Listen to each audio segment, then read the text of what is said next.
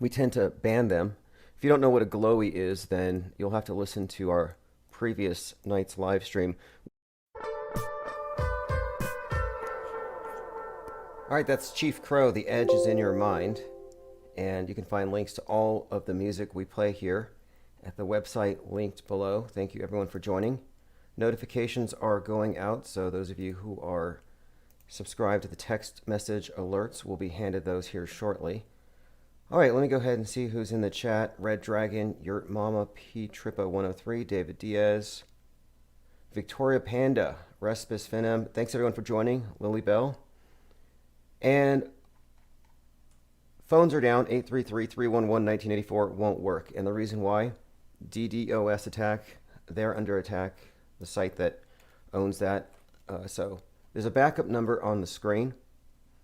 The number is, if you're listening, 909 966 5511. Again, 909 966 5511. And there's a few things we want to talk about. So let me go ahead and go through a couple of things that I put in the newsletter today. Today, October the 4th, 2021, this is the anniversary of Sputnik, the first artificial satellite, the first man-made object to be sent into orbit. So it's the 64th anniversary, meaning the space age turns 64. And I want to point this out because last year, Putin presented the world with the Sputnik vaccine, which was the first COVID vaccine. And he smugly declared Russia the winners of the vax race, which was like the race to get into inner space. They kind of made a comparison, an analogy here. But again, this is the anniversary of that date. And tomorrow, the Russians are sending their film crew into space. They're going to film a movie called The Challenge, or The Challenger. No, The Challenge, that's right. But anyway, I think it's kind of ominous, the title. And I was thinking about this. Why would you name something, a movie in space, something like this, a potential disaster, because it's a daredevil stunt, not just a movie. If they're actually up there 17,000 miles per hour, a few hundred miles above the surface of the Earth, what could go wrong with first-timers in space? So they call it the Challenger, which, I'm sorry, Challenge. It made me think about the Challenger, though, and that's my point. Because if you look at how space has been represented as of late, it's been a bunch of out-of-touch billionaires. It's been a lot of really just egos on display, and even Saturday Night Live did a skit about it, about the race between Musk, Bezos, and Branson to go to space. And it was actually a funny skit, which is quite rare for them. They haven't been funny since probably before the ISS was launched 20 years ago. But my point is, they've made space into a joke. They really have. There are people who are derisive of it for other reasons. They just see it as malfeasance. The resources are going somewhere where they shouldn't be. And it was widely taken to be a really apt criticism of how space is being approached. And it got me thinking about how the space program was looking before the Challenger explosion. So if you remember the speech Ronald Reagan gave after the disaster, he pointed it out himself. He said, "This disaster should remind us all that maybe we're not taking it seriously enough. Maybe we forget the sacrifices that they make, that this is part of mankind's solemn quest to reach our destiny in the stars." And I started thinking, maybe we're going to have something similar at some point to bring us back to Earth on this whole thing. Because right now you have these rich individuals competing to see who can bring down wealth first. It just seems like it's got to end somewhere. And the name of this movie being The Challenge just kind of stood out to me. So just a heads up. And this is, again, tomorrow. They're taking off, and it will be live, and I'll be more than likely covering it live. Should be interesting. Tom Cruise was trying to be the first to film a movie in space, and apparently they're beating him, unless he somehow manages to get up to the ISS first, some kind of rogue mission. I doubt it. But I thought it would have made sense, given that he was working directly with Stanley Kubrick, widely believed among those who don't believe the moon landing was real, widely believed to be one of the directors of that event. So it would be interesting that the guy who faked Apollo directs a movie, his final movie, with the guy who's going to film the first movie in space. Doesn't look like it's going to happen, though. They're giving this one to the Russians. Now, the topic tonight, Grimes, space communism. We're talking about Elon Musk's 3D printed baby's mama, Grimes. She recently split from him, and there was a photo of her reading a copy of Karl Marx's hilarious Communist Manifesto. And she's posing for the camera so you can actually see the cover. It's not on Kindle. She actually has a book. And this is right in line with what she's been talking about, how she believes that communism can be perfected through AI. So this photo made its rounds. They said, hey, look, the richest man in the world's girlfriend is reading the Communist Manifesto. And people are having a field day with it. Well, it turns out that she had her publicist arrange for a paparazzi to take that photo to troll the media, like Musk does. So I'm just pointing it out that it was actually staged, meant to be ironic, but it's actually not, because that's all stuff she actually believes. So I don't know if it's just for attention, narcissistic supply. She's bored with her animatronic toddler. Molly says, so happy I caught this one. Hope everyone's well. Yeah, thanks for joining for sure. This is going to be a nightly thing, Monday through Friday, possibly Saturdays as well. We've just had a few things in the background to fix, to upgrade. The phones are out of my control, but the number's on the screen. And yes, William Shatner's going to space a week from tomorrow, which, wow, I mean, he's 90, so it's not fake warp speed. He's going to be going Mach 8. All right, so let us continue to go through here. We're talking about animatronics, Musk's baby. Oh, yeah, Greta. Speaking of animatronics, Greta, a little update here. She gave her blah, blah, blah speech again, but this time she was outdoors, and everyone was masked but her, but they had a mask on the microphone, which I'm assuming was also vaxxed. And I could tell by the duper's delight in her face, I could tell that she enjoys her role as a child rebel standing up to the system, like Elsa from Disney's Frozen come to life. And they admit that Elsa's based on Greta. Maybe it's the other way around. Which comes first? So, the other day I was saying she outgrew her role. I said, this is ridiculous. She's out there saying blah, blah, blah. And I don't know if it has gravitas with the youth or something, but, I hear that. It sounds like Build Back Better, actually. Every time Darth Schwab, our dear leader over there at the WEF 666, every time he says Build Back Better, I hear blah, blah, blah. But she comes out and she starts accusing the people on her side, the ones who believe in this nonsense, of a whole lot of nothing. She gave the same exact speech. So at first I thought she outgrew her role as a teen rebel. But now that I think about it, why would she change? Why would she act her age? When has the political left ever acted its age? They're emotionally stunted in all of their argumentation. That's why they rely so heavily on psyops. So, I'm talking about fake hate crimes, aka Jussie Smollett. I mean, there's a list miles long. There's a really good book on the topic. You can find it on Amazon about how many hate crimes are actually hoaxes, but you never hear about that side of it. You hear about the hate crime, the media runs with it, they burn the witch, they stone the offender, whatever, and later you find out it was a hoax. But they already got their money. They already got their clout. They built up their hate cult, and nobody bothers to cover the debunking. But more than 66% of reported hate crimes are actually hoaxes. And I think this is also true for environmentalism. I think more than 66% of things that they claim are probably hoaxed. I mean, the ocean levels have not risen at all. And if they have, it's only been since 2020 when people started flushing their masks down like by the billions. So I'm just saying, she could play this role of a rebel teen into her 90s.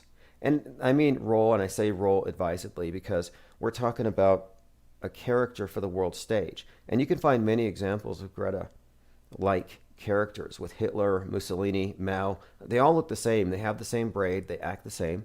This is a character, and she's playing a role that pre-existed her. The other day, Joe Rogan posted, quote, "The world's a stage" on his Instagram. And this was in regards to lycanthrope in chief Biden, how he was on that stage. Like it was an obvious stage, and they were doing the intravenous needle thing. And he called it fake. He said the booster was fake. So now you have one of the top podcaster who's been on the cancel list for like 9 months now. Now he's actually calling things out as fake.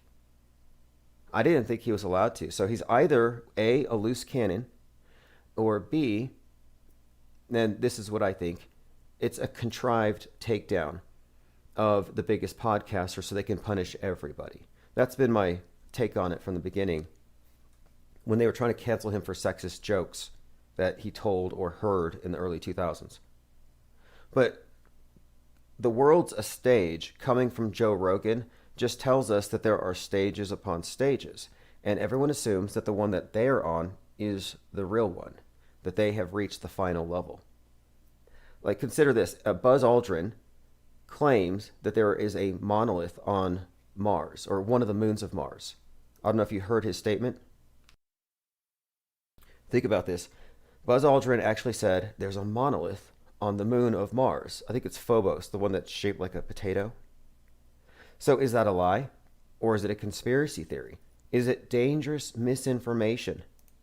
And we know, and this is a fact, it is a fact that Buzz Aldrin's moon rocks are all made of wood.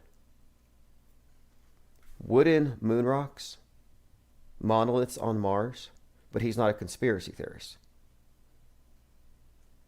A few other things I wanted to cover today. I watched Tenet, which is, it's a complicated movie, 10 net, and I think that's called that because you have to watch it 10 times for it to make sense. I got through it, and this is sort of a spoiler, but it's not really a spoiler because it's such a confusing movie anyway. But basically, mankind, and this is so cliche, you already know how it starts. It's a sci-fi. Mankind destroys the world through climate change. Like, that's how every single sci-fi starts. Only in this one, man decides, okay, we got to go back in time and stop us from destroying the world. You know, just like the Terminator, where the robots come back to stop us. So that's kind of what happens. Anyway, it got me thinking about this picture of Greta Thunberg, where, and this is from the University of Washington archives, where she looks exactly like someone from this picture from 120 years ago. Like, we're talking a spitting image. And the more I look at it, the more I'm thinking this has got to be a deep fake. I mean, what do you think? Have you seen this picture? Or is she a time traveler, like from the movie Tenet? But instead of coming from the future, she's from the past, and at some point she's going to pick up a pickaxe, start smashing SUV windows and stuff. But anyway, it's not a bad movie, but at this point it's cliche because the enemy is somehow always man and the climate. Yurt Mama says, why did they bring her back? Clickbait. Let's see what we have here in the comments. And also this youth rebellion thing. You know, that's a big part of it. They got to use her up now before she's too old to play that. All right, let me see what we have here. Got Your Back Bear says, Joe Rogan's going to have to bend the knee again soon. Is it over, or is the snake eating itself? Yeah, I'll say this. Joe Rogan is probably taking a fall on purpose, in my opinion. And I think what he's doing is he's setting the bad example that they need to point at so they can say, we must lock down the internet, quarantine it, vax the web. And that's where they're headed. I really think that's the whole point of this thing anyway. The infodemic is more dangerous than the actual pandemic. They've made this case for some time. And the idea that a media personality, somebody who's popular, who is ungovernable, can just go out there and spout their opinions and influence people, well, that's too much. It's too much power. And Rogan, I think, might be doing this on purpose. And my basis for thinking that this is inorganic is, one, he's a shill. And two, last year, they pulled 42 tracks of his off of Spotify. And I have just seen this consistent pattern, and I'm not big into numerology, but the number 42 is always tied in to falling, people falling. Not necessarily always death, but a fall is a big part of it. Maybe end of something, death of a career, I guess death is often a part of it. So I kind of and this was announced at the same week that the volcano at, I think it was St. Vincent Island, was erupting on the 42nd anniversary of its previous eruption, which put the island into darkness. And that was a pretty interesting story in itself, because they were saying you can't get on the ships to escape the island unless you're vaxxed. So the people who had the foresight to take it in advance were saved. The people who neglected this, decided to wait to the last minute, maybe thinking they could let everyone else do it first, well, they were kind of stuck. And I thought, this has got to be an engineered psychological operation, like wag the dog style. Maybe fireworks. Maybe it wasn't actually erupting on the 42nd anniversary. And I say so because it's just too perfect of an illustration of how this thing is supposed to be conveyed to us, that you either get saved or you get the lake of fire. You get on the boat, you escape the island, or you burn in the lava. Not a difficult choice when they frame it like that. Someone here, Red Dragon's asking what channel. Hey, to make things easier for everybody into the future, infiniteplane.radio. And there's a couple of things you'll find there that you might like. Infiniteplane.radio has a number of 24/7 video players that won't be shut down. I've actually boycotted YouTube from my own site. So you have those videos. And then two, there's a podcast player there from Sounder FM that has closed captioning. You can actually take excerpts and sound bites and share them. But infiniteplane.radio. All right, let us continue. I want to go through a number of things I had highlighted at fakeworld.news. I've been very busily collecting leads and comments, and I get everyone's messages. So if I don't respond right away, I will. In fact, I had a track from Zykotic K9 out of Canada, and he has it's a band. I had one of their tracks. I was going to premiere it last week, so I will do it. Okay, I got a message from Twitter. What's the script with a volcano? If that's the volcano you're talking about, that's it. And when we say script, we've been talking about the world stage. Not in the flippant, almost superficial way that Joe Rogan means. I mean, the world's a stage at a very, at a very deep level of, like, we're literally on a movie set. And most of the things that are outside of our direct range of perception that are fakeable are probably faked. And I think we're mostly confronting theatrical situations that we've been prepped for with the entertainment. And there's a lot of symbolism, there's foreshadowing. Everything that you would see in the movies, we're seeing and experiencing in our, quote, real lives, at least the mediated version. So, I mean, and this is undeniable. 2020 proves it. 2020 was a really bad movie. And people took it to be real because it came out of the screen. But most of what we saw was a war game, a simulation. Empty hospitals, empty tents, decoys. That's what they were, decoys. Like the decoy tents of World War II. I'm sorry, decoy tanks. You had inflatable tanks to convince people, to convince populations that you have these large forces out there because it looks like it from afar. Well, they did the same thing with the hospitals, with these trucks outside. So you would think, oh, these trucks are full of bodies because they ran out of room in the morgues.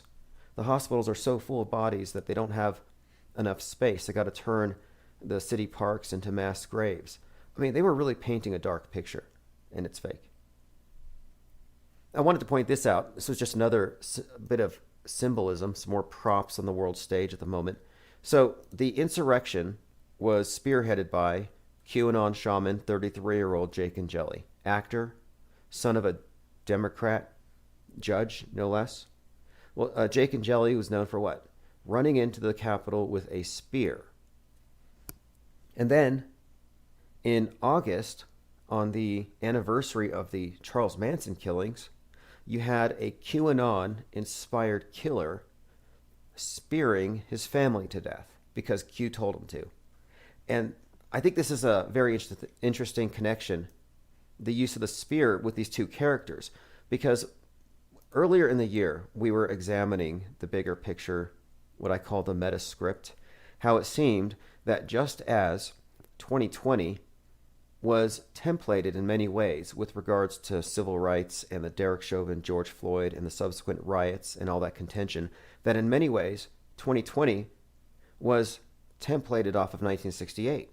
And so on this channel, in our discussions, we had posited that 2021 would follow, and we may be looking at a continuation. And so we're looking, will 1969 rhyme with 2021? And it already has in many significant ways, most notably the space race. Bezos even launching on the anniversary of Apollo 11. So the space race thing was one part of it. There are several other, but one of the parts I wanted to mention, though, was the Manson event, because that was used to, of course, smear the anti-establishment hippies. Well, the anti-establishment hippies of today are the QAnons. And this is why they put a shaman in front of the group. He wasn't out there as a racist or a Nazi. They didn't send in a guy with a swastika goose stepping over to the podium. No, it was just some goofball with a spear, a shaman, someone who took a lot of mushrooms and drugs and talked about it online. So what I'm thinking here is they wanted to create a composite. Charles Manson, by the way, was 33 when he became a cult leader. So you got this 33-year-old drugged out shaman with a spear at the Capitol. And now, on the anniversary, and again, 1969, Manson killings, on the anniversary of that, this summer, we had this guy in California, Santa Barbara, where Manson lived for a bit, a guy in California taking a cue from Q and killing his kids to, quote, save the world, which doesn't make sense, but it didn't make sense either that the Mansons were trying to also save the world through acts of violence. But my point is, I think that the media was consciously merging these two characters, an amalgamation to create a right-wing Charles Manson, and they have. And if you look at how the media describes the right and the QAnons and even yogi practitioners today, yeah, they're all a bunch of dirty, dangerous hippies, a bunch of Charles Mansons, dangerous people led by a cult leader. That's how they have been framed. By the way, did you know that the Manson... Oh, one more thing. The Manson killer from this last August, his name, Matthew Coleman, MC, a right-wing Charles Manson. So you have the inverted, MC, or reversed rather. CM, Charles Manson, MC, Matthew Coleman. And there's a lot of symbolism here. I mean, it goes very deep. But I just wanted to point out here the connection here that if you merge druggy 33-year-old shroom-taking QAnon shaman with his spear, and then the guy who killed his children with the spear, you actually have a perfect amalgamation. And this guy who killed his kids, Matthew Coleman, is all over People's Magazine, and you can't miss him when you go to the grocery store. Just look up at the shelves.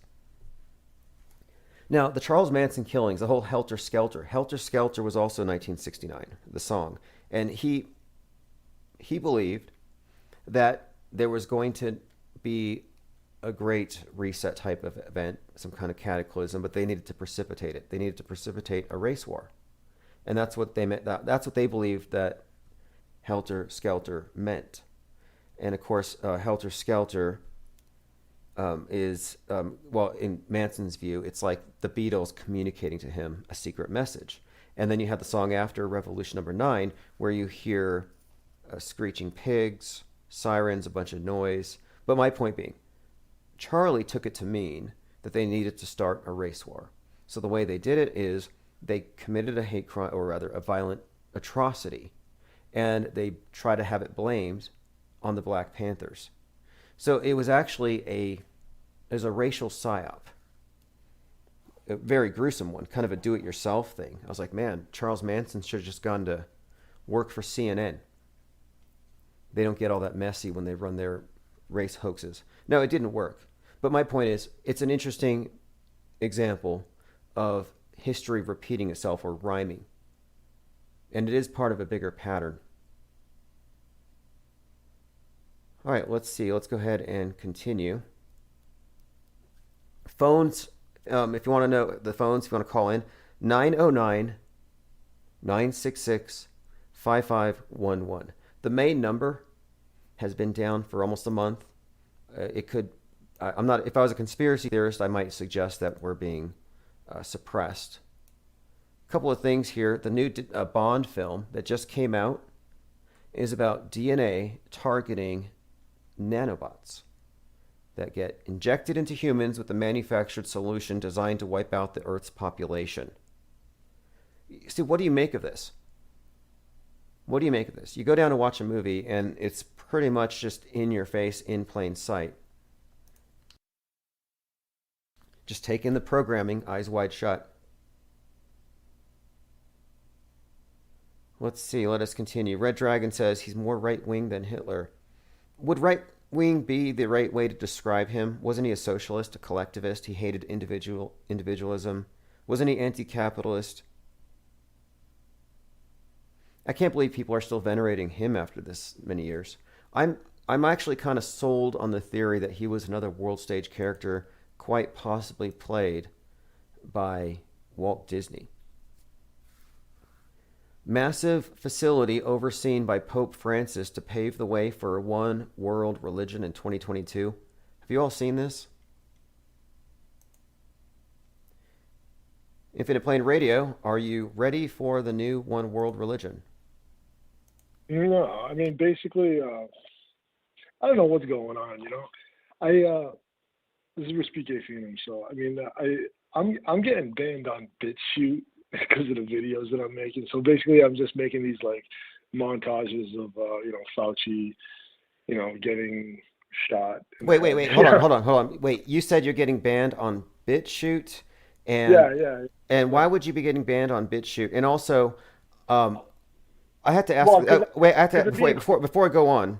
I'm gonna have to ask you a question though, because when yeah. you mention somebody by name and then you mention violence, you have to understand that that makes some people think that you're glowing. Do you know what that is? Well, I don't know about glowing or anything like that, but it just makes me feel better to like put that out. Okay, well, look, you want to make death threats against public figures, go ahead, but I'm not going to withhold any information. So should somebody say, I need the number of this person who said that? And it's not that I'm a snitch, but I've had a number of channels taken down in a very targeted way, and I have to wonder, are there motivations here? Like when people call in and they say things that are borderline racist, it's like, do you not know what this channel's about? Like you're in the wrong saloon. So move on. I think we all know. Like if you want to create content that gets you banned everywhere and then think that you can come over here and get a pass, you can try, but I'm not going to stupidly let somebody commit crimes. Maxwell Cooper says his accent sounds Fed. I think so too. We're joined by Crater Earth USA. Yeah, glowy alert.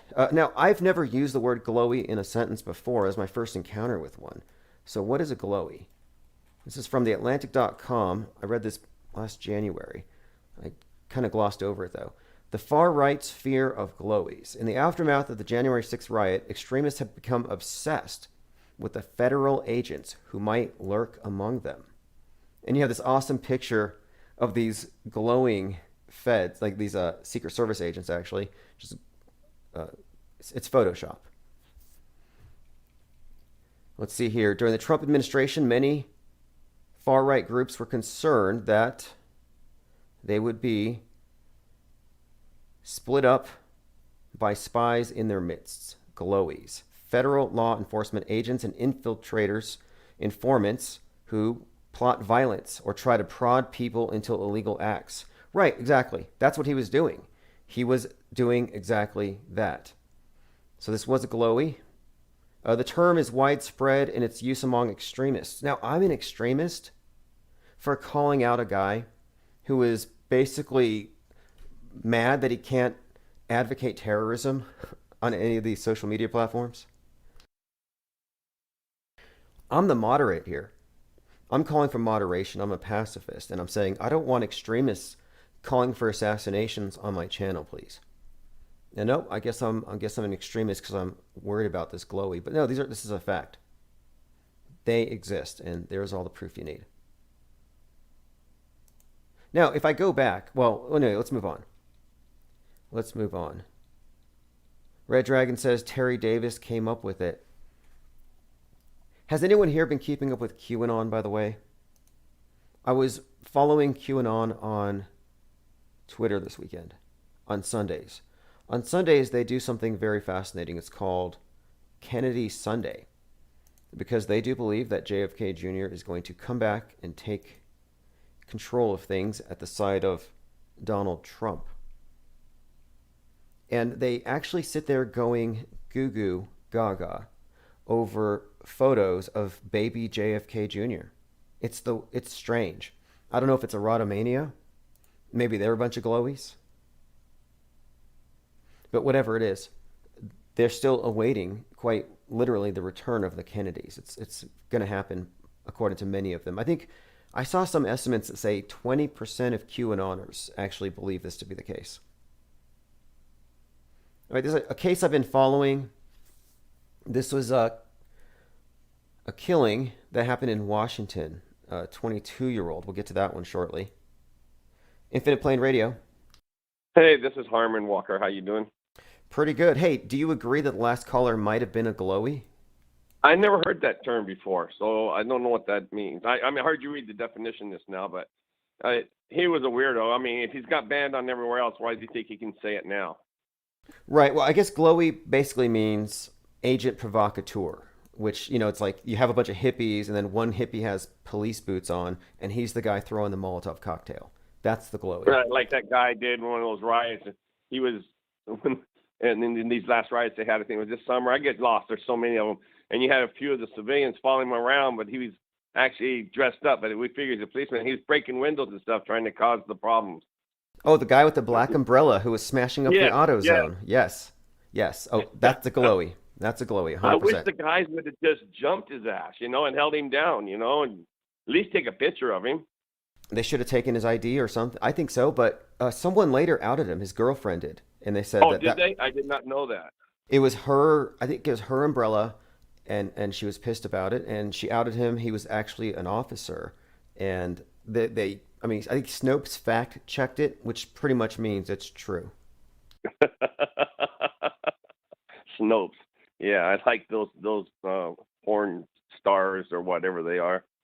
Oh, yeah, that's right. Yeah, Snopes is no longer credible. They're right now in the middle of a huge scandal involving plagiarism. So nothing original about them. Yeah. Anyway, I was going to say, you were talking about the Charles Manson and stuff. I just thought I'd call and say, I was a prison guard in California, retired from California, and I actually guarded him in 89, 90, and 91. Okay, this is good. This is actually good to hear, because there are some people who believe that he's just a character. He was never in jail. You can't grow a beard in jail. Is that true? Can you not grow a beard in jail? No. There were times they had to shave. There's times they didn't have to. But where he was at, isolation, no, he could do what he wants. Okay, that makes sense to me. That was in Corcoran, California. Right, I can imagine it'd be problematic. Yeah, give Charlie a razor so he can shave today. Like, yeah, it makes more sense. Let him do his own thing. But so this idea here, though, that Charles Manson was part of a psyop to smear the anti-establishment hippies. That's been my take on it. What do you think? You think that there's a bigger picture to this thing, or is it just some crazy drug addict with a bunch of... He was in my building, and the thing is, it's hard to get him and talk to, because you can't go up there unless you have two people. In the SHU unit, in the max security, you always have to have two people walking, two guards. And I work graveyard, and you know how lazy us guards are. We couldn't get someone off their ass to walk up there with me. But I got to go up with him once, and I talked to him. And what was unique about him, most lifers, their cells are full of papers, books, and all that stuff. He was one of the most ones that had nothing. He had a bed and his sheet, and he had about 2 newspapers that were coming daily, and he would get rid of the ones as he had them. So that was it. And I asked him a couple of questions, and he had 2 things. He was worried about the rainforest, believe it or not, being cut down and hurting society. And then the other one, he says, Walk, he says that there will be a race war one day. It will be. They keep trying to place Blackie against Whitey. He didn't say derogatory words. He didn't use racial slurs or nothing. He was just saying what he thinks is going to happen because he thinks the man wants the divide and conquer with racial war. That's interesting because, well, for one, Helter Skelter, he was convinced that he was meant to instigate it, and I was kind of joking that he should have worked for CNN, but they've been trying to do this for some time. So, he must know something on some level. Do you think he's legitimately crazy, as in schizoid, or was it? He wasn't crazy at all. When you see him on TV, when they do that stuff and they put him out, they have to poke him like a bear. Here's a guy who never touches nobody. You got to remember, he's isolation. He's a walk alone status. He doesn't get to shake hands with another inmate. The only time he touches somebody is when we handcuff him and do him somewhere. So they somehow get him to get those interviews and do whatever. If you notice, they have to poke him to get him agitated. If he sat in there and was just quiet, then there'd be no TV. Okay. Now, this thing about air, I remember coming across this a few years ago where he said he was worried that we're going to use up all the air, that there's a limited supply of atmosphere and that we're going to inhale it all and there's too many people. So he believed in the Georgia Guidestones philosophy. I think he was dating some goth that he was going to marry who also believed the same thing. And it was all about running out of air. And I'm like, well, Charles Manson is basically espousing what the environmentalists today are espousing. Well, he didn't say nothing about that when I was around him. That was, you got to remember how many years ago that was. That was 89, 90, and 91. It's quite a few years ago. Oh, sure. I mean, in 61, before the murders, he was before the Tate murders, he was in jail with Danny Trejo. And I heard Danny Trejo talking about this. He claims that Manson was able to hypnotize the other inmates and give them some kind of drug-like high. True or not, I don't know, but apparently, yeah, Danny Trejo spent time in jail with him. Well, me being the guard, of course, he's always isolated when we were there, so he's never with anyone. So that part of his life is probably done, as far as I know. Now, have you ever heard the voice comparisons between Charles Manson and George W. Bush? I've heard people talk about that, but I'm telling you, I saw him in there for those days. I had one guy call me a straight out liar. You know RT, I'm sure. You've heard of him. And I was talking to Jaron on Jaronism, and RT, I guess, was around there. I called in like this, and he basically says, I just don't believe you. Interesting. Yeah, Now, he just, because it's one of his main theories that he was a shill. He was a character actor. And for me to guard him, it goes against what he believes. oh, I see. Interesting. Well, there's so many facets to this because the theory is this. The theory is that the whole thing was some kind of a stage operation, a psyop, and that maybe it's just to be ironic or it's part of their psywar that they had George W. Bush play the role of this madman so that later he becomes this right-wing conservative. And so, it's just kind of this switch of a persona from one swinging from one side to the other. And so it's kind of an interesting little thing to consider when you look at how all these sites that show you facial recognition and comparisons actually match Bush and Charles Manson pretty closely. But it's definitely debatable. I mean, it's not set in stone. Charles Manson, the one thing that really sticks out about him is how little he is. He's just a little shit. He's 5'3", maybe. Yeah, that's what kills it because George W. Bush is actually kind of tall. I think he's 6-something, and yes, yeah. Manson's diminutive, so that kind of kills that. But their voices are a match, and I would say that I think they have the same kind of mentality, or at least. They could, voices go with relatives. I've had nephews sound just like me. There's lots of people when you're related sound just like you, so there could be a relation, as far as we know. Right. Fascinating stuff, though. And I always find it interesting, too, that this guy is like all about the air running out. If you read his stuff about it's basically environmentalist fear-mongering. But my point bringing him up today is that now the hippies are on the right. Now those who are against the establishment, unruly, the shamans, and even the yogis are looked at as conspiracy theorists because they go into alternative medicine, etc. And so I think what they've done with this recent case with Matthew Coleman is I think they wanted to recreate Charles Manson, but make it a right-wing thing. And so they wanted to shock the left coast, and they achieved this. And they wanted to make it look like, hey, look, you can be on the edge of the world, away from flyover country, on your beachfront home right there, surfing your days away, and one of these memes can get into your house, get into your husband's head, and he'll kill your whole family.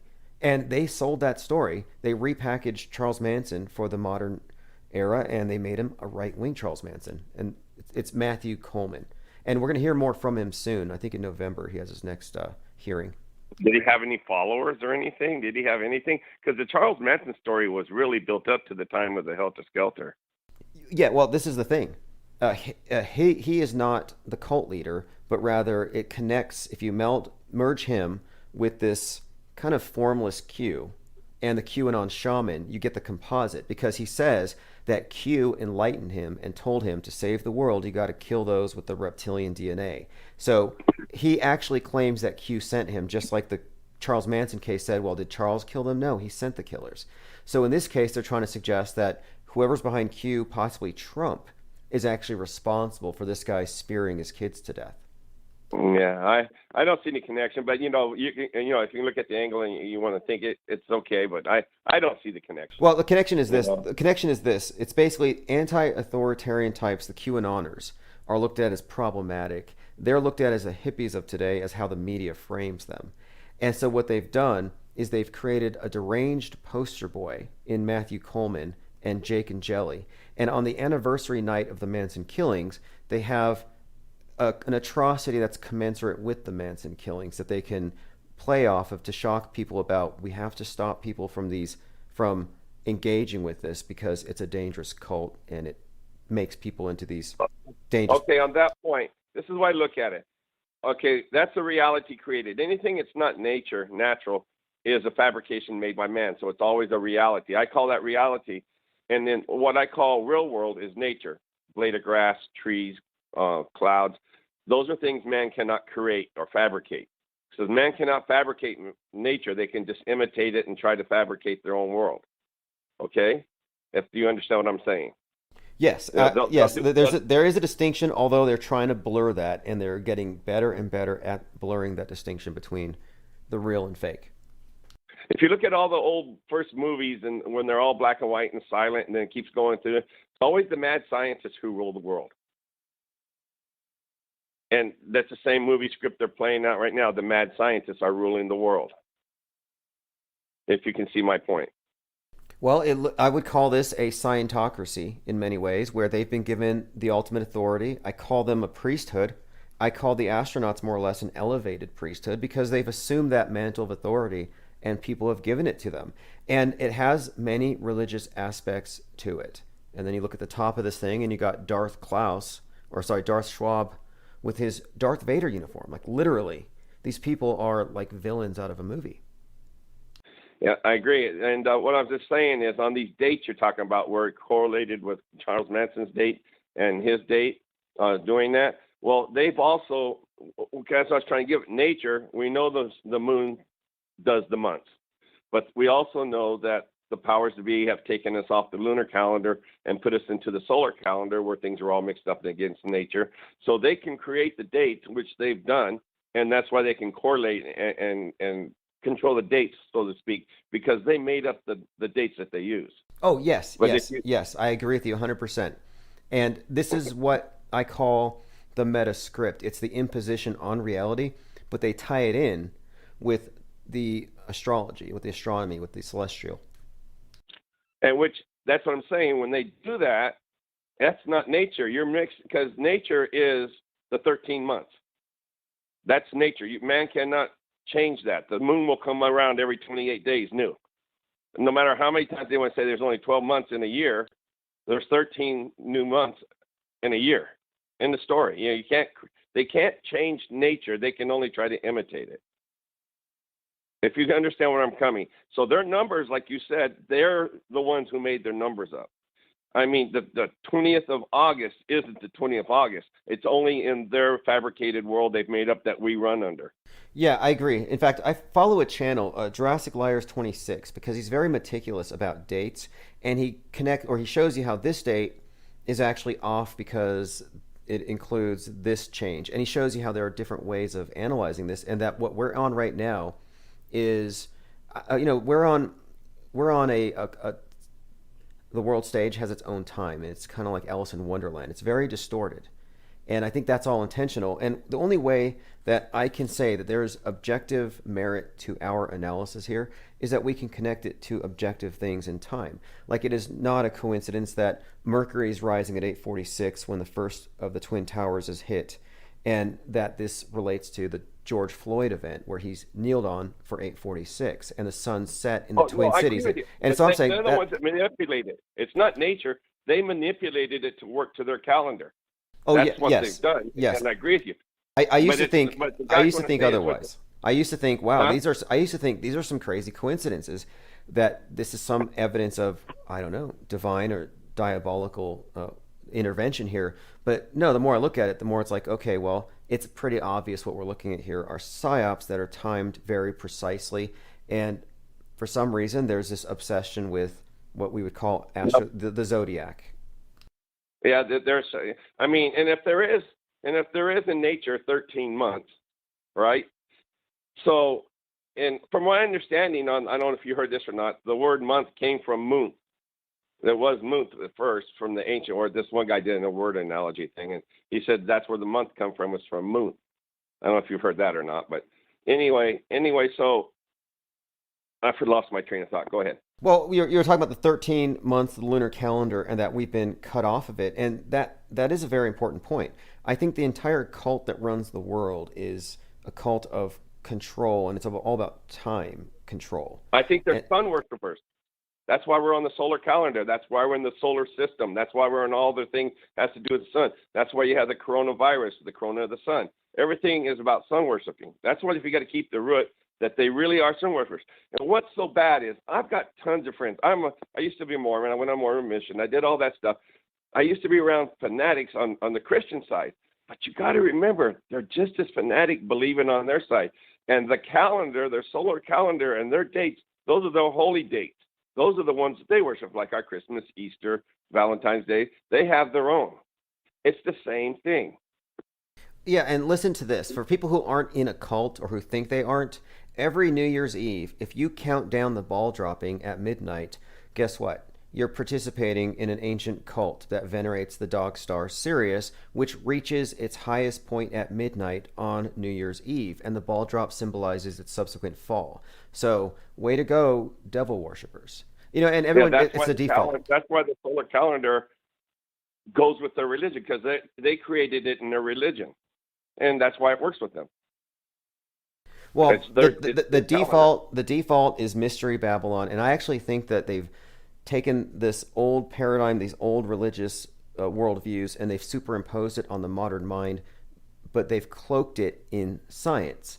And I've maintained for several years now that they name their rockets after dead sun gods because these are the obelisks of the day, and that the burning of the obelisk is a very significant rite, and it has to do with the union of the earth god and the sky goddess. So the rocket launching up is an obelisk, and it's the nightly conjugal visit that leads us to have the sun the next day. So I think it's Yeah, all. the last one that must end up. It looked like it was the film was jerking backwards and forwards. That was so lame.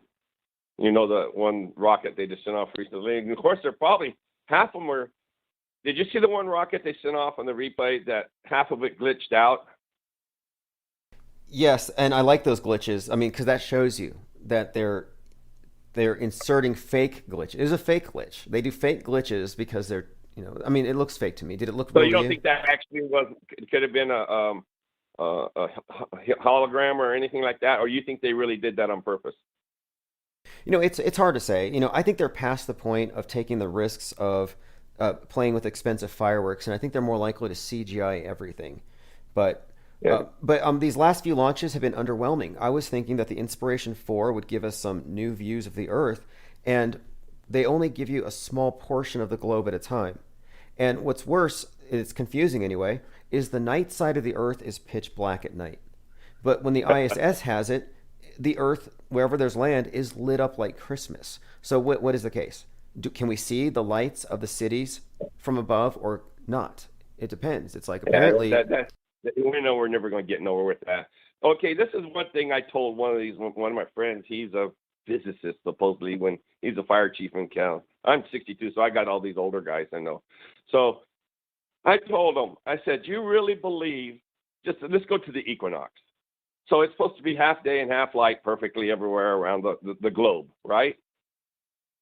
So you go to sunandcalcdate.com, and you can see just on their records that the equinox for certain parts of the world are anywhere from 4 to 8 days apart.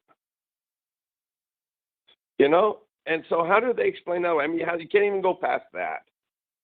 You know, where's your equinox at?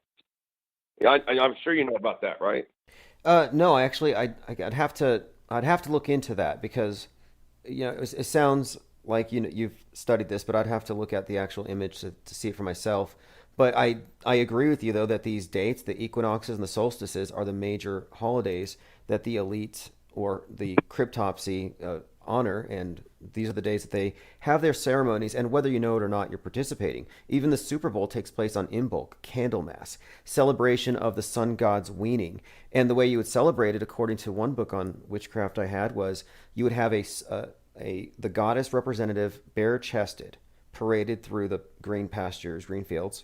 Think about the Super Bowl, the green field, and then you would have the sun god representative. Well, here you had Janet Jackson, and then you had Justin Timberlake. So he represents the weaned sun god, and she represents the goddess, and then they rip off her shirt, and she's got the sun symbol on her nipple. Like, that was not a wardrobe flaw. That was not some kind of wardrobe malfunction. That was a ritual for the public, and we were all celebrating some pagan rite to the sun who's just been weaned.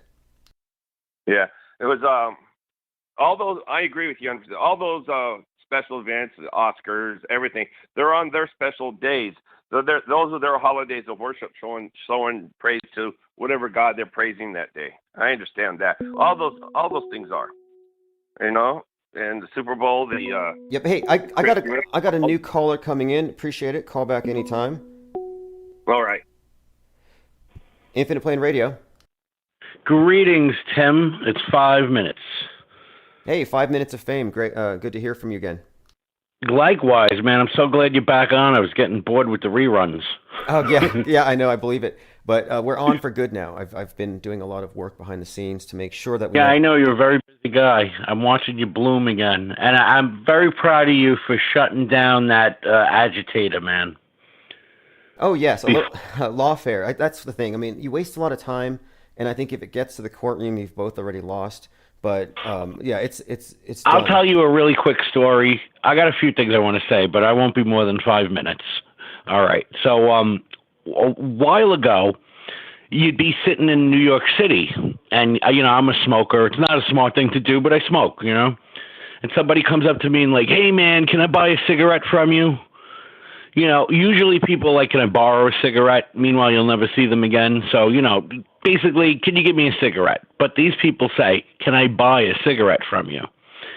And I turn to them and I say, well, I don't have a license to sell tobacco, but you're welcome to have one.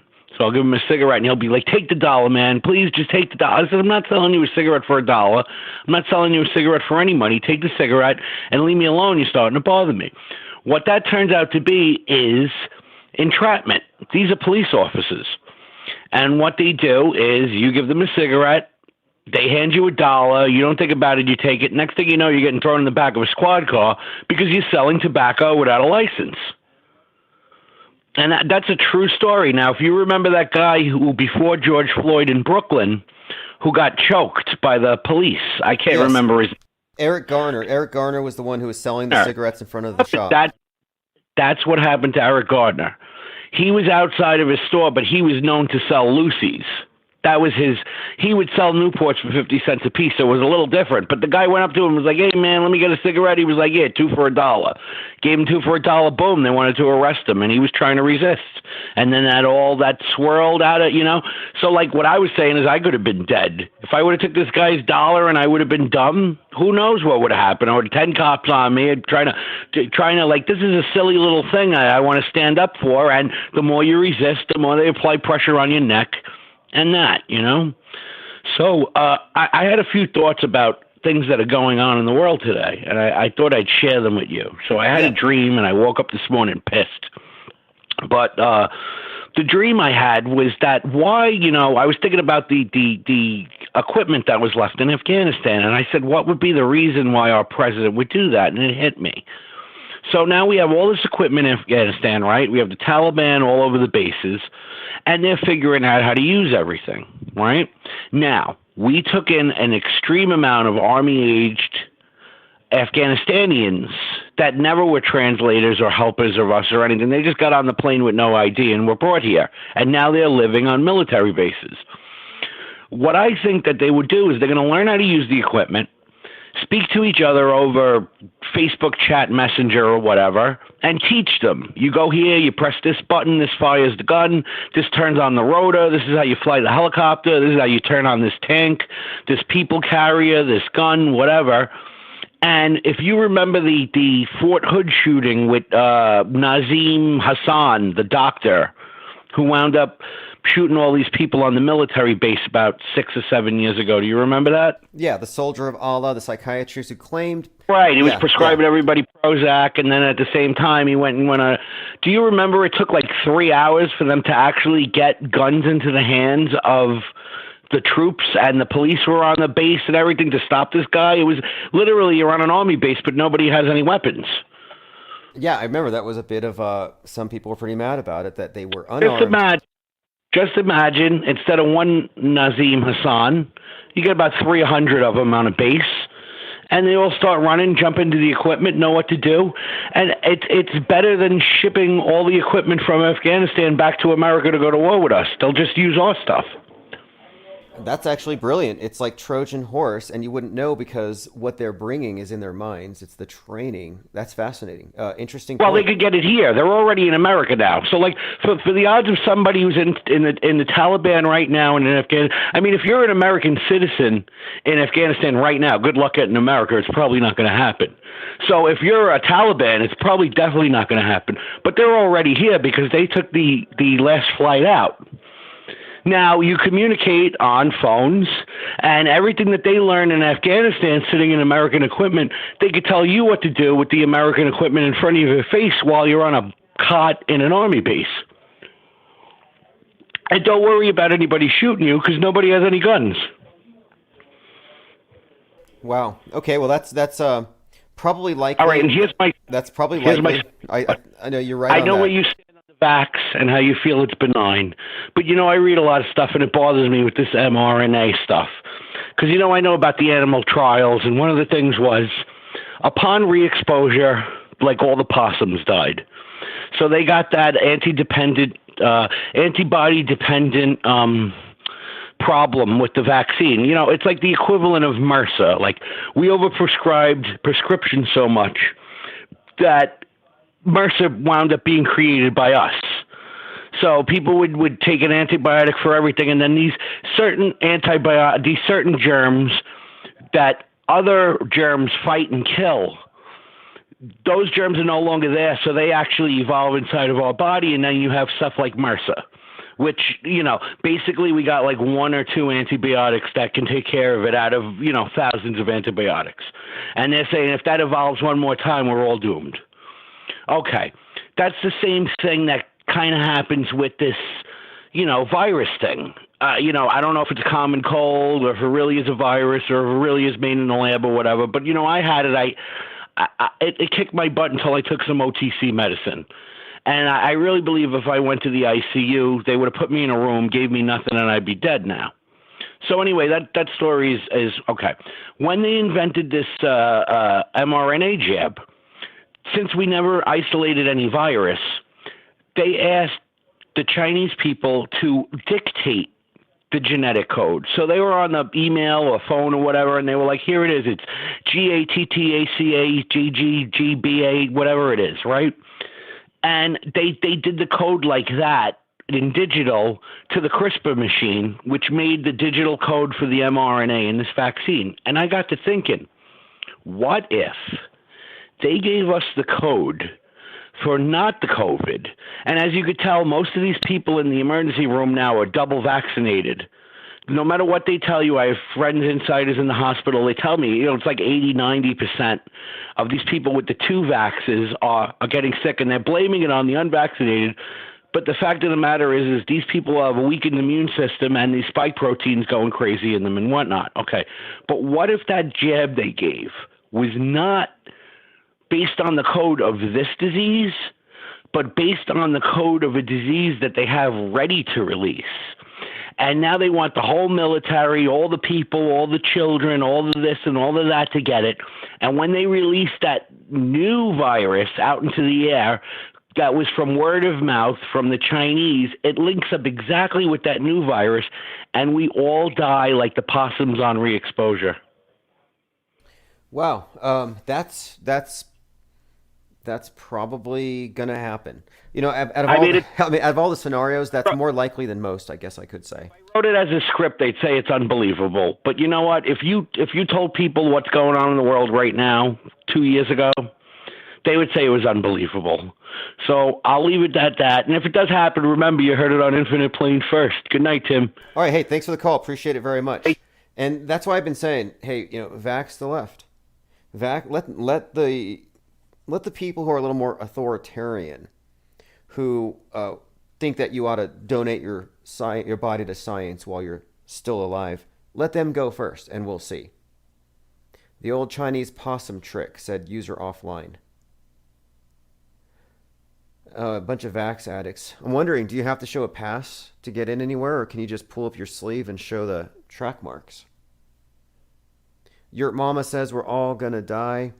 I'm more worried about the asteroids. People are wearing masks. I'm wearing a helmet. I'm ready for asteroid Armageddon.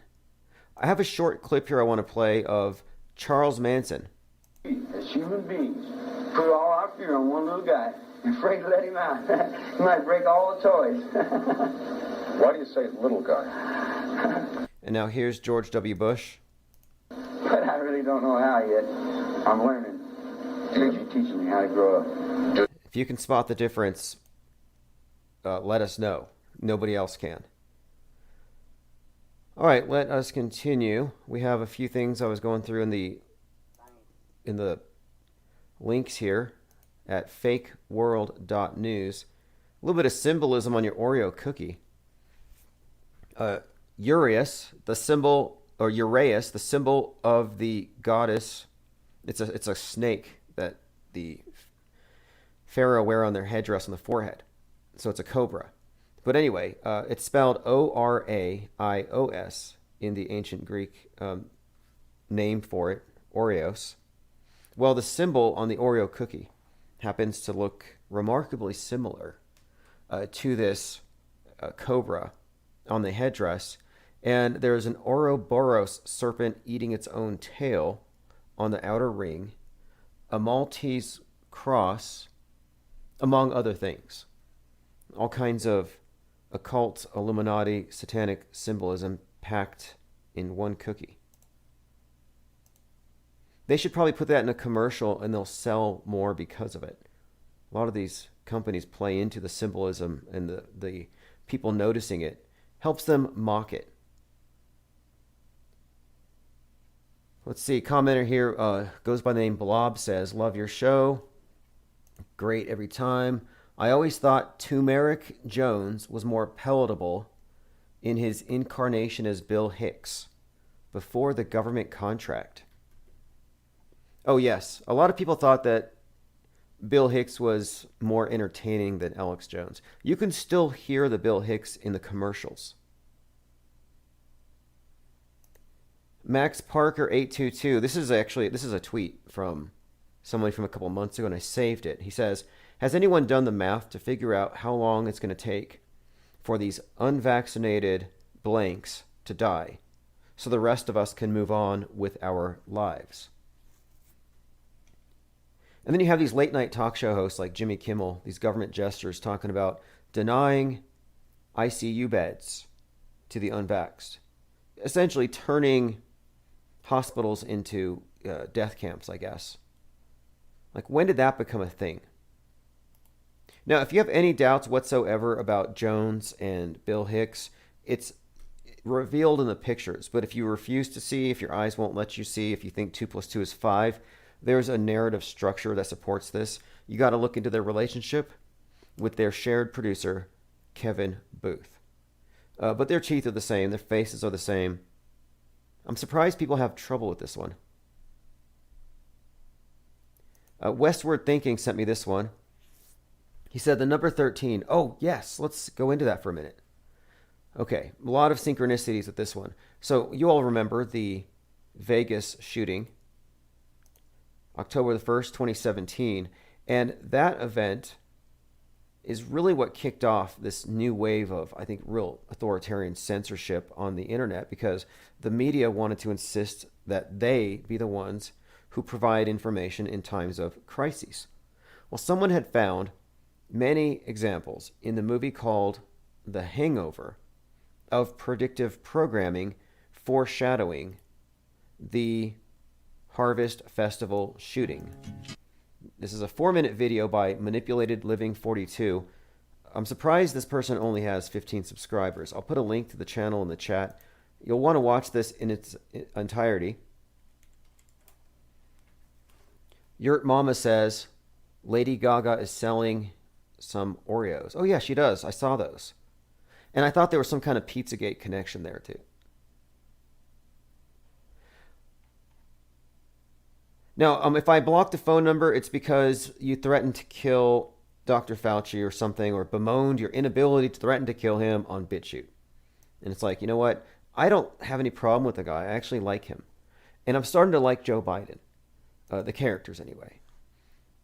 Okay, this is a short compilation of connections between the movie The Hangover and what occurred in Las Vegas, October the 1st. So I'm going to go ahead and play a few clips in here. It's going to show you the opening credits here. It's going to show you the opening credits to The Hangover. And the immediate association here is to the scene where Stephen Paddock shot all those people. Now, a couple of things. Las Vegas means the Meadows. That's an important plot point here. Las Vegas means the Meadows. They were in a fenced-in area, which you would call a paddock. So here they are in a fenced-in area, a paddock on the Meadows, and a guy named Stephen Paddock comes out and shoots them at a harvest festival. Well, what do you do to sheep or animals that are in a fenced-in area? You harvest them in the fall. So this was a ritualistic event. Let's go ahead and play a few clips here. There's too much confusion. I can't get no relief. Okay, so it opens up with, again, we're talking about the movie The Hangover. The main characters on Joker cards. And of course, the killing happened during the concert with Jason Aldean. All kinds of playing cards figure prominently in the symbolism. I mentioned Stephen Paddock. Okay, the next part is this. The movie opens up with a song called 13. And the lyrics say, I have the number 13 tattooed on my neck, while Stephen Paddock has the number 13 tattooed on his neck. 13, tattooed on my neck.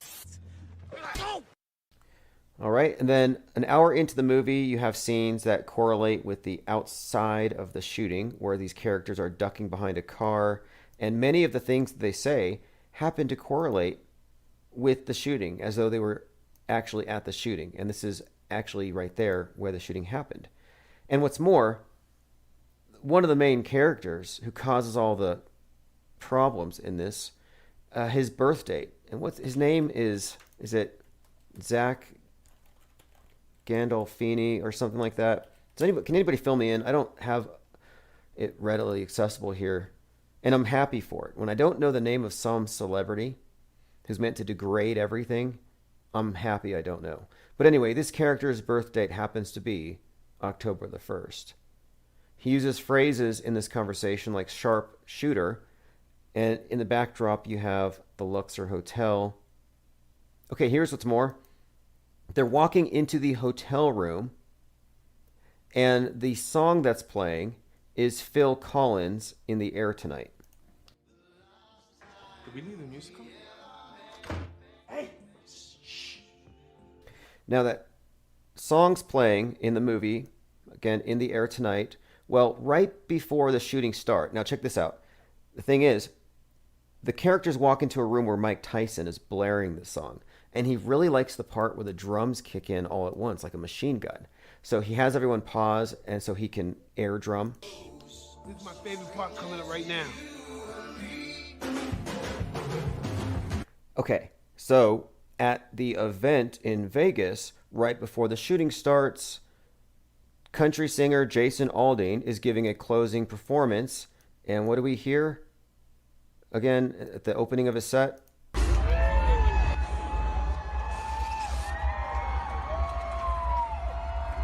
Well, In the Air Tonight.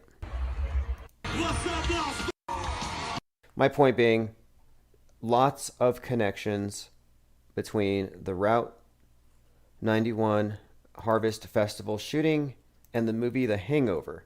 I'll put a link in the chat if you want to subscribe to that channel. Again, it's Manipulated Living 42. You can also find that link at fakeworld.news. Okay, now I will take calls again from the caller that I banned. I see he's in the chat. I just want to make sure that we're not making any sort of statements that will get the channel cut down. That's a little counterproductive.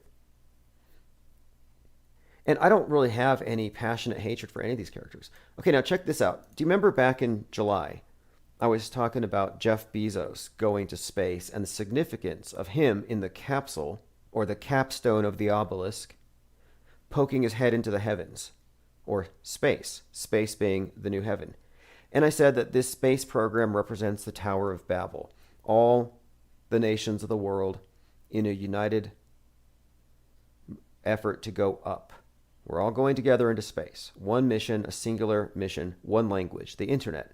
So we have this shared heaven that we're all reaching for. And I'm correlating it to the Tower of Babel, and I have for some time, for a number of reasons. And I think it's being prepped to fall, but I think they had to more or less complete it. They had to actually reach the heavens before they could tear it down. And I think that's what happens next. And I think the tearing down of the tower also represents a sort of a blackout on information. Like, so for example, the significance of Bezos is the company Amazon and its relationship to books. All the books in the world, A to Z, Amazon, right? And what's more, here he is with the space program poking his head into the heavens. He's got Amazon, this company, and he's got these headquarters that they've actually designed to look like the Tower of Babel. And if you've seen the design for the Amazon headquarters, it's been compared to that. And I think this is why. But what's more, the books that they sell now, these ebooks, are all going onto these devices, which you call what? The Kindle Fire. So you think about, Kindle and the Fire, and it all relates to this thing of this idea of digital book burning.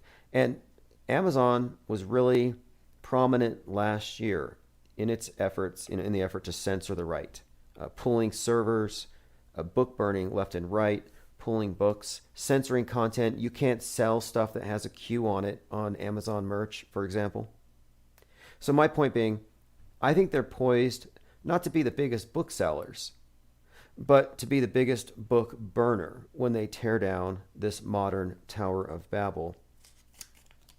I think that's intrinsic in this symbolism here. And then, of course, the other aspect to it, when you look at the symbolism of the tower, is like in the tarot, and this all matters. The symbolism that we see is all integrated into the same stories, and the tarot cards tie into this stuff because every card is connected to one of the letters of the Hebrew alphabet, 1, and 2, 52 cards in deck correlate to the 52 weeks. It's actually tied into our calendar. It's astrotheological.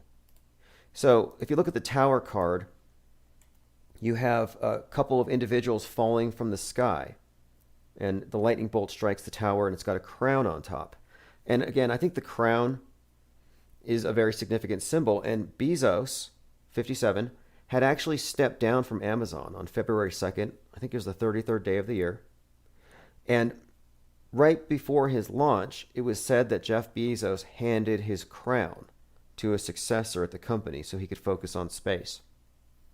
But I find this card to be very interesting because you have the two individuals falling from the sky, and we had these two billionaires making a big show of going up really high and falling. And I think it's all foreshadowing of the next 9/11, which is what I'm referring to here when I say the tower falls. I think the symbolism is a continuation of the symbolism of 9/11. If you remember, 9/11, 2001, New York City, the towers fall and they build it back with a single tower, the One World Tower. But this was all preceded by symbolism in movies, like most of you here listening know about, but also the largest cathedral in the world, the Cathedral of St. John the Divine there in New York, actually has scenes of New York as Babylon being destroyed. So I think there's a pretty strong correlation that you could make the connection here between this modern Tower of Babylon, the space program, also represented by this One World Trade Tower. All this one world-ism. That's the Tower of Babel in my view. And that's what they're about to tear down, this structure that's being built up. So they hit the Great Reset button, but I don't think everything's fallen yet. And I have another clue to this, because when Bezos took off on July the 20th, 2021, on the anniversary of 1969's Apollo 11 landing, he took off at 9:11 a.m. Like, what are the odds? 9:11 a.m.? And that's not all of the symbolism. That's just a few little hints here and there. The timing of these things says quite a lot. I'm awaiting what I would consider to be a space 9/11. And this is all against the backdrop of numerous stories in the media floating around about cracks in the space station. I think there's a crack in the tower. Now, this is an interesting little story here. I was a little surprised by this, but kind of not really. So recently, I've been talking about Astrocrete. Most of you know what Astrocrete is. If you've been listening, I've been obsessed with it for like the last week. Scientists have found a way to create building materials out of lunar dust and blood. As in, the astronauts can put their blood in the lunar dust, get some blood mud, and make a hut. Same with Mars. Astrocrete. Astronaut blood can be used to make concrete on Mars. The Astrocrete itself is a dull shade of brown, but can be shaped into any form and can be used for 3D printing. See, I happen to think if you get shipped off to Mars, they're probably going to replace you with a CGI simulation for your family back home to interact with, but I think you'll be put into some kind of a wood chipper and spit into a 3D printer and then, shat out into a space igloo. I mean, this is dark, but this is like Soylent Green. Soylent Green, the movie about society cannibalizing the old, the people who are dying, and nobody knows about it. It's the ultimate in sustainability. It's very green in that sense. So, Soylent Green came out in 2022, and I've been saying for some time that 2022 is going to be the year of Soylent Green, and we have all this talk of Bill Gates buying up farms, talking about synthetic meat, and I'm like, well, what do they have in store for us? Well, now I'm seeing Soylent Green happening in real time, and it's this Astrocrete, and I'll call it Soylent Red, but that's what it is. It's cannibalism, to put it bluntly. So now this is another twist. I talk a lot about the Pixar film WALL-E and the significance to today and how this contains all the same symbolism, the numbers. Okay, there's a couple of things about WALL-E. It's a retelling of the story of Noah's flood for the youth today, absent the Bible. This is just a retelling where basically mankind destroys the world with our wickedness and global warming, climate change. It all happens. So we leave on a space ark. So mankind lives in a space ark. Earth is covered in junk. And when it becomes habitable again, we go back. And just like in the Bible, a dove flies over to Noah to tell him that it's safe to go back, the dove with the olive branch. And it's not a symbol of peace, by the way. It's a symbol of, oh, the guy that murdered the world says it's cool to go back for you. So the symbol of the dove represents you can go back to the world. Wall-E is about this white robot that looks like a dove that is searching for organic life on Earth, and she finds it. So she goes back to the space station and tells the crew, the commander, you can go back to the Earth. And the story is they come back to the Earth and they say, hey, look, we've oppressed a robot underclass. We're fat, we're lazy, and we've lost touch with nature. So they have a communist revolution at the end of the movie, an agrarian reformation. That's just one subtext. So they're teaching your kids, global warming is going to destroy the world, might as well become communists. Capitalism is exploitative of the underclass, the robot class, as they're shown in this film. So that's one level of it. There's another side to it that I won't get into that has to do with the esoteric, the fertility rites, the stuff that's not appropriate for children, for sure. And I'll gloss over the 113 symbolism for now. What I want to focus on is this. It turns out that, and there are so many COVID connections in this movie, by the way. But anyway, it turns out that it's in all likelihood the robot that controls the show had made the decision in the interest of sustainability and keeping people alive that it would make sense to have the people served to the other people. So they've been engaging in cannibalism for several hundred years. Cadaver. Huh. Which brings us to the grimmest part of all. Sure, I've demonstrated how the passengers and the Axiom could have come about eating each other, both in terms of necessity and in the logistics of how such a system could come about, but up to this point it's been mostly speculation. It's time to prove this grim truth using science. Just look at the passengers aboard the ship. I'd say that they're a bit overweight. And that's not me judging them, that's a big point in the movie. The by and large CEO makes the claim that Due to the effects of microgravity, you and your... So what he's explaining here is that there's no way these people could have remained this fat for this long, consumed enough calories to have maintained those bodies. And what's more, he even explains that it's likely that in the movie, and there are hints of it everywhere, that the people are being ground up into shakes is what's happening. And so that's what they're always slurping through the straws. And there are hints everywhere. It's kind of subliminal. It's not out in the open, but yeah, it does appear to be the case that Wall-E is a movie about Soylent Green. comes through a straw. I mean, that's the level of cannibalism here. All right, I'm going to go ahead and open phones. Commenter, if you want to call in and make threats about murdering public people, I would suggest you just call your local police and do it. Call the FBI. Save me the trouble here. And you have to understand that when you do that kind of thing, people will suspect you of being an agent. I mean, who really thinks that way? That's got to be a troll. So that's a video called Wall-E's Feast of Flesh. So those of you who aren't watching the chat, if you want to join in the chat, go to infiniteplane.radio or darkmatter.radio, either domain. And any of the chats, they all integrate. But yeah, we've had a little issue here with glowies. If you don't know what glowies are, you'll have to listen to the replay. Okay, got a few other things to go through here. Okay, this is a new one. This is a big one, I think. So there was a murder I wanted to talk about. This one was filmed, a supposed murder of an individual in, I believe it was in Portland. His name was Barry Washington, and it happened at a bar called The Capitol. It's been compared to the Emmett Till lynching. So his name is Barry Washington Jr., killed by a white man after complimenting his girlfriend. So the story is basically that. They're at a bar, there's a bar fight, the video's inconclusive, but it's been compared to Emmett Till.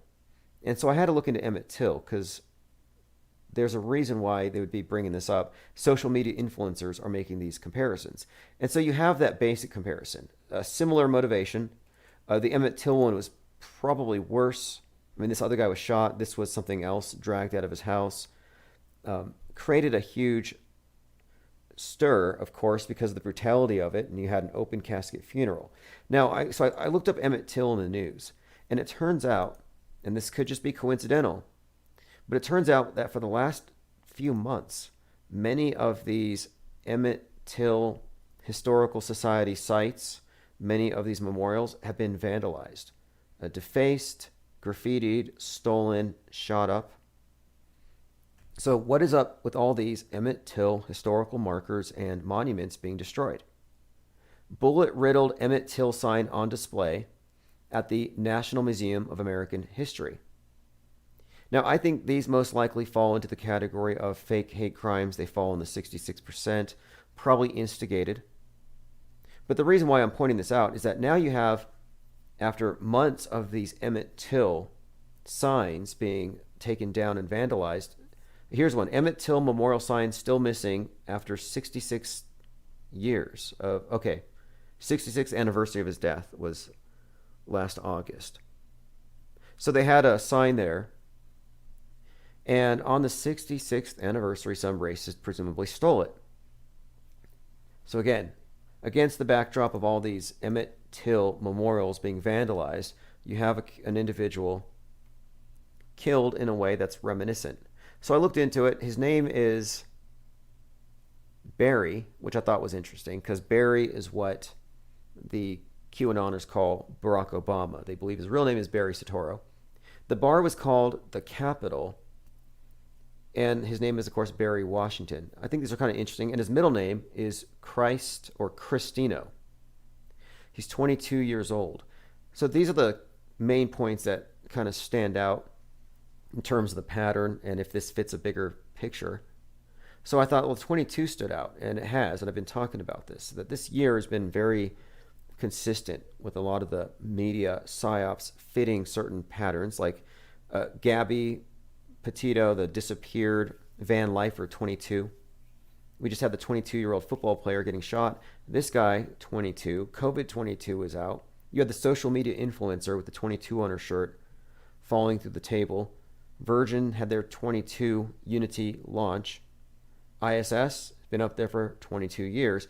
And then you had two assassins who each used 22s, Saran and John Hinckley, being released. Just a bunch of 22s. And then I just get another headline, I think it was about Colin Kaepernick on the Madden 22 game. And you know there's this thing called the Madden 22 curse, by the way. And I think the way it works is anybody who appears on the heading of the Madden game never plays again. It says the curse has been notorious for taking players out, giving them the worst years when they're featured on the cover of Madden. Madden cover curse 2022. The curse is real. The Madden NFL curse. By the numbers, is the Madden cover curse real? EA Sports reveals the Madden 22 cover. So my point is this. There's already this thing called the Madden 22 curse, like the 27 Club or the Die Young Club. You have these various ways that people kind of mythologize these events that seem to be disparate but are in fact connected in some synchronistic way. And I think it's very pertinent here that Kaepernick is now the recipient of the Madden curse. We'll see how that turns out. Someone says, Dog Bounty Hunter. Oh, he's hunting the Van Lifer, isn't he? Doug the Bounty Hunter. I thought that was Marjorie Taylor Greene with biker shades. Okay. Oh, by the way, that story, I do have a take on the story, the Gabby Petito story. I actually think it's fake. I think it's a ritualistic personification of Virgo. And I believe that this was a story of Virgo as Persephone being abducted and taken into Hades, which is why they discover her body just as Virgo becomes Libra. I think that was a play. We were watching the Spring Maiden being abducted and taken into the underworld. And many of the photographs of Gabby, many of these pictures actually back this up. You actually have a picture of her posing in front of a mural of wings, and one of her legs is slightly bent. Looks exactly like Virgo.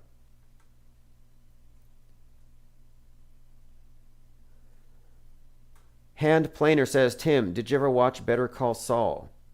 Any connections with his brother and his Wi-Fi electricity and cell signal phobia? No, I have not watched it. I would like to, though.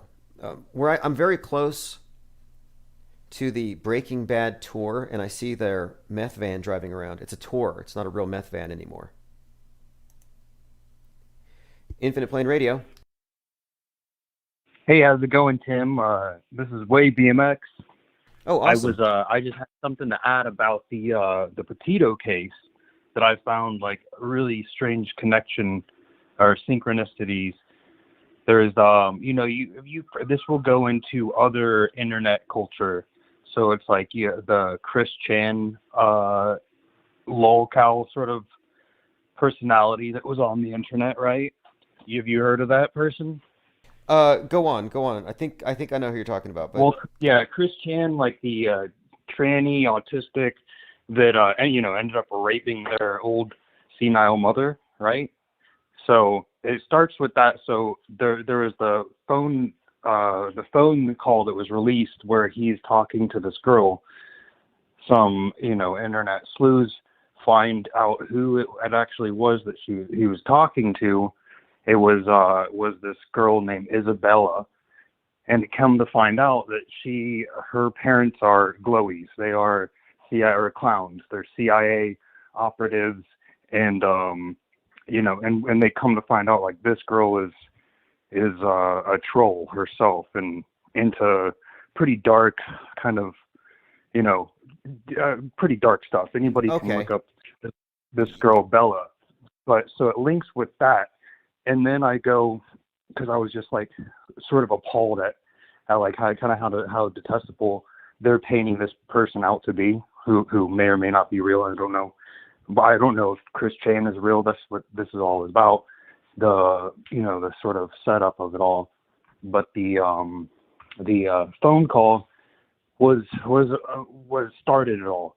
So we found out who this girl's parents are and that she's using some sort of clout to be in her Texas Tech school and stuff, where she's trolling people and, apparently causing people to commit suicide and stuff like that. Well, then it gets outed who her mother is and who her father is. They got doxxed along with her. And they are, they work for the CIA. The mother is a CIA psychologist, and they started bringing her out on like Fox News and stuff, talking about domestic abuse cases and stuff like that, trying to paint the picture for this Petito case. So they're like using this girl who has a psychotic daughter apparently, and then they're rolling her out and she's supposedly a psychologist. This exactly. Okay, this is great what you're discussing here, because a lot of these social media influencers are very questionable. I think many of them are actors, and anything they can do in the movies, they can do in the news. And I look at someone like Gabby Petito, and you take that story and the ritualistic aspects of it aside, and it turns out she's a social media influencer. And what's more, she was in a Sandy Hook music video after the kids died. She was in that video that they put together after the fact. Yeah, so she's a Sandy Hooker. What are the odds? And you know who did her, they brought out the guy that autopsied Adam Lanza to comment on the condition of her body. Right, yeah. So I had seen that. It was like confusion. People had thought that he did the autopsy and all that. But yeah, I saw that he just made a statement about it, yeah. Like the case, like they found the location of like the van because of another social media influencer, a family, RVing family. And that's how they even got the location. So it's all painted. It's a big social media, a lot of links all over. Yep, exactly. Movies being played out in real life. It's theater. And some of these characters have multiple stage appearances. Like for Gabby Petito to be a Sandy, when I say Sandy Hooker, I mean people who are making money off the government, like they're selling themselves. She's part of that thing, and then part of this. And then you have CNN. You have their medical analyst, Dr. Wen, was actually at the Boston Marathon during the bombing, treating the so-called patients. So we have this major league medical analyst for CNN, big voice out there saying, you don't have a constitutional right to leave your house. And she was over there at Boston. So, yeah, they're all stagers. Yeah, I had the link for this lady's I'll post it in the chat when I go back in there. But yeah, I just wanted to bring that in there because there's like so many synchronicities. It all seems, with the ages, with numbers, numerology, date with the dates, and yeah, it's like, and then that's why I was just like kind of like blown away. It's like, oh, now it links to like this other lolcow sort of, which is like, these goofy people on the internet that then people like hate because they're so goofy and stuff like that, and it gets tied into that. And then like an evil troll who's the daughter, a daughter of the psychologist that's now talking about this case. It's like, it was just a lot. So I wanted to make sure you were aware of that yes, person. Excellent points. Sort of other end of the internet sort of linking to this one. I find really weird. I'll be looking into those connections as well. And hey, for anybody here who doesn't know, because I know the name Way BMX from a lot of the chat raids. So how long have you been listening to Infinite Plane Society, Infinite Plane Radio? When did you come out? It was no, proved no domes on Flat Earth. No dome days. Okay. So you had like way long ago. Cool. But yeah, I've I like sort of I think I would call in like drunk and stuff before, but yeah, so sorry for doing that. I've cut back a lot on drinking and I sort of like tried to cut back on just being in chat and like being involved a lot because you sort of like wonder, is my perspective being skewed by maintaining within an echo chamber of sorts? So you sort of become like, when we're so deep into all this stuff, so you sort of want to question where your own thinking is coming from. So yes, exactly. But exactly. Now I've been back. I was bored, so cool. Well, hey, glad to have you back, and I appreciate you calling. And we try to keep this thing a think tank, which is like, it's like an echo chamber, but it has open doors, so it doesn't become an echo chamber. Yeah, but I'm with you. I don't think that it was. But I'm with you on that. You I have to. How would you know? I take time. I take time every day. I take time, like probably more time than I should, but I do take time to disconnect. It's important, and to realize that there is the real world, there's the staged world, and there are people who exist between the two. There's those of us who know the difference. So anyway, great for having you on, and call back anytime. Thank you so much, Tim. Yeah, I'll see you. I'll see you in chat. Peace. All right, everyone. That's Way BMX from way back. During the chat raids when we broke YouTube. Do you remember the Million Penguin chat? We had 1 million penguin emojis put in some NBA chat and shut it down. We used to do these things, these chat raids, where we would build up a few hundred people in the chat, and then we would go to some random, unrelated YouTube channel and hijack their chat room and just use it and change the conversation and then go somewhere else and do the same. It got a little more elaborate. I believe we triggered Mike Cernovich. That's why he's blocked me. I've been trying to figure this out. I was looking at my Twitter block list. So if I go to Twitter and I go to, is it just Cernovich? Yeah, Cernovich, you're blocked. Why am I blocked? I'm blocked because we raided his chat a few years ago and got him to say that the earth was flat or something like that.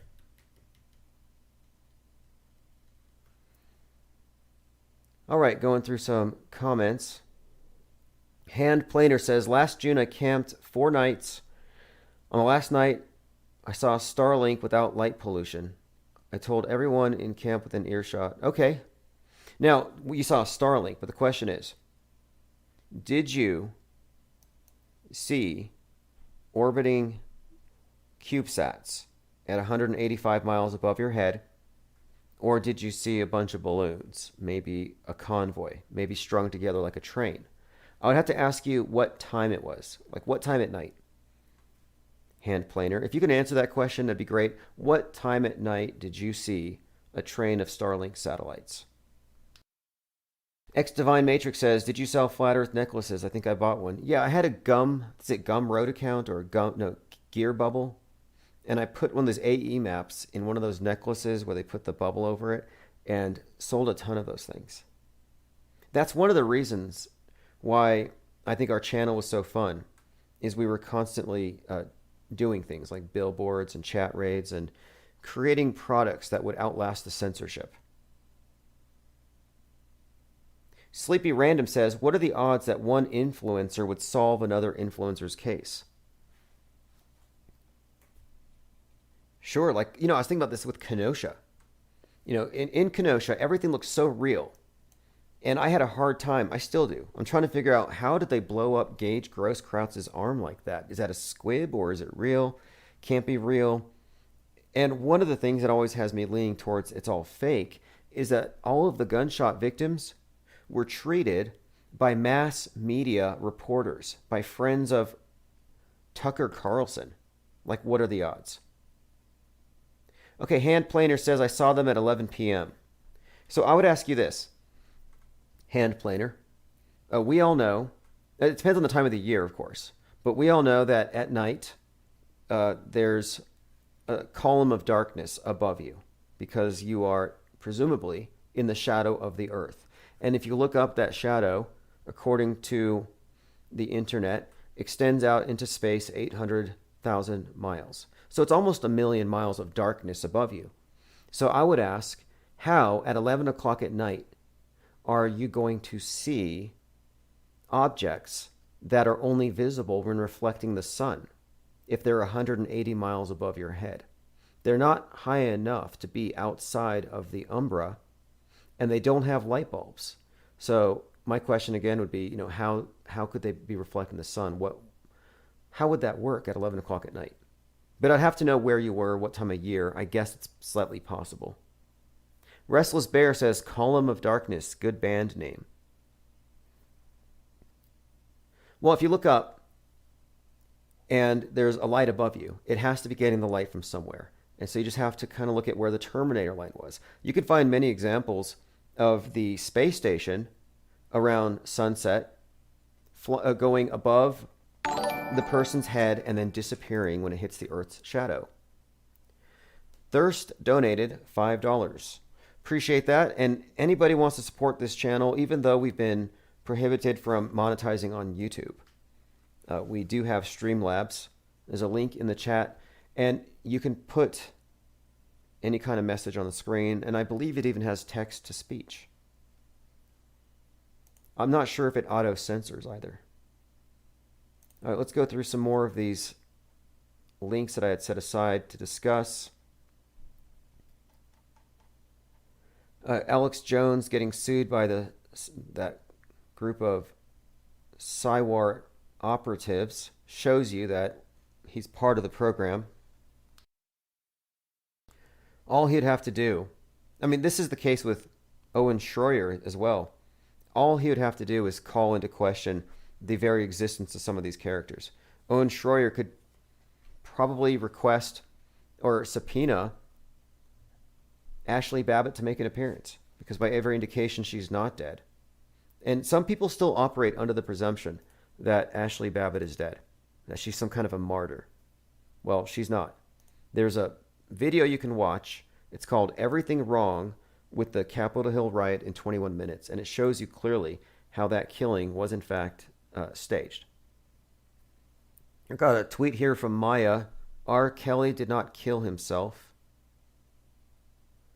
Yeah, that's a strange one. Apparently R. Kelly is going to dox, name and shame a couple other offenders in the industry, which is kind of weird because just the other day, Bill Cosby was out saying that, no, he's been railroaded.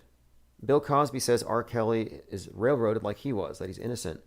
And I'm like, Bill Cosby's the only person who's actually saying that this guy is innocent. Even he's not. So just another reason there not to trust the Jello. Oh, this is a good one here. I'm going to play this whole clip. This is Ted Nugent. And he's commenting on, And this is just his opinion. It's not my opinion. A retweet's not an endorsement. But he's commenting on what he sees when he looks at the people who are unquestioningly going along with whatever the TV says. Would you speak to the people who believe it is a worthwhile vaccine and it is saving lives? Are they just dead wrong? Are they been fed a line from the federal government? Tim, I appreciate the opportunity to speak to the people that went ahead and got the jab. I speak their language. I would speak to them thusly. Bah, bah, bah, bah. They understand that. Well, so all these millions of people that got the shots, they're just stupid? Yep. Yep. Again, it's not an endorsement. Just one man's opinion. And then I see a classroom here of a bunch of hostages, children hostages, captive audiences to communist brainwashers. I'm sorry, public school students wearing masks. Now, look, I happen to think the mask is a political tool. It's a religious garment. If you think it's a medical device, you're not being honest with yourself. You probably believe that NASCAR fans are chanting, "Let's go Brandon." That everyone in the world, all these events, all these sporting events are all chanting, "Let's go Brandon." Did you all follow along with this story? If you missed it, you had a NASCAR race where the audience is chanting F Joe Biden. So this reporter finds a guy named Brandon and has him talk about how he performed in the race. And she says, "Well, listen, they're all cheering for you. Let's go Brandon." When quite obviously they're not saying that. This is the very definition. This is the epitome of gaslighting. Thank you to all of our partners. Oh my God, it's just such an unbelievable moment. Brandon, you also told me, as you can hear the chants from the crowd, "Let's go Brandon." Brandon, you told me you were going to kind of hang back. Let's go Brandon. And interestingly enough, her colleagues are actually praising her for thinking on her feet. So she's being complimented on her ability to lie. So she'll get promoted for that. Joe Biden throwing the 666, always shouting out their master. I'm telling you, we're going to get this done. When, Joe? When do we get the mark of the beast? It doesn't matter when. It doesn't matter whether it's in 6 minutes, 6 days, or 6 weeks. Okay. You want to get your mark of the beast done, doesn't matter, don't delay, but it could be in 6 months, 6 days. It doesn't matter whether it's in 6 minutes, 6 days, or 6 weeks. Interesting choice of numbers, Joe. And that's not the first time that we've seen him doing that. And I'm suggesting here that it's probably not a coincidence. 666 is encoded into everything tying into world governance. And this is the new world religion. And they want you all to take your injectable communion wafer. And when you really get down to it, the mark of the beast, the 666, it represents the sun king, the sun god, represented by the obelisk and probably by the needle. And that's all this is. It's a holy communion. Red Dragon says your ability to bow to the establishment. Yeah, exactly.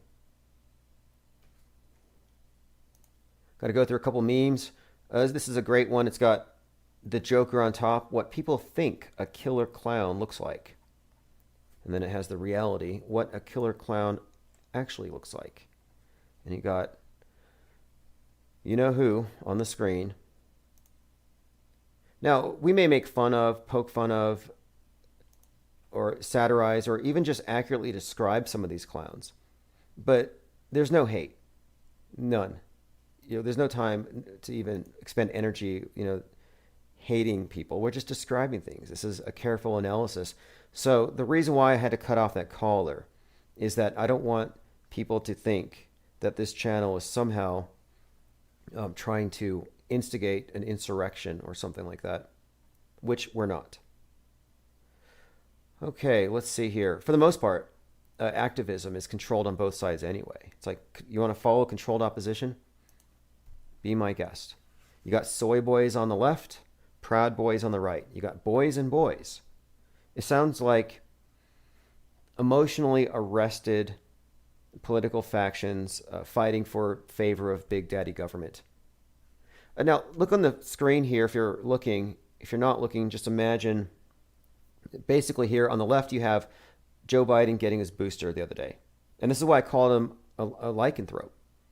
Because on his previous COVID shot, the one back in January, his arm was mostly smooth. Now he's got a full head of hair on the outside of his arm where he got the jab. Now I know it's not necessarily the case, correlation, causation, but has anyone else here aside, has anyone else here aside from being magnetic or glowing or whatever else happens? People are reporting the strangest things, but has anyone else come across that? Mitt Romney made the Black Eye Club. And we've been talking about this symbolism. If you don't know what symbolism is, the cult of the all-seeing eye. We've been talking about this lately because Greta, of course, came out on the cover of The Guardian with this black goo dumped all over her head, and one of her eyes is covered. And if you actually go to their website, they made a creepy animation about it. But now, if you search Greta Guardian, just search those terms, you'll find all kinds of magazine covers, like The New Yorker, for example. And in most of these magazine covers, she's got one eye covered. There are some where she's got a black tear coming out of one eye, a shadow covers one eye. Very consistent across the board when it comes to this one eye symbolism. And I'm just pointing it out. She is probably born into the same club. And I think it overlaps with the Black Eye Club. Commenter, God, at the Infinite Plane Media Forum, just posted this, and I wanted to look into this one. She says, Terminator and The Matrix were originally written as one story. This person had suggested that Neo is John Connor, grown up. Has anybody else come across this? Sleepy Random says Greta's getting too old to play the Earth Child.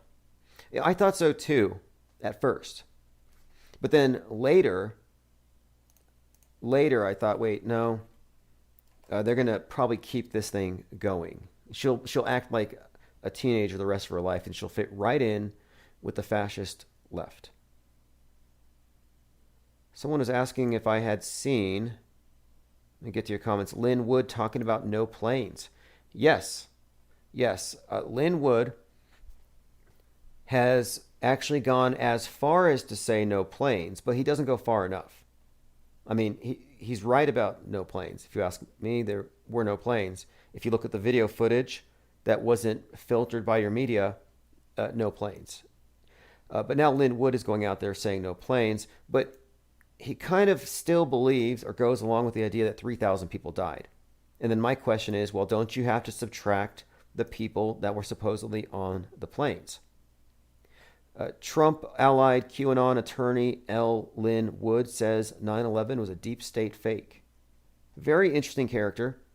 Again, he stood by Kyle Rittenhouse long enough to bilk $4 million out of that and then left, leaving Kyle in jail to raise more money. Kyle's mom, Wendy, is pissed and is looking for him, trying to find Lynn Wood. Lynn Wood represented the parents of John Benet Ramsey, who might be Kate Perry. He represented Richard Jewell, the accused Olympics Centennial Park bombing. So he's one of these celebrity made-for-TV types. So to see him involved in Kenosha, and then he was the one calling for the hanging of Mike Pence. So he says, let's talk about CGI, computer-generated graphics. Do you know what CGI is? Do you know what deepfake videos are? He says, I know you know what Photoshop is. He says, on 9/11, what appeared to be a plane hit wasn't a dadgum thing. And the Pentagon got hit by a missile. There were no plane fragments. There were no coincidences. We got played. We got played by people who are so evil that they killed 2,800 Americans that day. They should go to jail. Okay, so maybe he did subtract the people on the plane. Wood rose to infamy working with Trump-allied attorney Sidney Powell to push the claims that the 2020 election was stolen. Sidney Powell, the Kraken, who passed on that job to Mike Lindell, crack smoker. Strange cast of characters. And I'm not convinced that I'm wrong. And I've been trying to disprove this theory that Sidney Powell, the Kraken, is some kind of a disguise worn by Ann Coulter, so she can say whatever she wants without getting into any kind of trouble. Have you heard the voice of Sidney Powell? When you hear her voice, when you hear her speak, I think you'll agree that you're hearing the voice of Ann Coulter. Let me go ahead and find you a clip here. Now, if you don't know what Ann Coulter sounds like, you can kind of imagine nails scratching on a chalkboard, or actually, it sounds like this. That the fraud exists in the DNA of all the software that was run by any voting system in the country, so they all are at risk of having been manipulated. Now, you compare that to Ann Coulter, and it's literally the same person, in my opinion. Ann's obviously wearing some kind of a deep fake disguise, like what Lynn Wood was just talking about, deep fakes. And I've compared their voices enough, voice analysis, I'm convinced it fits. Beanpole and Coulter would fit inside of the Kraken, no doubt. Red Dragon says she's a meme, why she dressed like a Nazi. Yeah, exactly. She's always wearing these costumes. She's often wearing like the QAnon leather jacket. But I find these characters to be highly unbelievable. They look like they came out of some costume department. So a few things to look forward to in the coming days. Well, tomorrow, you got the Russian space crew taking off in the morning to go film a movie in space called The Challenge. So we'll be covering that.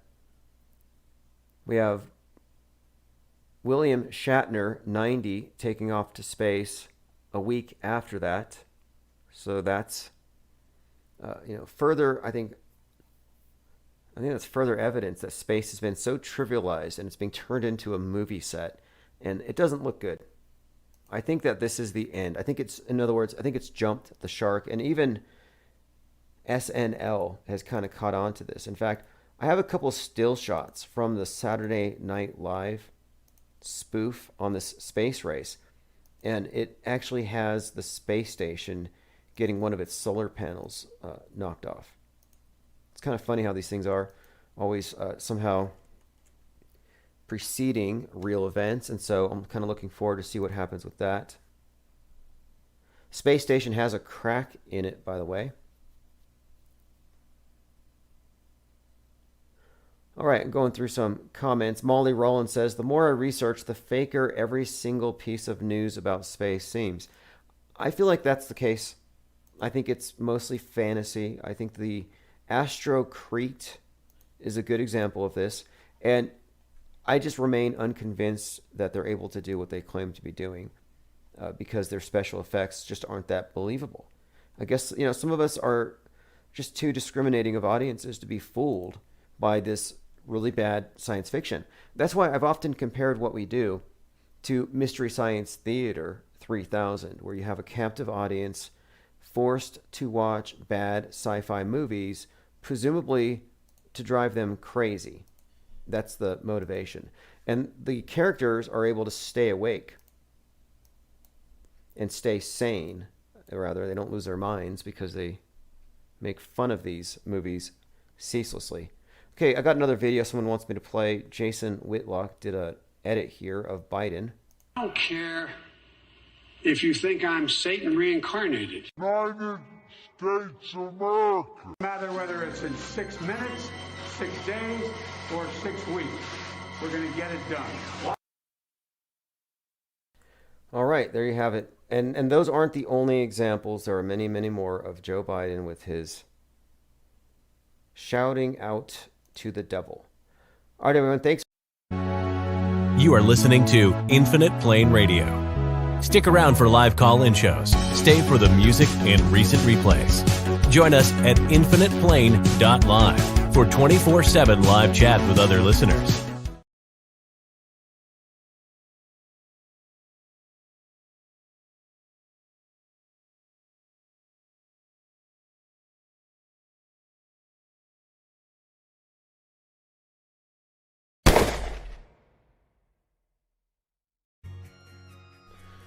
All right, relax, everyone. Most of the bad stuff is fake. That's Chief Crow Auto Hoax. It is September the 30th, 2021. Looking forward to tomorrow, the hoax-iversary of the Vegas event. So we'll be talking about that. So many things to talk about today. So many people over there at CNN are just disgusting scumbags. It's literally a cult of some kind. You will not believe what Don Lemon did to one of his coworkers. And it really makes me question a whole lot of things about the guy. Not just about his politics, but there's just something very grotesque and lewd. Hannibal Lecter level disgusting, if you want to hear about it, which I don't really want to tell you what Don Lemon did, but it really makes me question a number of things. Strangely enough, including his gender, which I know it's offensive. It has nothing to do with that stuff. It's just the nature of the way that he harassed somebody at a party. It's just bizarre. Don't want to talk about it still. But it's like, well, that's Cuomo's BFF. And then Cuomo, talk about Andrew, another one of these CNN propagandists, coronavirus liars. His brother, same thing. So it's just a whole clique of creeps at CNN. And funnily enough, we had an episode of South Pole about it where the basement of CNN was actually a pizza parlor. I mean, I ought to play that clip. And I think Cuomo was down there with Andrew, and Governor Cuomo was selling his brother Andrew to the health minister, Maggie the Block, in exchange for higher death tolls. So that he could get more power, he was basically selling his brother to Maggie the Block. And there's some kind of joke in there like, you've been around the block a few times. It's not going to hurt you. It's a pretty funny episode in my opinion. But it's like, that was back in December of 2020. And everything that we put in South Pole just happens to be true. So we either have very good intel, or we're lucky, or we're psychic, or maybe we're influencing reality. Who knows? But yeah, it's almost, I mean, imagine if the world started to become South Park. Well, what came first? You know, the distortions we see in our reality, or South Park? You know, maybe there's something to this idea that the TV and the media is some kind of reality influencing mechanism, that we're in fact participating in mass group ritual without even knowing it. Like maybe magic's real, and that's why everything's so screwed up.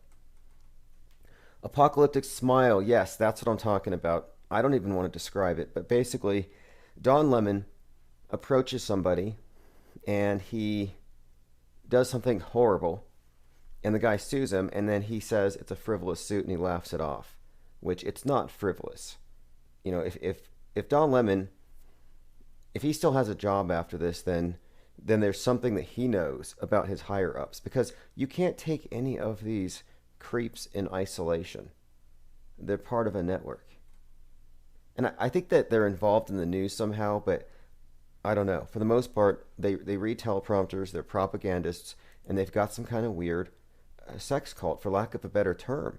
I mean, Andrew Cuomo, had just made headlines recently because someone had reported that he had assaulted his former boss in front of her husband and humiliated her. I mean, these people, like I said, they're creeps. That's CNN.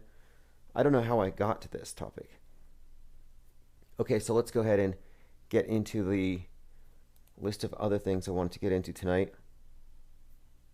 So many interesting things. Oh, here's a quote from Franz Kafka. And the universe is Kafkaesque, if you had to use an adjective. He says, quote, "I was ashamed of myself when I realized that life was a costume party, and I attended with my real face."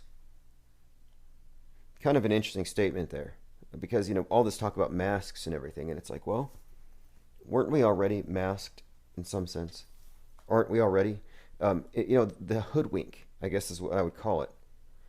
If you're not familiar with hoodwinking, or the term hoodwink, it's this expression that refers to the initiation, specifically within the Masonic fraternity, where they put a hood over the head of the initiate to symbolize the fact that they're being put into ignorance so they can be led around by the rope around their neck. So the word hoodwink means to deceive or trick. And I think that our entire society has been hoodwinked. Eyes Wide Shut hints at this. The movie Eyes Wide Shut. Many of these other movies too, but I bring that one up because it's Kubrick. And there's a subtext there worth looking at. It's about the religious, or the I guess you would call it a religious garment, but there's another aspect to the mask when it comes to initiatory cults and the sacrifice of the individuality, the effacement of the self as they become one with the horde or the club, whatever it happens to be. Okay, here we go. Britney Spears is free. Who cares, right? But these are stories within stories, and it's just worth noting that there has actually been a lot of news referencing spears. In fact, there's a number of things about the spear itself and the symbol of what that might represent that we could get into. But 9/29 yesterday, a judge suspended her dad from her conservatorship. Now, I suspect it's all theater, but that's why I'm bringing this up. We're evaluating the world stage. Also, I think it's worth noting here that Tom Cruise split with whoever he was dating, Haley Atwell. And this is just another one of these things, too, I'm pointing out, because these celebrities never do things by accident.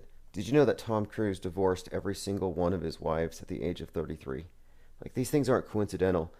I'm not quite sure the meaning of this one, but, I mean, for example, Musk broke up with his girlfriend. I don't think they were married. And this makes the news. You know, who cares, right? Well, the reason it would matter in this context is that I would suggest that since he's part of the space papacy, there might be a bigger picture there.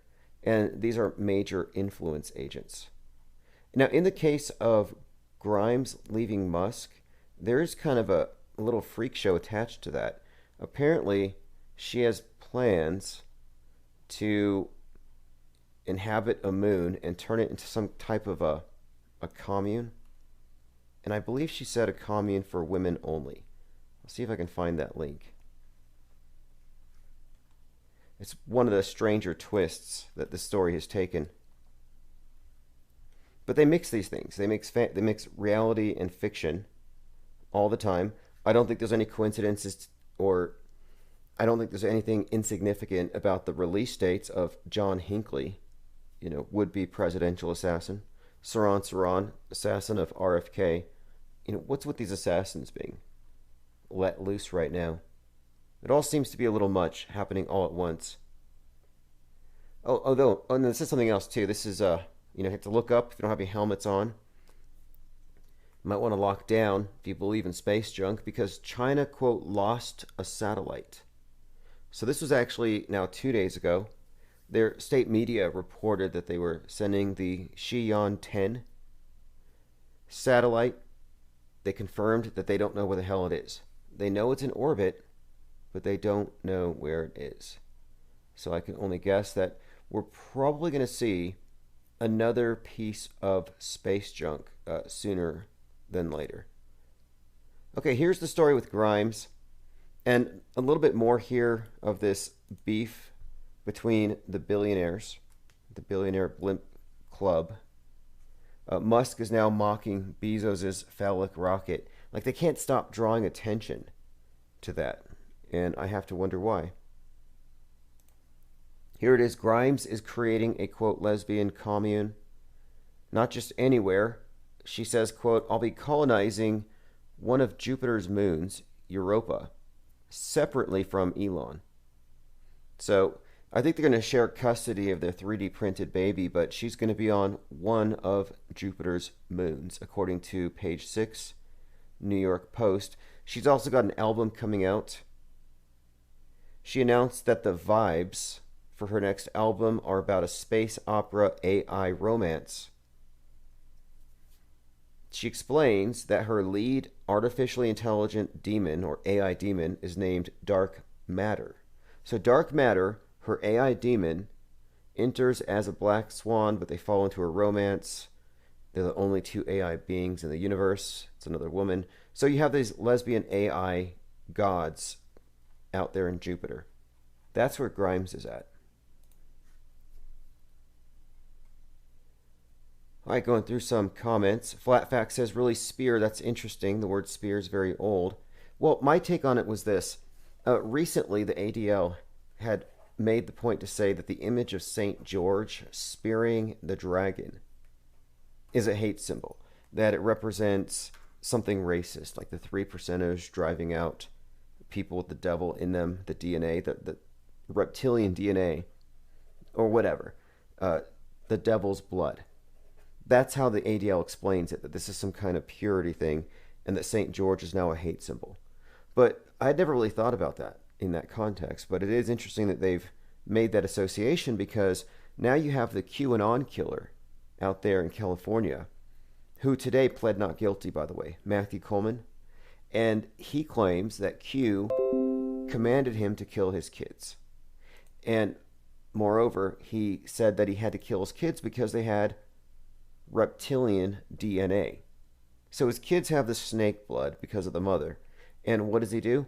He takes a spear, a harpoon gun, and he spears his kids. And this is it's gruesome, but we're talking about theater, 17 times. You know, Q, 17.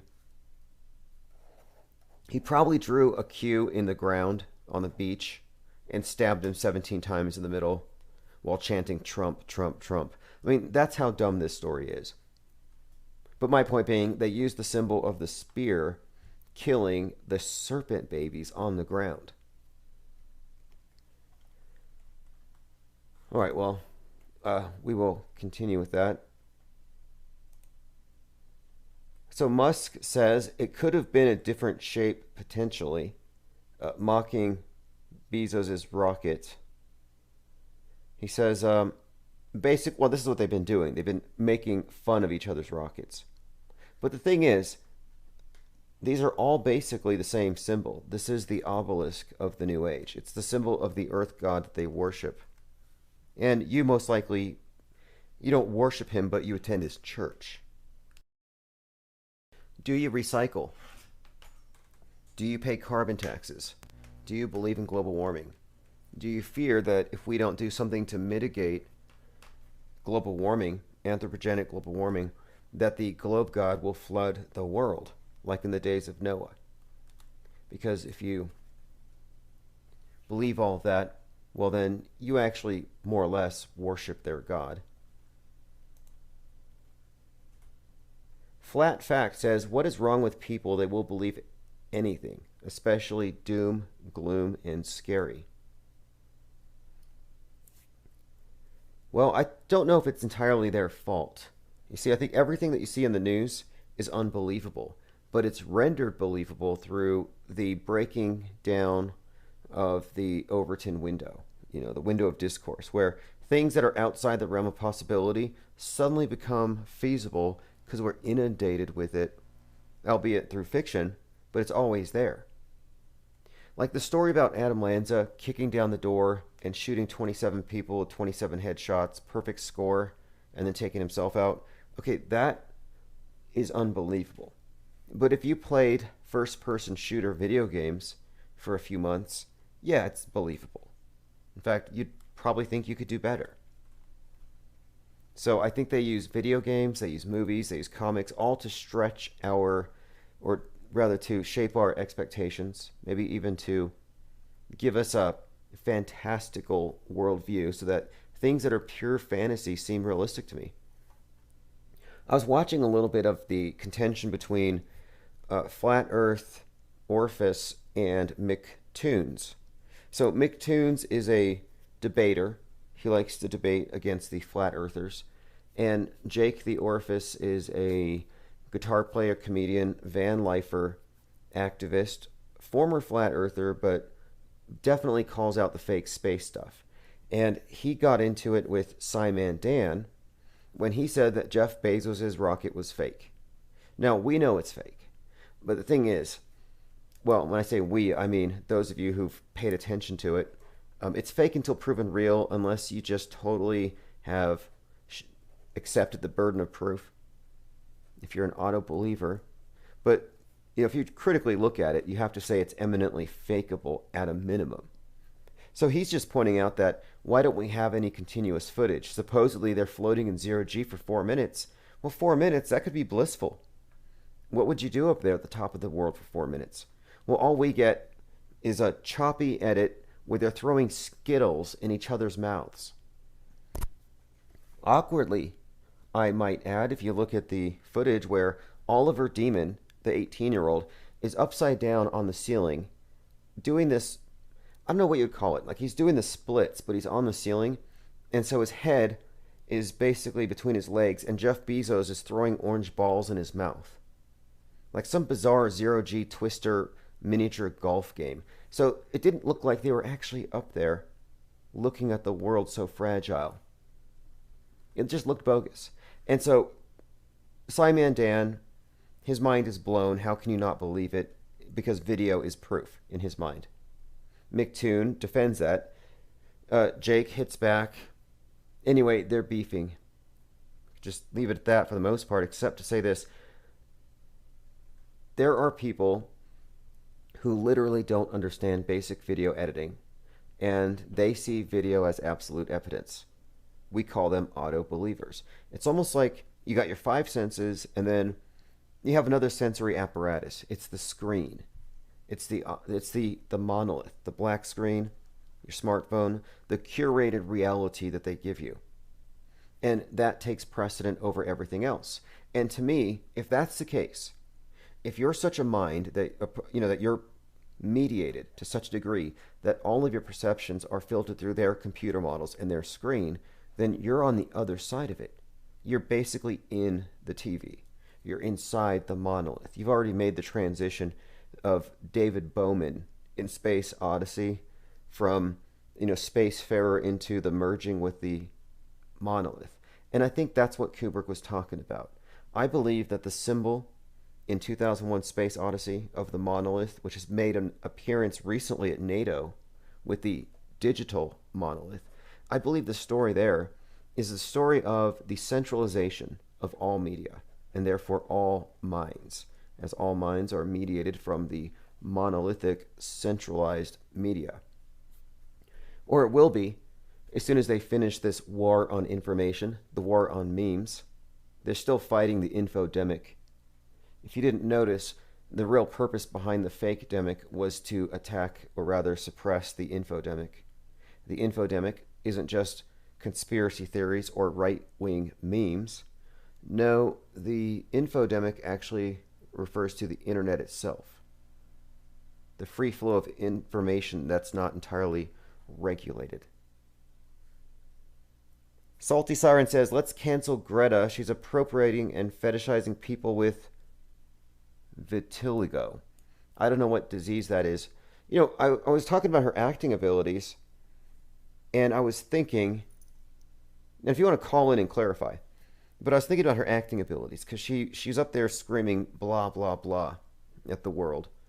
And I'm looking at, and I'm like, if they ever do another sequel, another movie in the series of Child's Play with Chucky the doll, I think I know who could play Chucky in the next iteration. Okay, let's get back to the topic about McToon for just a moment and Jake Gibson. So they don't really debate. Jake doesn't actually debate these people as I have, or he won't even get on the phone with them. They do this back and forth through their channels, which might be smarter, because then they send each other over to each other's channels, and it might be better. It depends. If you like that kind of contention, he seeks it. Now, he's not wrong, but I think he was flustered. I think that he was flustered in that, he used the word stupid to describe Simon Dan, and I wouldn't call him stupid. I wouldn't call any of these individuals. To me, that's too dismissive, and it's missing the point here. The point is that some people, actually I should say 99.9% of the population, have actually accepted the burden of proof for extraordinary claims. We're not talking about the regular, mundane, everyday news. We're talking about extraordinary claims. And the more extraordinary the claim, the bigger the lie, the less likely that people are going to question it. that's one of the things that has really become clear to me since 2020. No, Greta needs to be canceled, I think, for misanthropy, but these people who want to see the human race depopulated or whatever, they need to go first, but they never seem to volunteer that. But another thing that's clear to me too, now that we're almost into 2022, is that there is no Vaxageddon. There's not going to be a mass depopulation. The whole purpose of this was to, one, purify the doctrines, the monolith, the media. The Bible of the day is your TV and the televised reality. They're purifying their doctrines. They're getting rid of non-canonical texts. They're shadow banning and digitally burning the heretics. So I think that the forced vax threats are fake. I think they're just as fake as the school shooter threats. I think the world is now part of the church of covidiocy. And even Fox News' Tucker Carlson has made all these points. A lot of people have. A lot of people are aware that this is actually a cult. But I have to make the point that this is not hyperbole. It's not hyperbole, that this is a new religion. And I think that we're not seeing depopulation, we're seeing conversion. In fact, I saw someone on Twitter talking about how many people are voluntarily maintaining the masks, which I'm fine with. I don't care. It's all about, to me, I'm for free speech, freedom of religion. And freedom of religion says you're free to be a part of this church with your hand sanitizer, holy water, and your angry flood god globe, Gaia, whatever you want to call it. Oh, and the next thing, and this is just right on time, fits within the bigger script, is the AI God to come. And this is trending all day. So we've been talking about this for some time, how the digital monolith and this Gaia, with the World Economic Forum, they have this thing called Gaia, which is, Gaia is a couple of things. It's a personification of the earth. It's the worship of the earth. But here you have this new initiative, the Global AI Action Alliance, or Gaia, which is all about bringing about some sort of paradise that's more or less, I guess, organized or centrally dictated by this AI intelligence. Something to replace government, perhaps. And that's all very much consistent with this bigger pattern that we're seeing. But listen to this. The reality is we're creating God. An interview with the Silicon Valley super geek who believes we face an apocalyptic threat from AI. Now, a couple of things about AI that I want to talk about, and as it relates to apocalyptic threats. Okay, so, and then one other thing. We've been talking about the metascript, the big picture, and history repeating, and how 1969 seems to be a template for 2021 in several key ways, as 2020 reflected 68 in many key ways. Not just events in the news, but also things in the media, the movies, things the celebrities did, a lot of things. And we've talked about this at length, but more recently, for example, 1969's space race was repeated in 2021. Even the Manson killings had a corollary here this year on the anniversary date, which we've talked about a few times. We even had the launching of Bezos's rocket on the anniversary of Apollo 11, another thing from 69. But something else from 69, you had ARPANET, when they finally started connecting computers. And I think that that might relate to today, which is probably the merging of people and computers. But there's this other part of it too. And this is actually something that seemed to have been foreshadowed in a David Bowie song, which ties into everything here. It really does. Because this David Bowie song, The Savior Machine, 1969, you have this song about a President Joe giving over control of the world to a, quote, savior machine. In other words, a computer that can keep peace, keep everyone fed, etc. So it just seems like this is on time. So again, the reality is we're creating an AI God interview with this super geek. Nothing new here. Stuff that Musk has been saying for some time. I'll probably go more into detail about it later. But I want to focus for a moment here on the AI part of it. So with AI, of course, A is 1, I is 9. And I'm not heavily into numerology, but the news media is. The witches and warlocks that run the mass media are obsessed with this stuff, and we can prove it. But let's look at apocalyptic events or major transformative psychodramas. We have Pearl Harbor, major catalyzing event, was actually called Operation AI. You had 9/11, which of course took 19 hijackers, so 19 is AI. 19 years later, you have COVID-19, again, AI. So then you have the reset. And now we're looking at the post-reset and all the talk at the World Economic Forum, who really made the term reset a thing, is this global AI initiative, which is meant to change the world. So global AI, there you go, this is another 19. So it just seems that the next major transformative PSYOP has something to do with whatever they're talking about when they discuss AI and major cybersecurity threats. And it's all tied in. I believe the cyberspace is tied in with outer space when it comes to space wars. So somehow it's integrated. Just another thread I'm following here. A number of people have sent me some interesting links. I'll be going through all of these. A number of people have noticed this thing about Joe Biden not even hiding the fact that they're on a stage. Still trying to figure out where that was filmed. Okay, now this is bad. This is one of the worst things on the internet. The vaccine. Here you have Stephen Colbert dancing with a lot of people in vaccine needle costumes. And this is, I guess it's meant to be entertaining. I have a few questions about this thing. For one thing, I mean, Stephen Colbert, is he a good dancer? I don't know. The song's Tequila. They replaced tequila with vaccine. It's cringy as heck.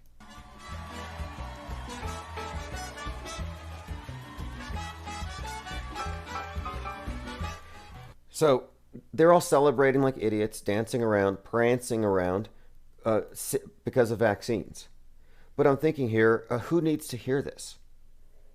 And do the people that need to hear this need to be entertained by the idea?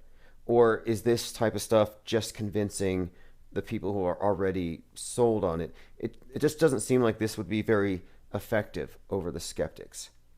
And I mean, it's a cringe fest. It's hard on the eyes. It's hard on the mind. It's going to be hard to forget. It's that bad. But one of the things I want to point out here, and nobody seems to have noticed this, is that for a full 2 minutes, you got Stephen Colbert dancing with all these needles, and not one person in the audience is wearing a mask. I don't see a single mask. Nobody's social distanced. So we're supposed to believe that this vaccine is a matter of life or death for humanity, that the only way we can return to normal is everybody takes this thing. We have to maintain distancing and masking, etc., especially indoors. Well, it's being contradicted by its greatest proponents. Like every religion, its own adherents cannot live up to its tenets.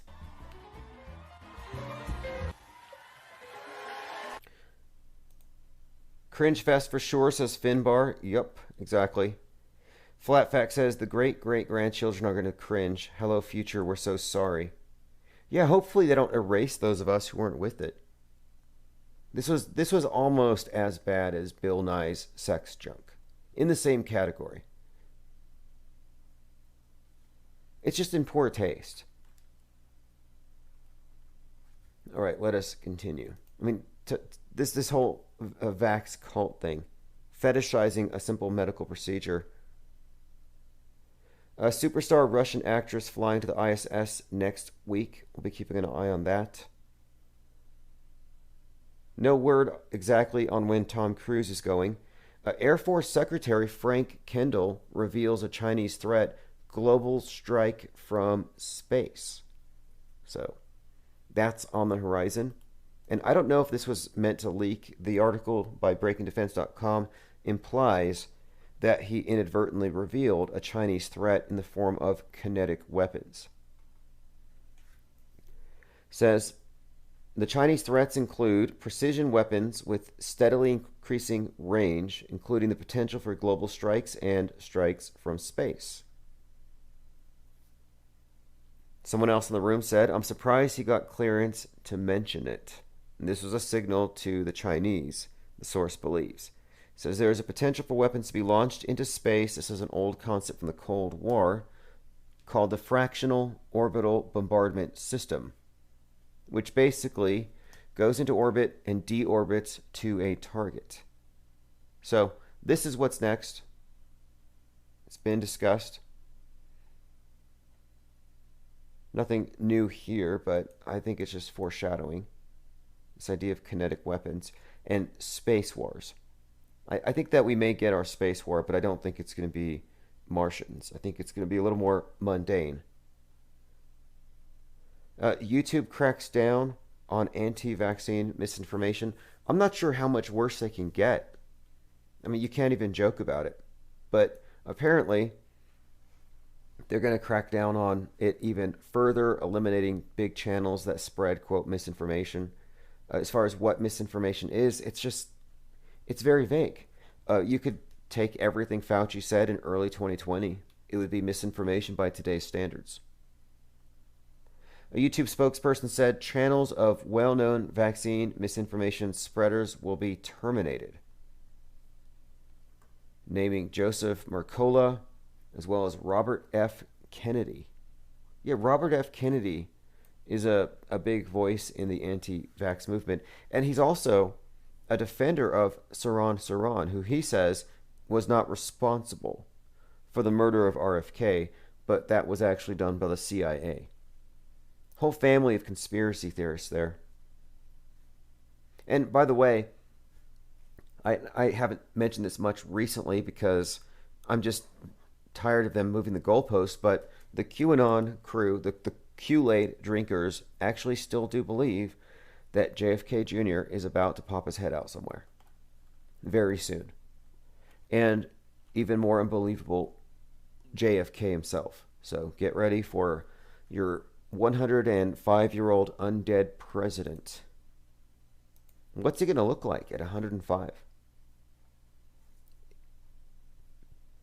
And supposedly there's some kind of royalty. That's the whole point of it. If you follow their story, which makes me wonder, what about RFK and these others? You think they would be given a little more deference than, being censored? I don't want to play her video again, Greta's blah, blah, blah video.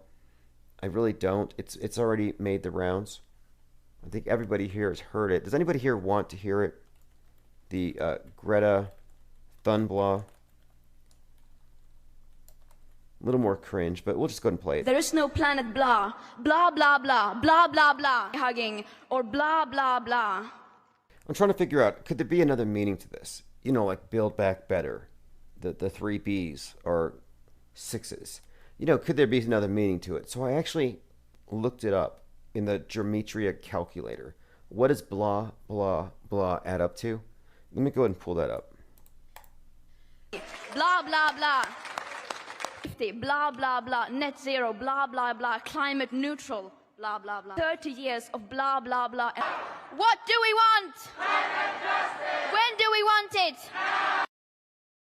Okay, here we go. So blah, blah, blah adds to 33 in septenary. So there you have it, blah, blah, blah in Gematria. Look at the online calculator. Adds to 30. Every blah is an 11, in other words. Flat Fact says, first time seeing it, the horror. Oh yeah, it's pretty bad.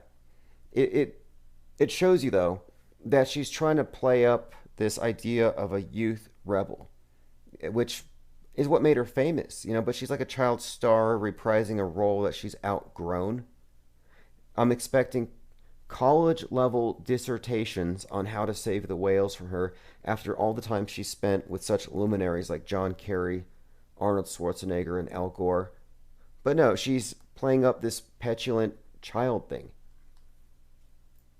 Not impressed. I'm just not impressed at all. The animatronic avatar of Al Gore. Just out for the clicks. Kind of like when she used the F word. Didn't she use the F word recently?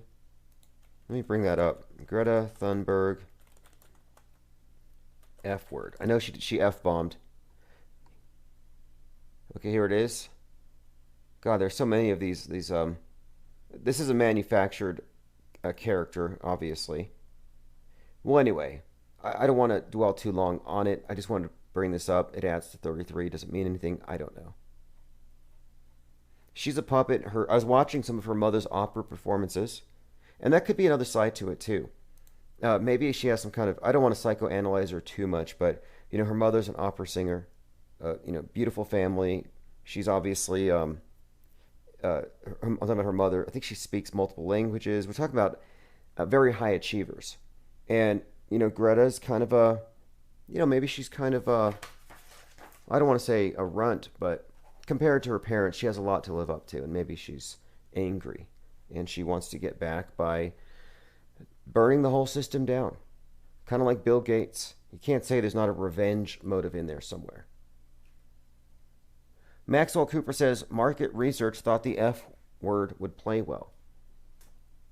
Well, look, it's gloves off with any of these propagandists. It really is. And the reason why is that they're the ones who are behind the type of medical tyranny that says you can't go visit your grandma. I mean, it's just so damn petty. It's petty, and it's based on lies, and the censorship, well, that's just very much, look, first they burn books, then they burn people. And if you listen to the rhetoric, they're ready for that. I'm surprised they haven't rolled out the Soylent Green yet. Soylent Red is a step in that direction. If you're not familiar with Soylent Red, they want to grind you up into bricks. They want to send you to space and have you ground up with the moon dust and spat out as bricks. Like the moon's going to look like a bloody Minecraft game.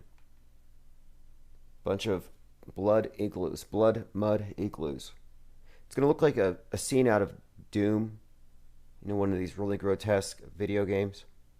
Who thinks of this stuff? Who would ever think? I mean, whoever wrote Soylent Green, which, by the way, the movie takes place in 2022, Soylent Green is basically about society cannibalizing itself, literally, eating people. And I think today they would start with the conspiracy theorists. Like, if we were to go that direction, if society was to go Soylent Green, who do you think they would eat first? All right, let us continue going through some comments here. Ryler05 said, on January 13th, 113 Air Florida fell from the sky into Washington, D.C. Lenny Sputnik was the hero. Okay, I'll look into this. Strange accidents, things with weird numbers, I'm always interested in looking into. So 113, and it was 113 Air Florida falling. Okay, fascinating. There's quite a lot actually to these dates. January 19th, very important date. That's the date that patient 0 came down with symptoms for COVID-19 before he turned himself into an ER in Seattle. Seattle, of course, was ground zero for the pandemic.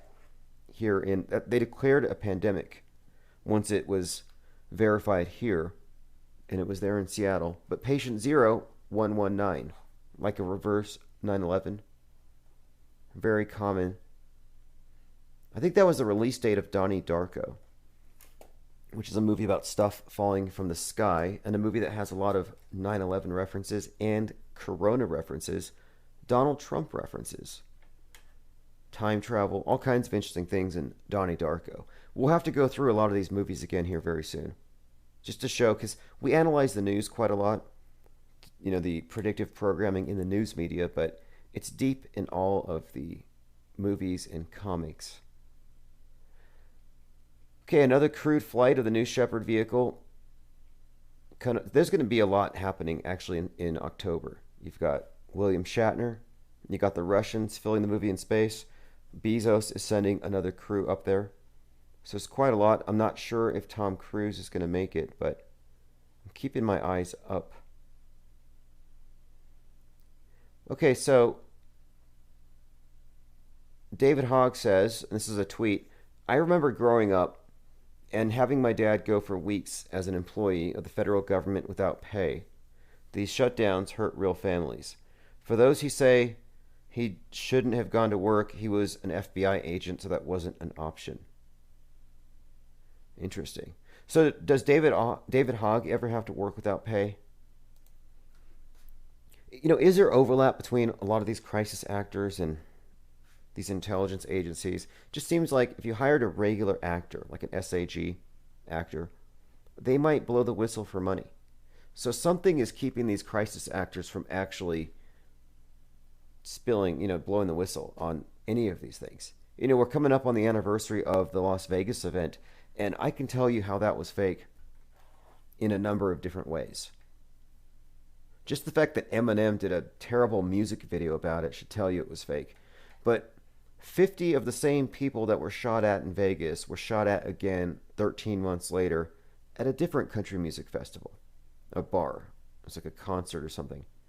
But imagine 50 of the same people who are shot at one country music thing get shot up at a different one in another state.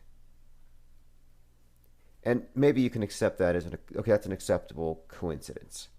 All right, well, what if we add into this that next door to the second shooting, like less than a mile away, there was a drill going on for a mass shooting event. The drill involved 50 crisis actors, and this was in the news. So you had a drill, a simulated mass murder, going on down the street from the real thing. And the drills are actually this drill that they were doing was based on Vegas. So the survivors of Vegas were getting shot at again, while a group of actors, unbeknownst to them, were reliving and reenacting the original trauma, the original massacre.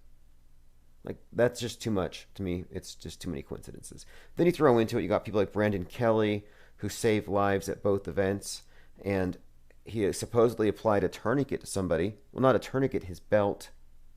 He used his belt as a tourniquet and managed not to get a single drop of blood on himself. Maxwell Cooper says, doesn't David Hogg play Kamala's daughter for red carpet events? Let me take a look. Oh, yes, that's correct. Kamala Harris's daughter does have a striking resemblance to David Hogg. I think if you just added glasses. Are there any other differences? I can't see any other differences between the two. By the way, Kamala Harris might be somebody else. If you go by that video yesterday where she's got this hood, looks like she's got a hood on. Like literally, it looks like her neck's not all the way on. Like somebody needs, you know how your collar sometimes flipped up, you got to have it flipped down. Well, somebody needs to go behind Kamala Harris and pull her neck all the way down. Or whoever is pretending to be Kamala.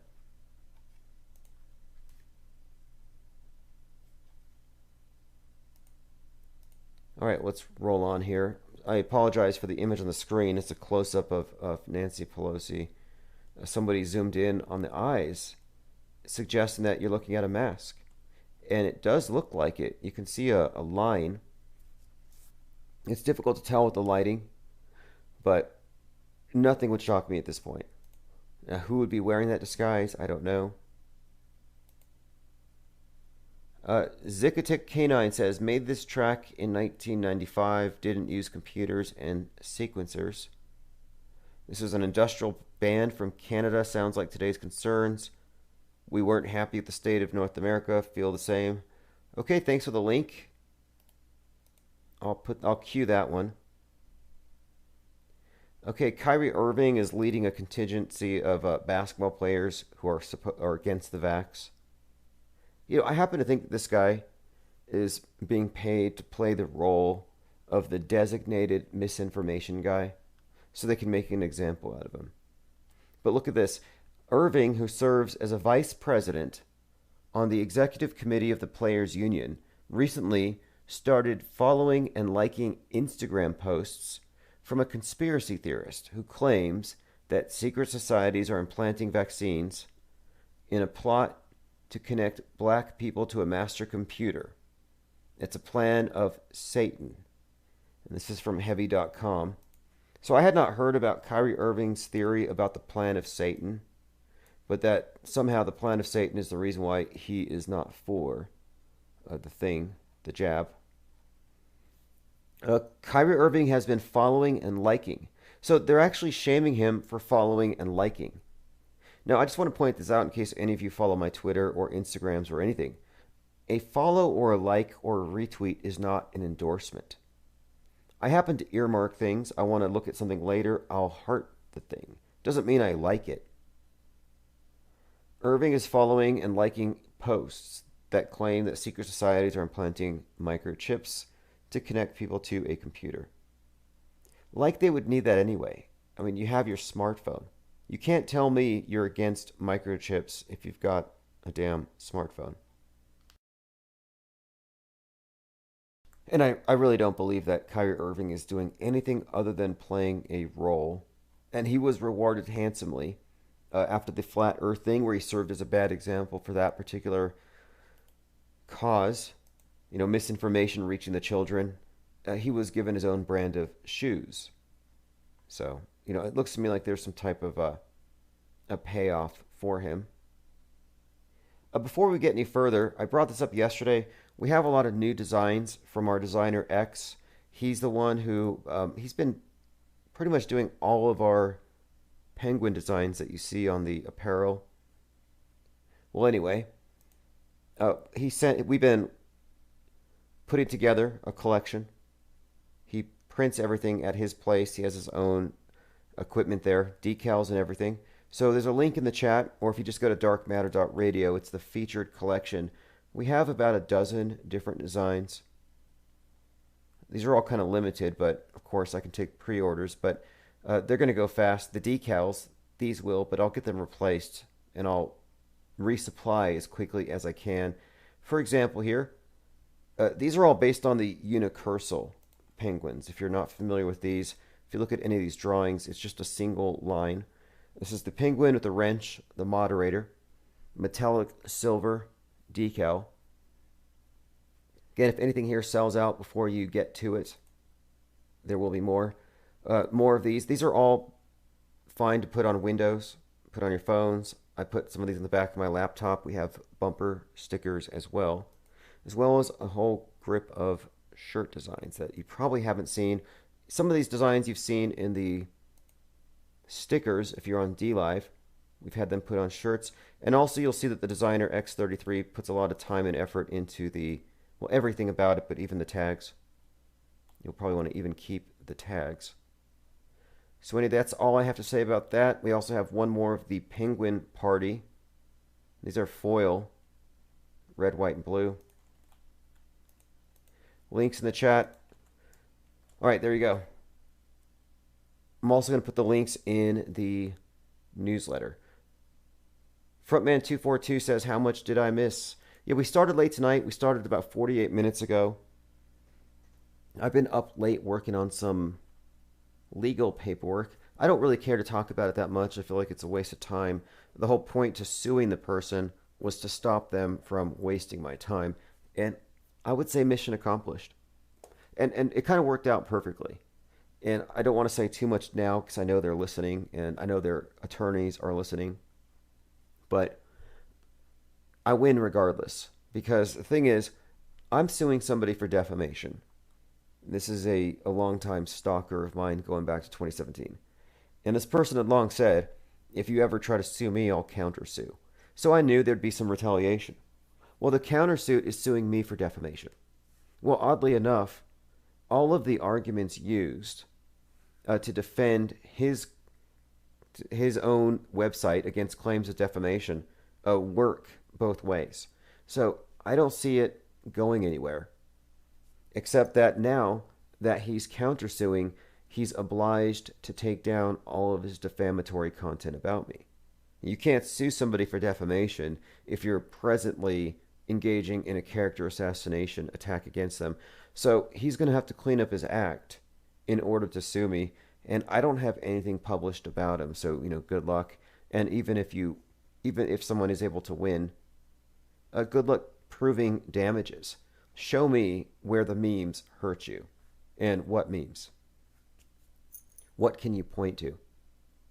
But anyway, the whole point of it, and I want to say thanks to everyone who helped me actually get the thing filed and find the person and sue him, is that it stopped a pattern of behaviors that were very disruptive. And this was, early in the summer, where this individual started emailing guests, former guests, prospective guests, advertisers, and an employer, and spreading just defamatory content that cannot really be defended.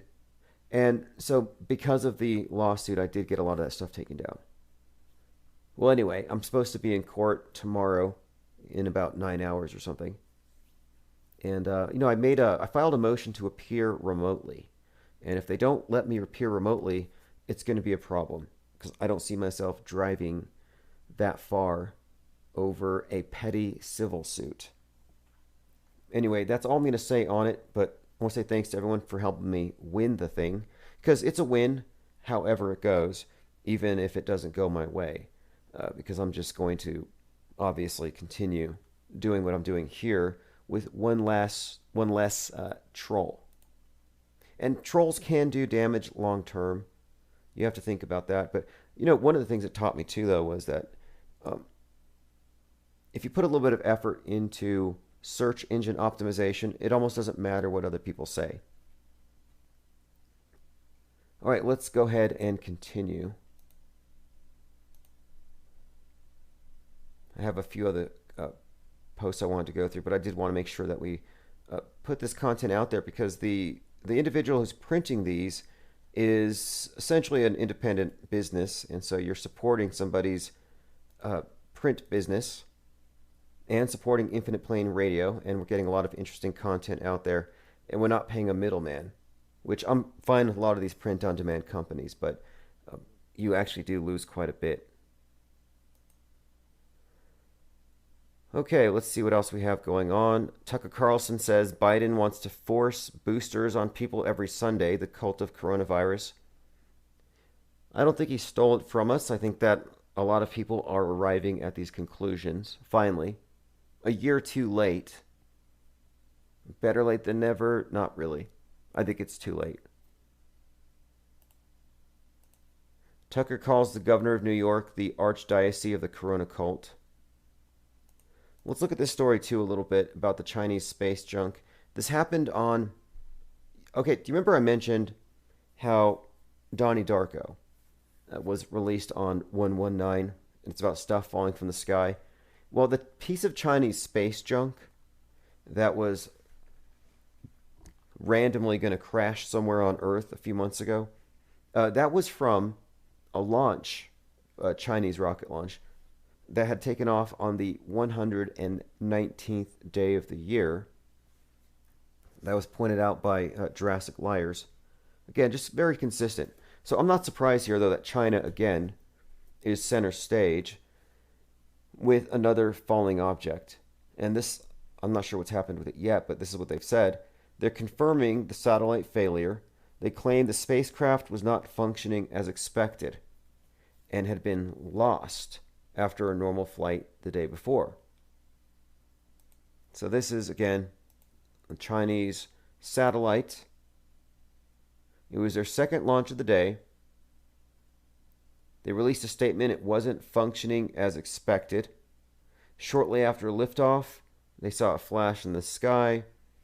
So they know that it went into orbit. But that's about it. So we'll see.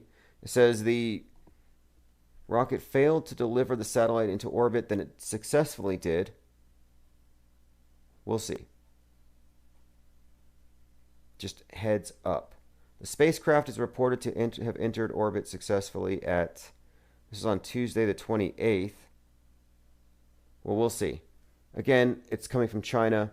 And I don't think that this is a coincidence either. I think this is part of the script, because look at the story with Wuhan. So whatever your thoughts about the pandemic and all this, we talk about, my contention is that it's all just a war. But the storyline is that it's the result of negligence from who? China. So it's a weapon of mass destruction story. And now you have another example here of negligence with the space junk. And it seems that that's coming back again. That's a similar story. Chinese satellite declared lost following back-to-back launches. And this might not be unrelated. 32,000 mile per hour fireballs spotted over North Carolina. It says more than 80 people spotted a fireball, which NASA says was one of 5 such meteors reported soaring over the United States that night. They say meteors, but again, who knows? Stuff from above. CGI. Just as likely CGI. I think it's a problem too, by the way. I think it's a problem that people do, in fact, take video as evidence just because it's on a screen. It's a form of, I would almost say that people have become visually illiterate, where they can't tell the difference between real and fake if it's on a screen. I would put a lot of these hardline anti-flat earthers into that category. And it's not just they're anti-flat earthers. I mean, before that, they were probably, I don't know. The flat earthers really seem to have brought something out. It really brought out the TV thumpers. Like, you know what a Bible thumper is, right? Somebody who basically hits you over the head with the Bible as, this is my source, this is the authority, you can't question the source. Well, with these hardline anti-flat earthers, you do have what I would call screen thumping, TV thumping. I mean, it's the same thing. This is my authority. And, you question it, and it's tantamount to blasphemy. All right, look at this. RT.com. Elon Musk mocking Bezos' phallic rocket. What is with this billionaire Blint Club beefing all the time over nothing? And Musk is making the claim that Bezos is litigious, that you can't sue your way into space. But I think that Musk is equally as litigious if you actually look at the record here. It's all theater, though, and they certainly have people's attention. And I'm certain that's the point. I think that they have us all watching up above for whatever's going to happen next. And every time I check the headlines, it's cracks in the space station. Again, I don't think it's a coincidence that Musk and Grimes had a split. I think we're seeing a story unfold. Cracks on the space station are serious. A fairly serious issue. That's another interesting term here. The dog star is called Sirius, and that's the initiatory star. It's the one that falls from the sky in the Truman Show before the entire thing, the entire false worldview starts falling apart. The word Sirius, though, in this context is interesting. Just because it's generally, to me, I think that is a double meaning here. Like, for example, why so serious? The Joker says, why so serious?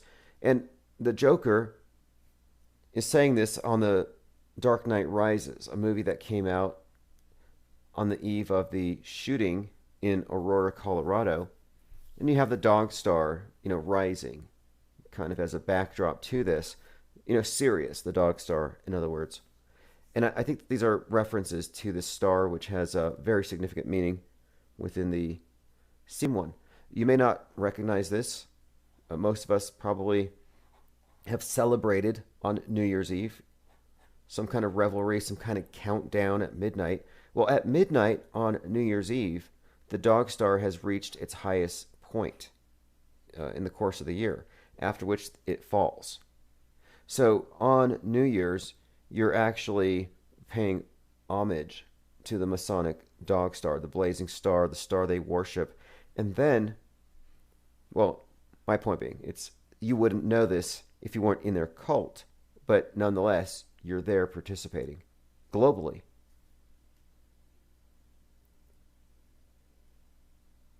Okay, let's see here. No, I was referring to Elon Musk's space junk crash from the last event. Maxwell Cooper says, why hasn't Oliver Demon been on the press circuit? The youngest person in space. Yeah, I think he paid $28 million for the, I guess, the honor of awkwardly being splayed against the ceiling of a cramped capsule while Jeff Bezos threw orange balls in his mouth. $28 million for that. I wonder why he's not going around talking about it on the press circuit. Tomanoid says, Joker calls himself a mad dog and sticks his head out the window like a dog. Feeds Crim to his dogs and sicks them on Batman. Okay, well, Joker is being played by, well, in the newest iteration, by Joaquin Phoenix. And there's a few things he does that I think are worth calling attention to. Like at the end of the Joker movie, he apparently dies. It looks like he dies. He's in an accident where he's in the back of a cop car, and then at a crossroads, a cross, it's hit by an ambulance. So he's unconscious. He's taken out of the ambulance by his mob, and he's put on the trunk, or the hood rather, of the cop car with his arms out like Jesus. So he looks like he's dead, but Joaquin Phoenix, and the name Phoenix, of course, implies resurrection, and you see this in a lot of movies with him. He even played Jesus in a movie. But look at the end of The Village, where he's unconscious. He's in a vegetative state until they, at the end, presumably resurrect him. It's a common thing with this actor. And it ties into the significance of his name. The occult significance of names is very obvious to see in movies. So in The Joker, he's at a crossroads. He's splayed out on this cop car. And then he wakes up. And so the mob of individuals with the clown masks are surrounding him, and he's kind of like a leader to them. So he stands up, and he puts his bloody hands to his mouth, and he paints himself a bloody smile, and then he puts his hands out. So his hands are out, palms bleeding like a stigmata, and he's posing like Jesus, and then he's being adulated by the crowd after he just rose from the dead. They do this stuff a lot. Joaquin Phoenix is constantly being portrayed in this way. They use the Christ iconography with this character, which makes perfect sense if you look at the symbolism of the phoenix as it relates to Christ, especially in the early days of Christianity. But these things are synonymous. I would even go further and say that the Joker and the Joker clown mask represents, especially now, in the Joker movie, Joker's followers, the mob that were inspired by his actions. He's like a revolutionary of sorts because he shoots the rich guys. So this is a kill the rich communist revolution movie, and the revolutionaries put on masks, but they're clown masks, not Antifa masks. So they're all wearing these clown masks, and the revolution kicks off. And I look at the Joker as a very mercurial character, like Mercury. And so in some ways, he's a trickster, more or less. But I think that the COVID thing, I think that the symbolism here is that, yes, we're seeing a revolution, and that we're all putting on the clown mask together, taking part in the revolution, wittingly or not. You could be ignorantly strung along, taking part in the burning down of, well, everything that constitutes freedom. You could acquiesce to a tyrannical system out of sheer ignorance, I think. I think most people do. The road to hell being paved with great intentions. And so I think that's what we're seeing, though. I think that the world has been clowned, and the medical mask is the clown face mask. It's basically a dunce cap on the face. But I think the movie predicted a lot of these things. The Joker movie did predict an insurrection, and this is more of an insurrection if you think about it, than that event on 1/6. I mean, I was talking about this yesterday. I was just going through these headlines about the numbers of people that were snitching on their neighbors for coughing. So let's say the worst case was true, and last year you had an actual death bug just wiping people out. It's good to know that millions of people are just waiting to snitch on everybody that they hate. I mean, there are so many snitches. We don't need foreign invaders. We don't need an alien invasion. We've got each other here. And so many places had to change the system so that 9/11 was just emergencies and 3/11 was to snitch on your neighbors for coughing.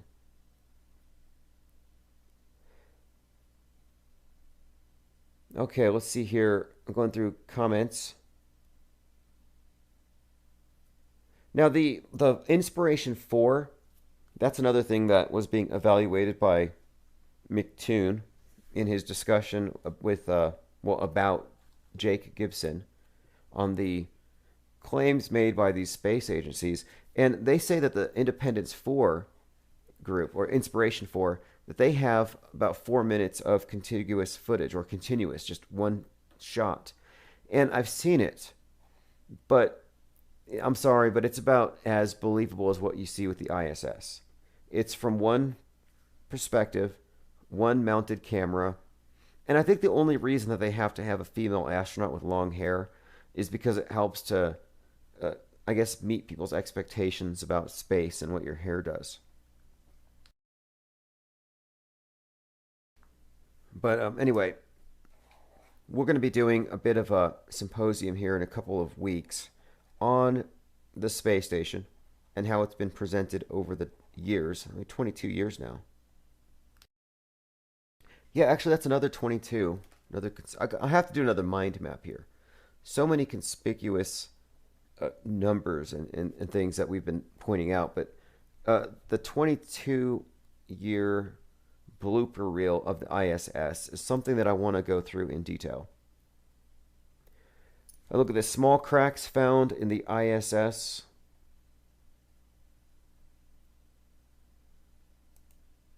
Not sure what exactly is going to happen. Bill Shepard says they're a, quote, fairly serious issue. Like I said, serious is code. I think it's code also for a few things, but Space Wars, the fissure, I think the crack in the space station could be the fissure between, well, a breakdown of the relationships. You know, the goodwill between the various nations who are all participating in this together. By the way, speaking of the Batman movie, in Dark Knight Rises, and this came out in like, what, 2013 or something, there's a scene where Batman is talking to a guy without a mask, a Robin-like character, who says, "I'm not afraid, I don't have to wear a mask." And Batman says, "You don't wear a mask to protect yourself. You wear a mask to protect the people you love."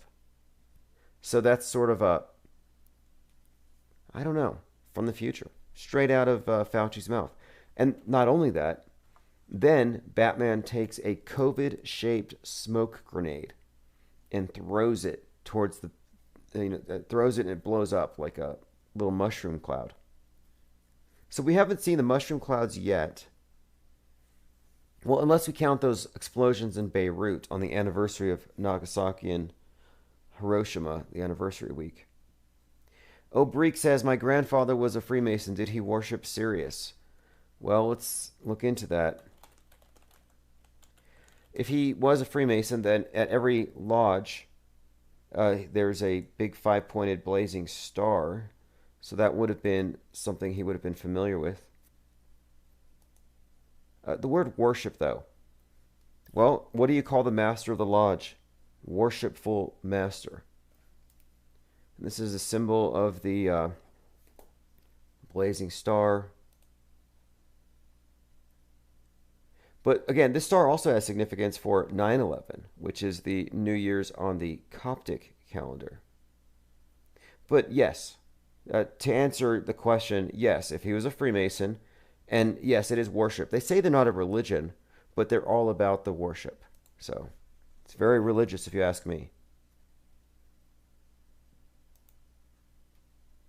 But many of these conspiracy theories or whatever offer very little evidence, just conjecture when they talk about what goes on within the Masonic lodges or whatnot. But what you can say is that there are pretty obvious symbols that are out there in the open, not hard to discern. You know, it's pretty remarkable when you actually look at who's giving who these handshakes or these grips. You know Kobe Bryant's final earthly interview? It was with Stephen Jackson, George Floyd's twin. Yeah, Floyd had a quote twin in Stephen Jackson. Well, anyway, Stephen Jackson, 42-year-old at the time, was the final interview with Kobe Bryant before Kobe crashed. So you have this connection between Floyd, Kobe, and Jackson that I find to be kind of peculiar. And then, you know, we mentioned Heath Ledger's Joker. You know, after Heath Ledger died, Dark Knight Rises comes out. Well, strangely enough, Kobe Bryant supposedly had dinner with Heath Ledger after the movie premiered, according to Rob Pelinka.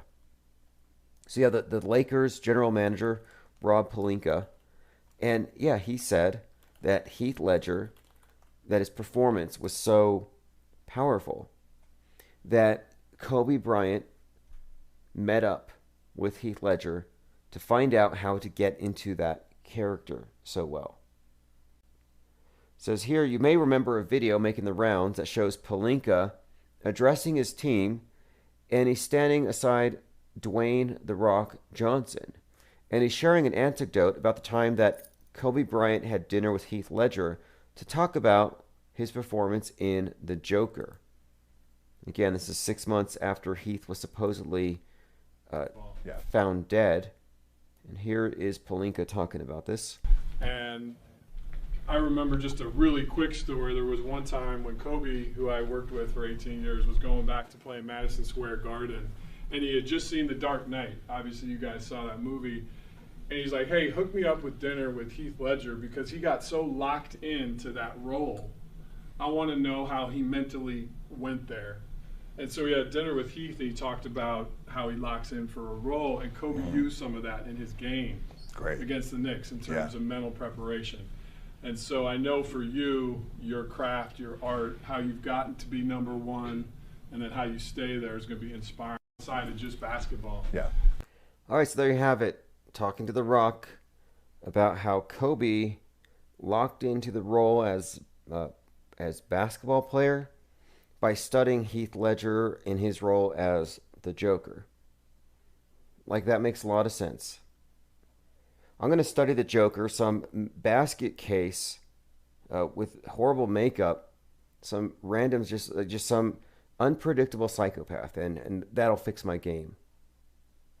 Doesn't make a lot of sense to me, but Rob Pelinka worked with Kobe for 18 years. What would his incentive be for making that up? I actually don't doubt the story. I think the story's true. I think it's true.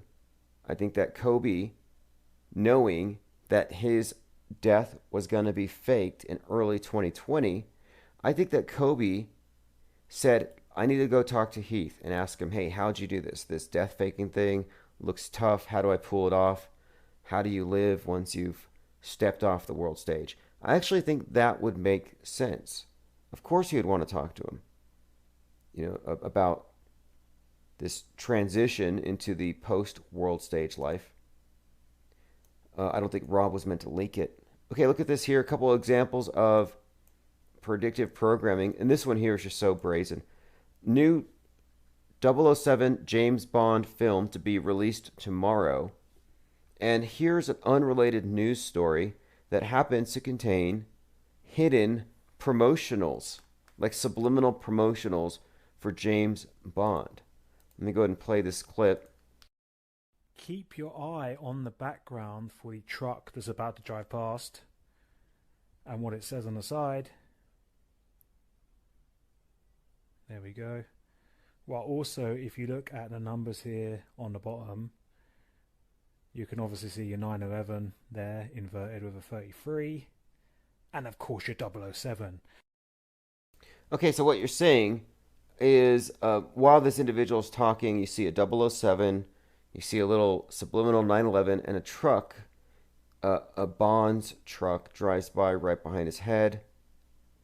It just looks to me like, yes, 007, pretty conspicuous.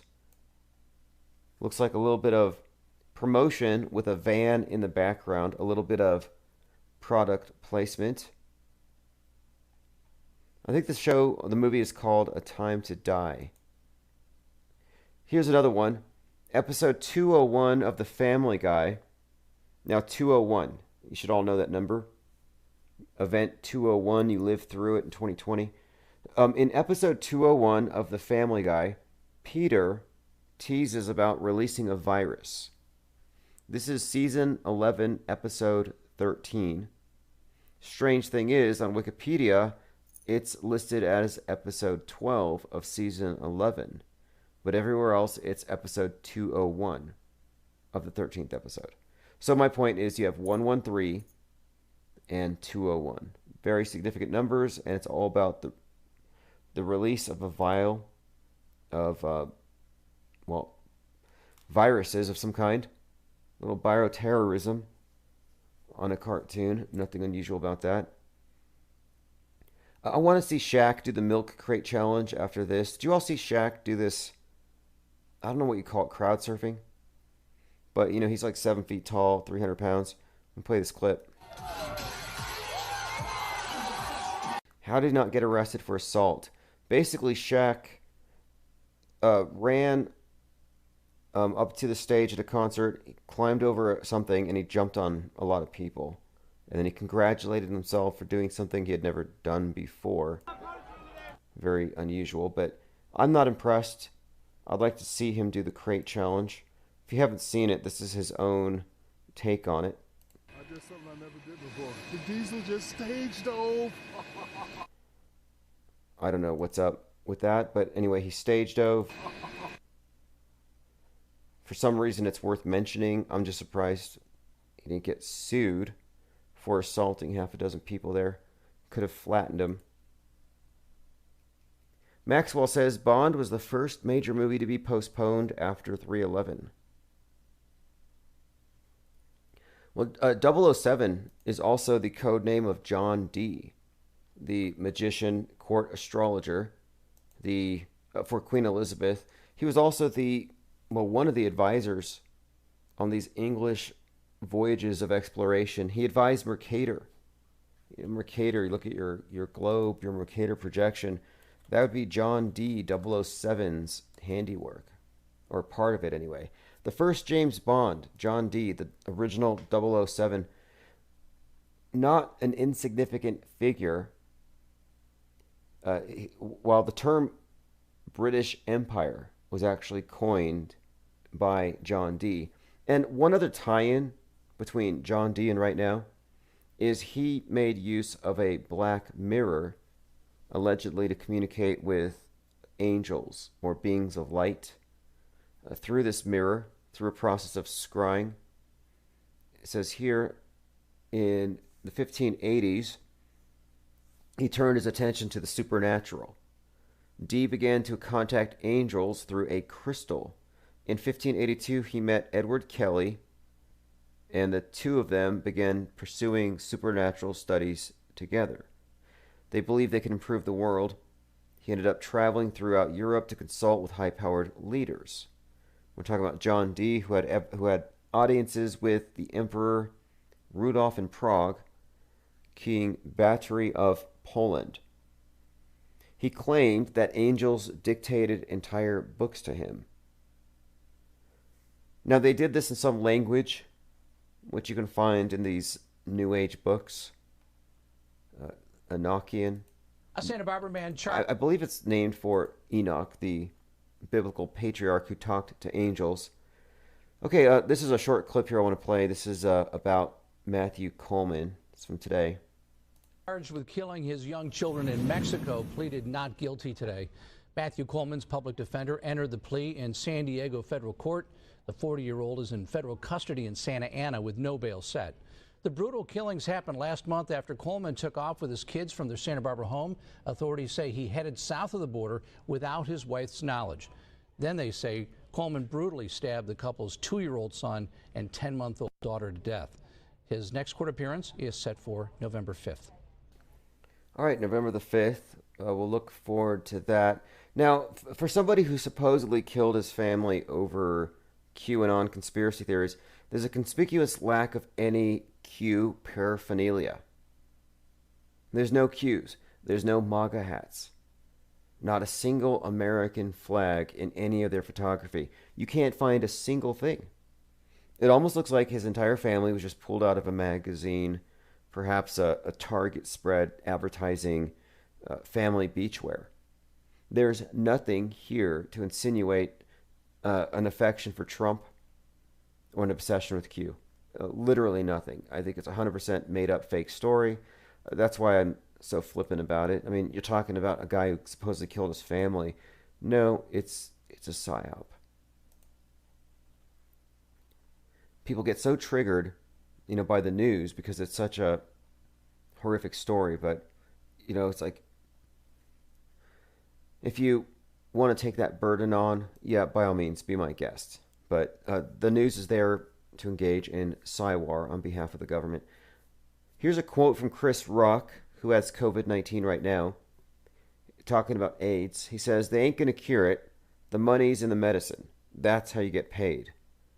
Sick people coming back, that's how you get paid.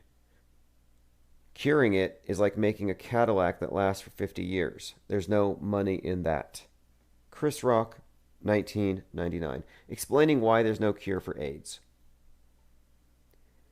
Former Notre Dame professor who said, "Damn the unvaccinated for being selfish. Unvaccinated deserve to go to hell." Anyway, he died after receiving his 3rd shot. Yep, this is Gateway Pundit, former Notre Dame professor who said, quote, "Damn the unvaccinated," dies 2 weeks after receiving the 3rd COVID shot. Now, is he going to make the Herman Cain list over there at Reddit where they're listing all of these people who are dying? No, of course not. The left is celebrating the death of those on the right who die of COVID for refusing to get the vax or being vax hesitant. Well, here you have somebody who followed all the rules. He took his 3 shots and, well, he died. He said he attacked people as being selfish. Oh, after she received her 3rd vaccine. Well, good for her, because it's selfish to breathe. It's selfish to consume fossil fuels, to contribute to global warming, possible floods. It's selfish to be a super spreader. It's not even sustainable for this many people to exist in the world. So I'd have to say that this professor did a good thing, very unselfish, by leaving. Oh, this has got to be a hoax. 67-year-old Karen Heisler. Karen croaked. Received her first jab on January the 13th. She says, "Just got my first dose. Never been happier to be old. Let's get these rolling for everyone." All right, anyway. Not the best salesperson for the thing, no. All right, let's see here. How many boosters has our friend Stephen Colbert had? Can we just get him his 3rd booster already?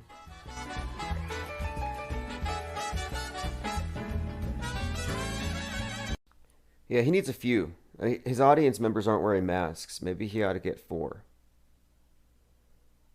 All right, let's see here. We have a little more incendiary rhetoric from Marjorie Taylor Greene. And the only reason I pay attention to this is that this is going to be used to lend credence to whatever patsy they set up to do something totally fake and blame it on anybody even closely or marginally affiliated with her. If you follow her on Instagram, you'll be on the net as an insurrectionist after the next big psyop.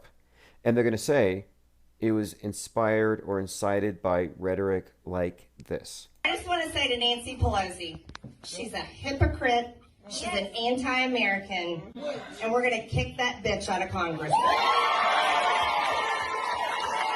Anyway, as you can hear. Daily Mail, Joe Rogan likens anti-American COVID vaccine mandates to Nazi concentration camps. Not quite sure what to make about that yet. Rogan, of course, is something of, I believe he's a fall guy. I think that Rogan and many others out there who seem to be challenging the system, I think a lot of these individuals are put there on purpose just to serve as an example. An example of people who have too much power because of unregulated free speech. I think Kyrie Irving and Joe Rogan are two of the same in this sense. I think they're both voluntarily playing along with the structured takedown of free speech as we know it. Not Alex Shepard says the White House film set is Castle Rock Pictures Entertainment used in a multitude of movies and TV shows like Nixon, The West Wing, and The American President. Yeah, someone had pointed out that the scene, like the stage where Joe Biden got his booster, that if you look at the windows, there's actually two different suns. Obviously it's fake and staged. Now, was this filmed in Castle Rock? I don't think so. I think that's kind of the wrong interpretation of this. I mean, obviously they have a room set aside for PR stunts. So we could say it's a PR stunt. And I think we can call into question whether or not he actually got a booster. But no, if this wasn't at the White House, then all of these people here are complicit in some type of charade. And I don't think that's the case. But it may as well be. I mean, it is. I'm glad that people are finally contemplating the whole thing that, yes, we're looking at a stage, but it's not just the White House, is my point. It's not just the White House that's potentially Castle Rock or some stage. No, everything on TV is the stage.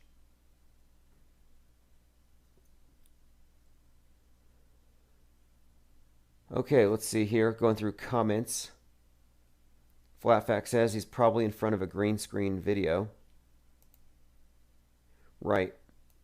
You know, if he's even who he says. You know, I look at the ears. You got Lobes Biden and no Lobes Biden. You want to tell me it's the same person? I don't think so. All right, I think we've covered most of the things I wanted to get into. I haven't had an answer yet as to whether or not excessive hair growth around the vax tracks is a common symptom. But yeah, I was looking at other pictures, and when Biden got his first jab, he didn't have this healthy head of hair on his anterior deltoid. So that could be another side effect. But got to be careful about saying that. They'll censor you. Can't even point out the obvious anymore. All right, this has been fun. We'll be back probably earlier tomorrow. In fact, I'm starting a few new projects. This lawsuit thing that I talked about earlier wasted some valuable time, but that's all over with. And we have a lot more things to look forward to. And I'm actually looking forward to the space station possibly crashing into Seattle. Looking forward to whatever happens in the next 3 months to justify whatever they're going to do next. I'm expecting it to be entertaining at a minimum. Interesting times. Still eagerly awaiting the UFO invasion. And who's to say the UFOs aren't going to come from below? All that misdirection. You know, they're always pointing up. What makes you think that they're not just going to open up the ground and start swallowing people up? Anyway, this is The Masquerade, JT33, featuring Symbia.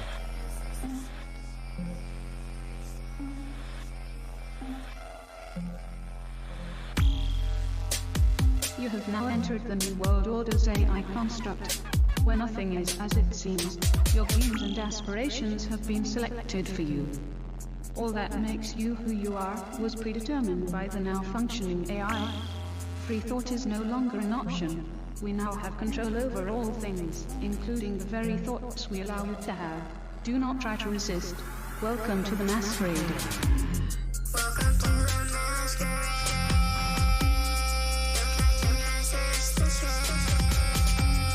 We have rejoined your state.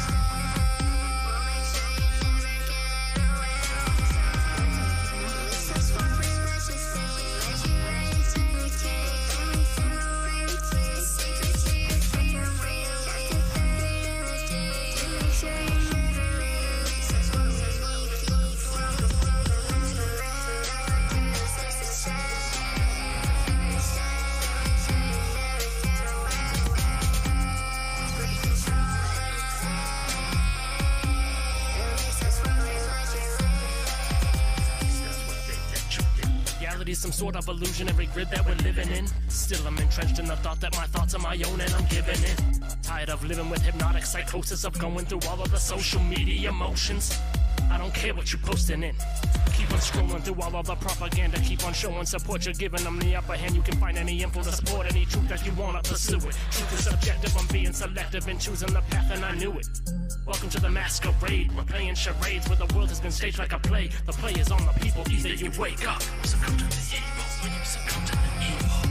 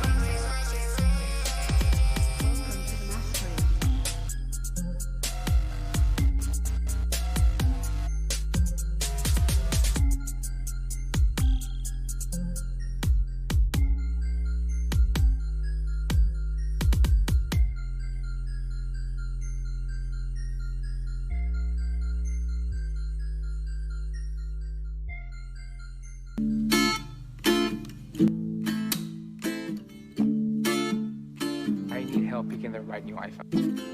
I live in a world where nothing's what it seems. Restless people run in circles, chasing the dream, chasing a dream within a dream.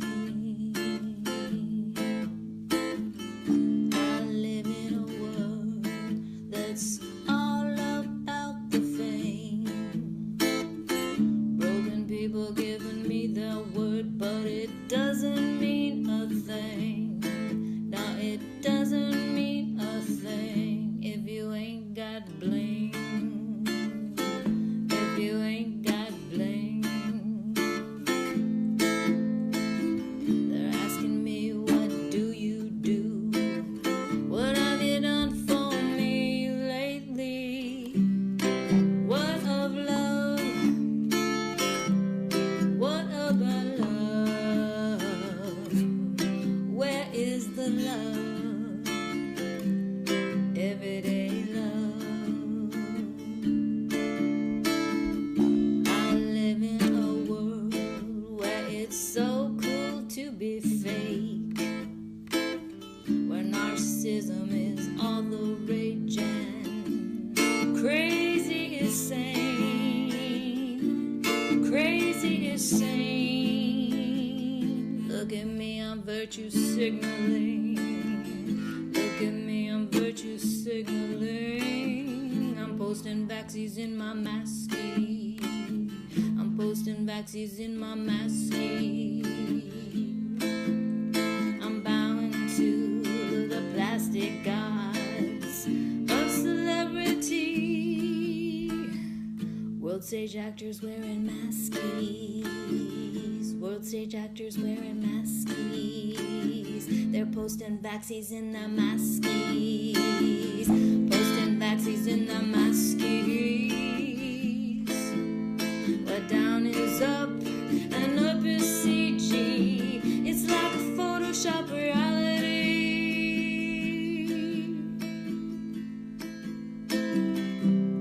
What of love? What about love? Where is the love?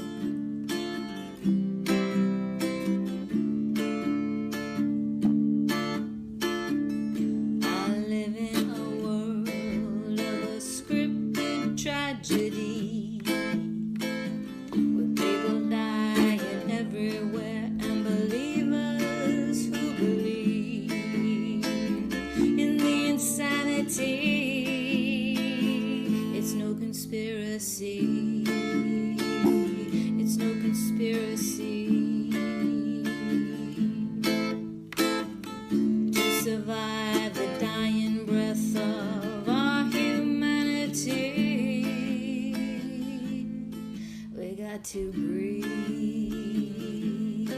We got to breathe. Just breathe.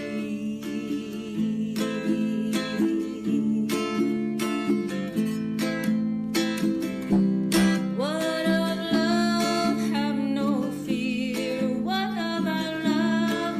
No fear. Where is the love?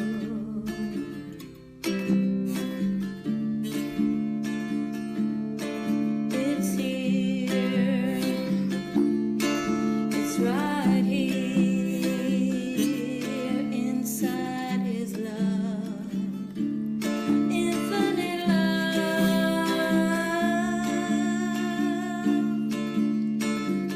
There's nothing on us, but we got this love,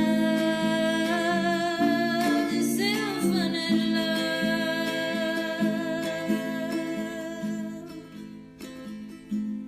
Have no fear. Have no fear. Have no fear. Have no fear. Have no fear.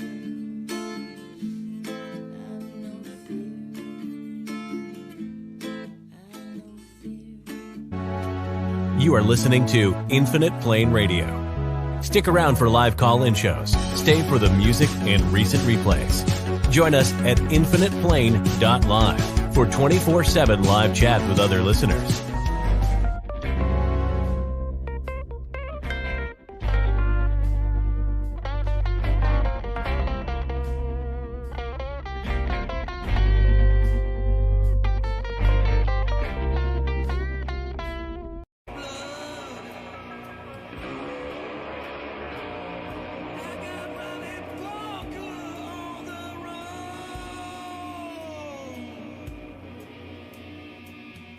Just a bow cuts away.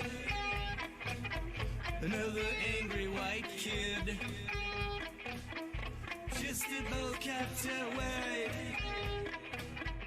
Greta's going to be pissed. All right, everyone, thanks for joining, and forgive the delay there. I had to fix a few things, and it wasn't a software issue. The mic was unplugged. My bad. Yes, the last line in that song, Greta's going to be peeved. Yeah, we'll talk about that in just a moment. Greta is actually one of our topics of the day. We're talking about Greta Thunberg. I've actually dubbed her Greta Thunberg, and let me go ahead and explain why. Or I'll just play it, just so you know where we're coming from. If you missed it earlier today, this former child star had another one of her performances, one of her screeds, and my main criticism of it, and I don't want to be hypercritical of a child actor, but my main criticism of this whole thing is this, well, let me go ahead and play it first. I happen to think that she's carrying notes, and that makes me think she's inauthentic. You know, if I'm going to be out there emoting, perhaps even, you know, lambasting people for their lifestyles and how they've contributed to the wrath of God or globe or whatever, you know, if I was going to go put myself out there like she is and actually accuse people of being part of the destruction of the world, I would speak from the heart. But she's got a bunch of notes. And I often I note that she's kind of grinning throughout this performance piece, is what I'll call it. So I think that she's an actress, first and foremost. Let me go ahead and play it. And I cut out most of it. So you're just going to hear about 30 seconds of a 2-minute speech. And this is, again, Greta Thunberg. There's no planet blah, blah, blah, blah, blah, blah, blah, hugging, or blah, blah, blah. Blah, blah, blah. Blah, blah, blah, net zero, blah, blah, blah, climate neutral, blah, blah, blah. 30 years of blah, blah, blah. What do we want? Now, she needed notes for that. Most of her speech consisted of some blanket statement about politicians and then blah, blah, blah. She needed notes for that. So that's my main criticism. I don't think it's authentic. And she's not being ironic here. She's unironically, petulantly lambasting her own allies for their failure to take enough action over the last 33 years. And climate change is 33 as of June. And I've often wondered, could this just be an animatronic avatar of Al Gore? Looks like it, acts like it, sounds like it. But my point is, it's not the politicians that failed, because they've actually succeeded wonderfully in the last 30 years of convincing the public that they have to pay to stave off the wrath of God, which they do. I mean, they're selling indulgences left and right, cap and tax, and even now convincing people that they need to lock down to save the planet. They've succeeded in actually getting the money from the public. The only failure here has been the failure of the predictions of the scientists, because for all of their predictions, none of it has come true. The oceans have not risen 1 inch. If they have, it's from the billions of masks discarded and winding up in the ocean. But no, there's no global warming. So it's just empty rhetoric, more hot air. But she was kind of a topic already this week, because she's on the cover of The Guardian with this very, what are you going to call it? I mean, I don't want to overuse the term satanic, but she's covered in this black goo, which covers one eye. And the one eye symbolism is one of the staples when it comes to identifying members of the cult of the all-seeing eye. And interestingly enough, if you look into Thunberg, and that's not her full name, Greta Thunberg, she's got 3 middle names. I think it's Tintin, Ellaman, something. Very interesting character. Her mom is an opera singer. I don't know what her father does, but her parents are very colorful people. But anyway, you know, I mean, she's a climate youth puppet. We know she's controlled by George Soros. The emails leaked. So nothing new here. Nothing really worth examining. I just kind of had to bring this up because for some reason she's become an authority on this thing, but it's part of the youth revolution. But the one eye symbolism thing is what really stands out. So if you look up Greta Thunberg, one eye symbols, and it's not just magazine covers, it's everything. So the first thing you find, ID magazine, she's got, it looks like a chip over her eye, and it says climate credit. The next one, she has the shadow of her hand over her eye. It's a common thing. You can then find one where she's got the shadow of what looks to be a leaf over one eye. And then most recently, the cover of The Guardian, where she's got the black goo covering the eye. She looks like the Terminator. And I think she's meant to. She's meant to look like an android. I think these are all parts of the iconography. And when I say she's an interesting character, I'm talking about the persona the actress is playing. I don't care about the actress. She's probably a sad minimum wage employee when it comes down to it. But the character is bigger than just this representation.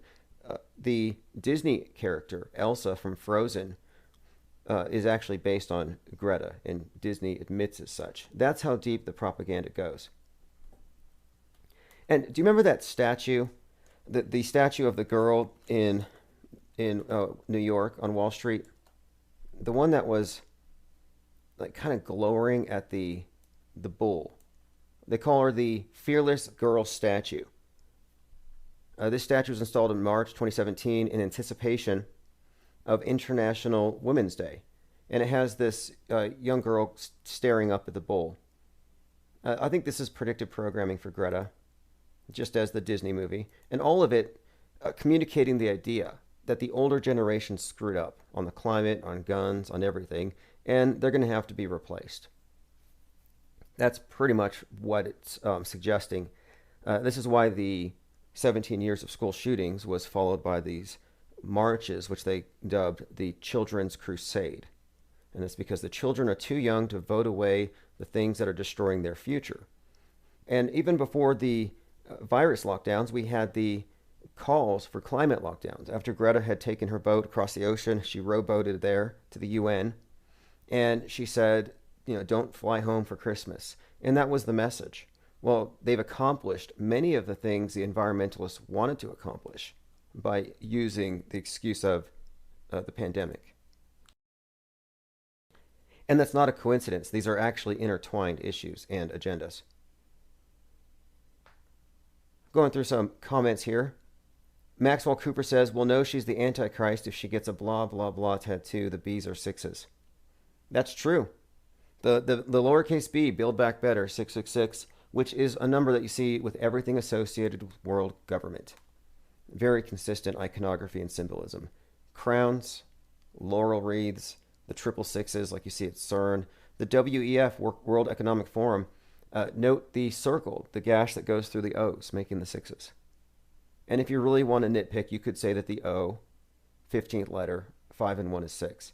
I mean, there's so many ways you can see that there's a layer of symbolism. It's actually a language. There's an esoteric language, not just in the old religions and mystical secret societies, but the mainstream news has an esoteric side. That's one of the topics I wanted to get into, in fact, because recently I've been speaking a lot about the injectable communion wafer. And of all people, Tucker Carlson is making the same points. And so we'll get to that in just a moment. Let me finish going through some of the comments. Matt182 says, God bless Tim and these amazing channels. Oh, yeah, thank you. And we do have a lot of amazing contributors to the channel. Art, memes, music. And I'm working on building some new playlists for the 24/7 stream based on BitChute. Because I've noticed that the nice employees over at YouTube, they focus on this channel and they'll shoot down the one that I'm live streaming from. They took out 5 last week. No big deal. Business as usual. I stopped counting channels after they shot down 105. I mean, think about how many snowflakes cried. I mean, I'm assuming, because this is not objective. You know, we're not breaking objective rules here. These are subjective things. Is this offensive to this group? Is this comment, is this content likely to cause emotional harm? So I'm assuming they have some very sensitive people working at YouTube, and I'm assuming they're nice and sensitive. And they have to be like the canaries in the coal mine. Is this comment here, is this joke too far? And if you see their eyes well up, you know, you break out the Kleenex up, flag that video, it's hurtful. So I'm assuming that there's just a trail of tears behind us. People will never know. Snowflakes, you know, melted snowflakes, anonymous, crying in the dark. I mean, I have to assume so. Why else would they have shut down dozens and dozens of channels? There has to be victims somewhere. They can't be doing it for purely political reasons, inventing victims that don't exist. Who would do that? Not the mainstream media. All right, let's move on. I wanted to talk about... Oh, this is interesting. Hand Planer says, it would be great to get her on for an interview, Tim.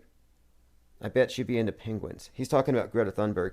Well, I would rather talk to Al Gore or whoever writes her lines, George Soros. Why would you speak to the puppet when you could talk to the puppeteer? And I already know the lines. I already know the program.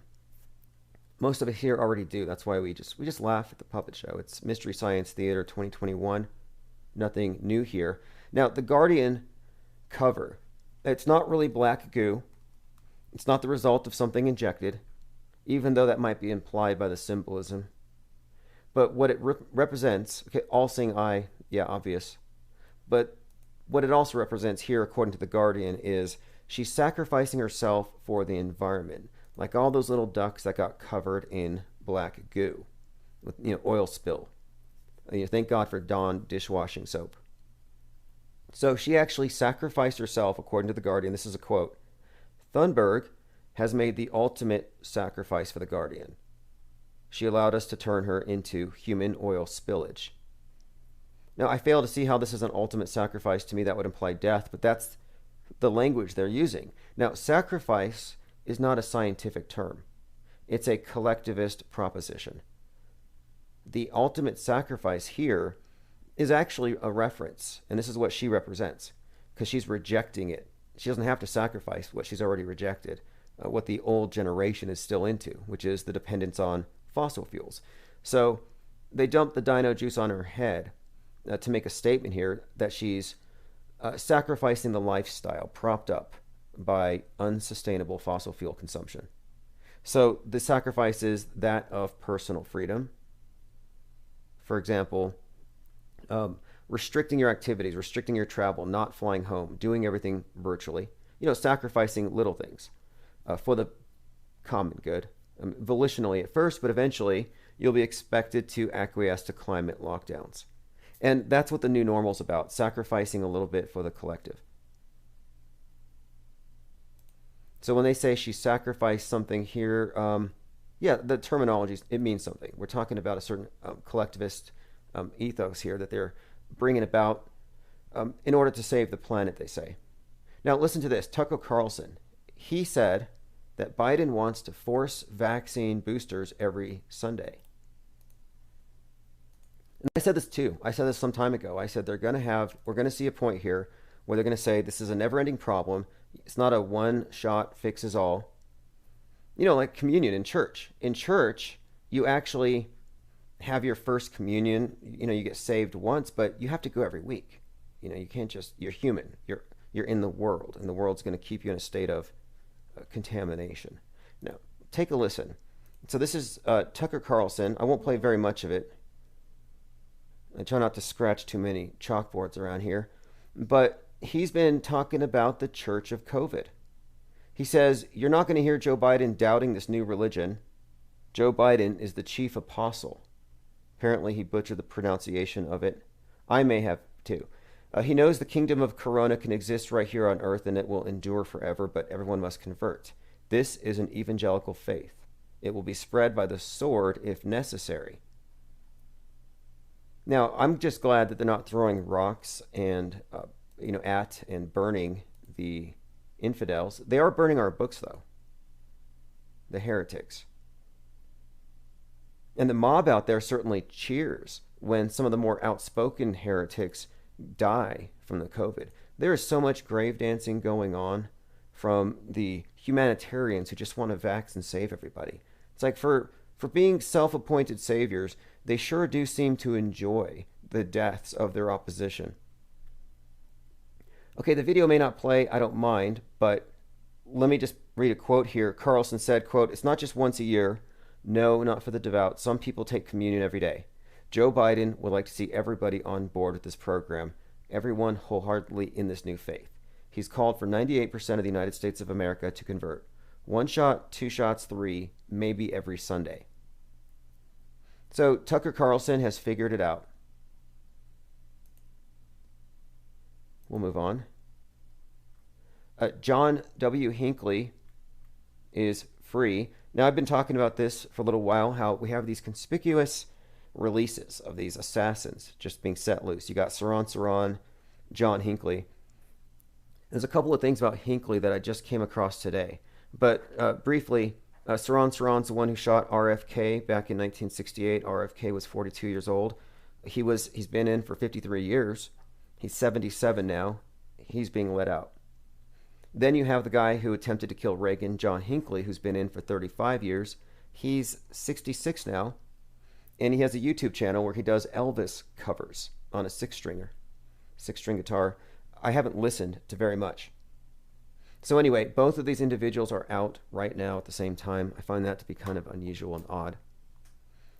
John Hinckley Jr.'s freedom is unprecedented. Others who've tried to kill presidents face very different fates.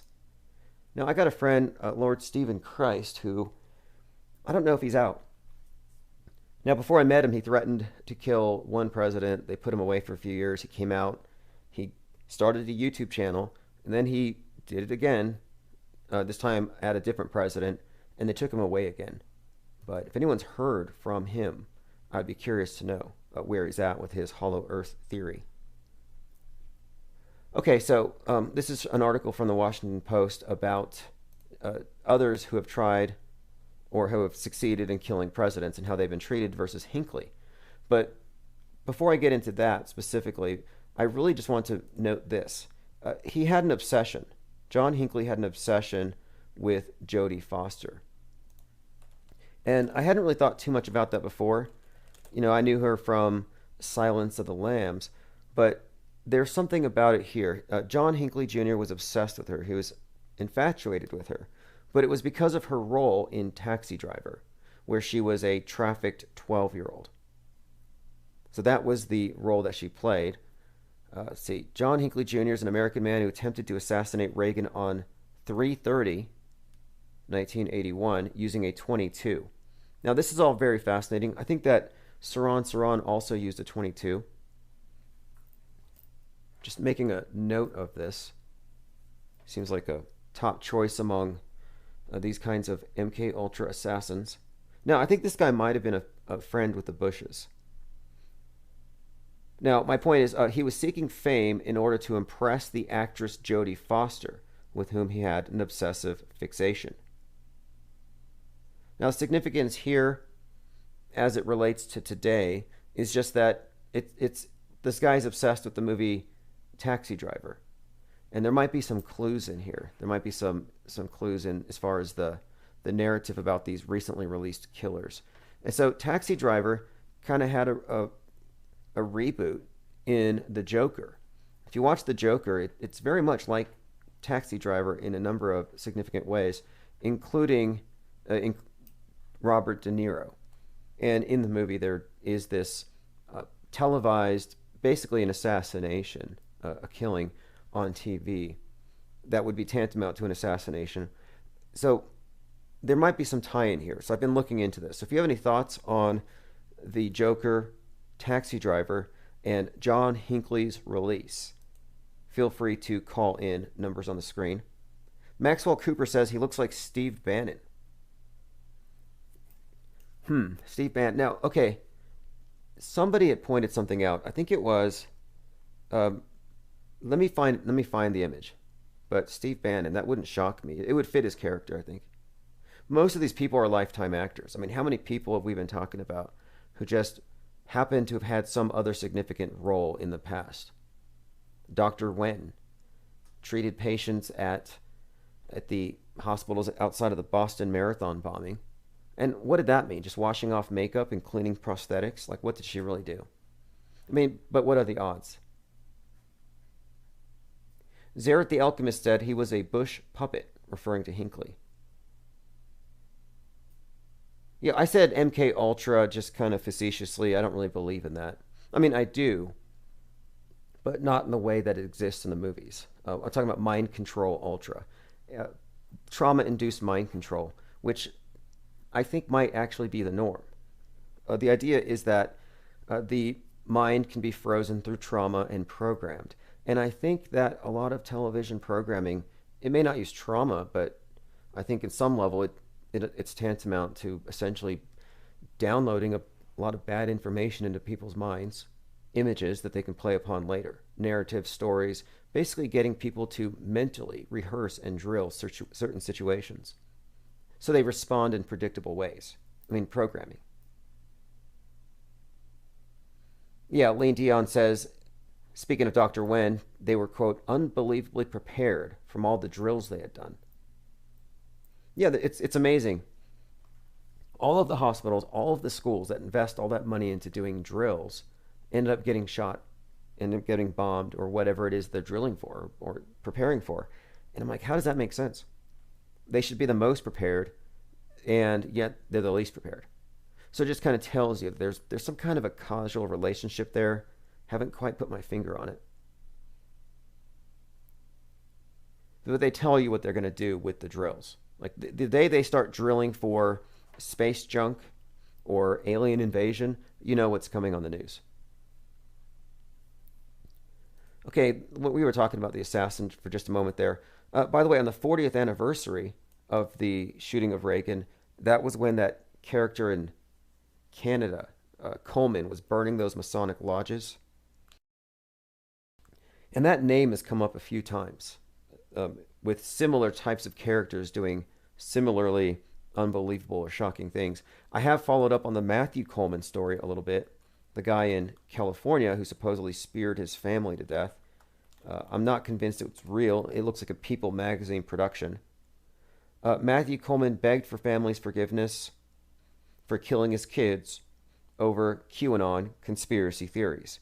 So if you're unfamiliar with the story, it's on the anniversary of the Manson killings. This guy takes his children out and kills them for QAnon because he believes that QAnon would have wanted him to have killed his children because of their, quote, reptilian DNA.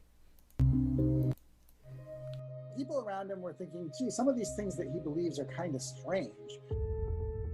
Now, for a hardcore QAnoner, so hardcore he's willing to kill for it, you cannot find a single image of the guy with a MAGA hat or with a Q. In fact, the entire family looks like they were just ripped out of the pages of a beachwear magazine. They don't even look real. But nobody thought, is he going to kill his kids? That was never on anybody's radar. According to this 10-page document, Matthew Coleman, the man who appeared to be the perfect husband to wife Abby and father to 2-year-old Khalil and 10-month-old Roxy, believed some far-fetched theories. Now, there's nothing within the QAnon canon that has anything to do with reptilians. So this is a very strange story, kind of non sequitur, and yet that becomes the central point here. There's no other purpose to the story than to pin this on Trump, basically. And the thing is, as unbelievable as the story is, and as these characters are, they're all just cardboard cutouts, this story is going to be believed. And as I predicted, we're going to see these faces on magazines, on People magazine, in the grocery stores, and it's going to become a very well-known story. And I think it's making its rounds. So a little bit of a development there. It's kind of a right-wing Charlie Manson type of atrocity. These days, the anti-establishment, the hippies, are considered to be the QAnon, the right. That's why you have the QAnon shaman. They wanted to make that association. A couple of other things that are coming up. Captain Kirk is going to space. He's 90 years old. He's 90 and he's going to space in about a couple weeks. I think he's actually launching on the 17th, so about 3 weeks from now. Now, that's dangerous. It's kind of a daredevilish type of thing to do, but that's going on. He's going up with Bezos. And I'm also seeing a lot of contention, a lot of space beef. Musk and Bezos going at it, which we'll talk about here shortly. Posel says, does anyone else feel like they're just existing at this point, living life day to day? How else can you live it? I can't fast forward a week at a time. But I do know what you mean. It seems like a lot of things have kind of ground to a halt. Intentionally. The news cycle's been really slow. I actually feel like it's very calm before the stormish. Like this month, nothing's happened. We had these high expectations set by all these, bat-dropping insane conspiracy theorists about election being flipped, alien invasions, the return of JFK Jr. Nothing's happened. And now here we are rounding the final quarter of the year.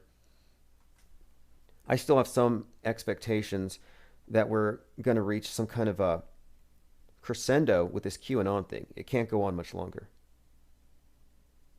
See, we have the auditing going on, and we have one side, or that group of people, they're convinced they're right, and the other side is just completely dismissive of it. So you have a fundamental split here. And I've been talking about the schism, the split, the chasm that they've created, and this is just another example of it. It's like our society's gone schizoid. And it's just a matter of time, I think, because it's already believable. It's just a matter of time until they set something off and blame it on the usual suspects, some, vanilla ISIS type. Oh, I've been using that phrase, vanilla ISIS and white Al-Qaeda, for some time now to describe this manufactured threat. The suicide bombers are the incel shooters, but the actual group is this homegrown terrorist threat. That's the MAGA ban, like Taliban, MAGA ban. They've come up with all sorts of names for it. But anyway, Vanilla ISIS was one of my favorites, but it's been co-opted. Chris Sky. Chris Sky. Most of you might know him. He's an anti-masker bro out in Ontario, Canada. A big anti-masker. Now, I'm for freedom of choice. If you choose to diaper up, that's on you. I'm not going to judge you. But he's an anti-masker and has been, and he's an activist, public speaker, etc. But look at this. He's talking about a blog, Toronto, with 687,000 followers. They wrote an article about him here. Toronto anti-masker bro Chris Sky is trending again, and people can't get over his teeth. Now look at this. They're calling him Vanilla ISIS and talking about his veneers. So this guy's now called Vanilla ISIS. Toronto anti-masker trending. People can't get over his teeth. Now, I don't know what is up with his teeth. They look fine to me. But anyway, locals know him as the muscular guy walking around protesting masks. Now, let's go ahead and let me see if I can find something here to see why they called him Vanilla ISIS. I'm just trying to figure out how they stole it. Here we go. Yeah, that's what they call him. Okay, so anyway. Yep. His whole gang is called Vanilla ISIS. I was doing this as a joke, but no, this group is actually being designated Vanilla ISIS by people out there in Canada. Okay. Robot Plague says greetings. Tominoid says Dark Winter 2. Yeah, Dark Winter's still coming. Dark Winter is scheduled, I think, to take place this year. And that's a reference to a bioterror security drill that was performed right before 9/11. And again, these drills aren't meant to prepare, to prevent something. No, these drills are actually dressed rehearsals for when they fake it. At least that's been the pattern. I mean, if you can point out an exception, I'm all ears. Maximilian 1987 says, people seem to be worn down. It seems like a big change has to come soon. I haven't really seen a whole lot of resentment, to be honest. Aside from the very vocal protesters, a lot of people are, I think, very copacetic with the new normal. And I think it's because they've been prepared for it for so long, and it's very comfortable. And that's kind of how it works.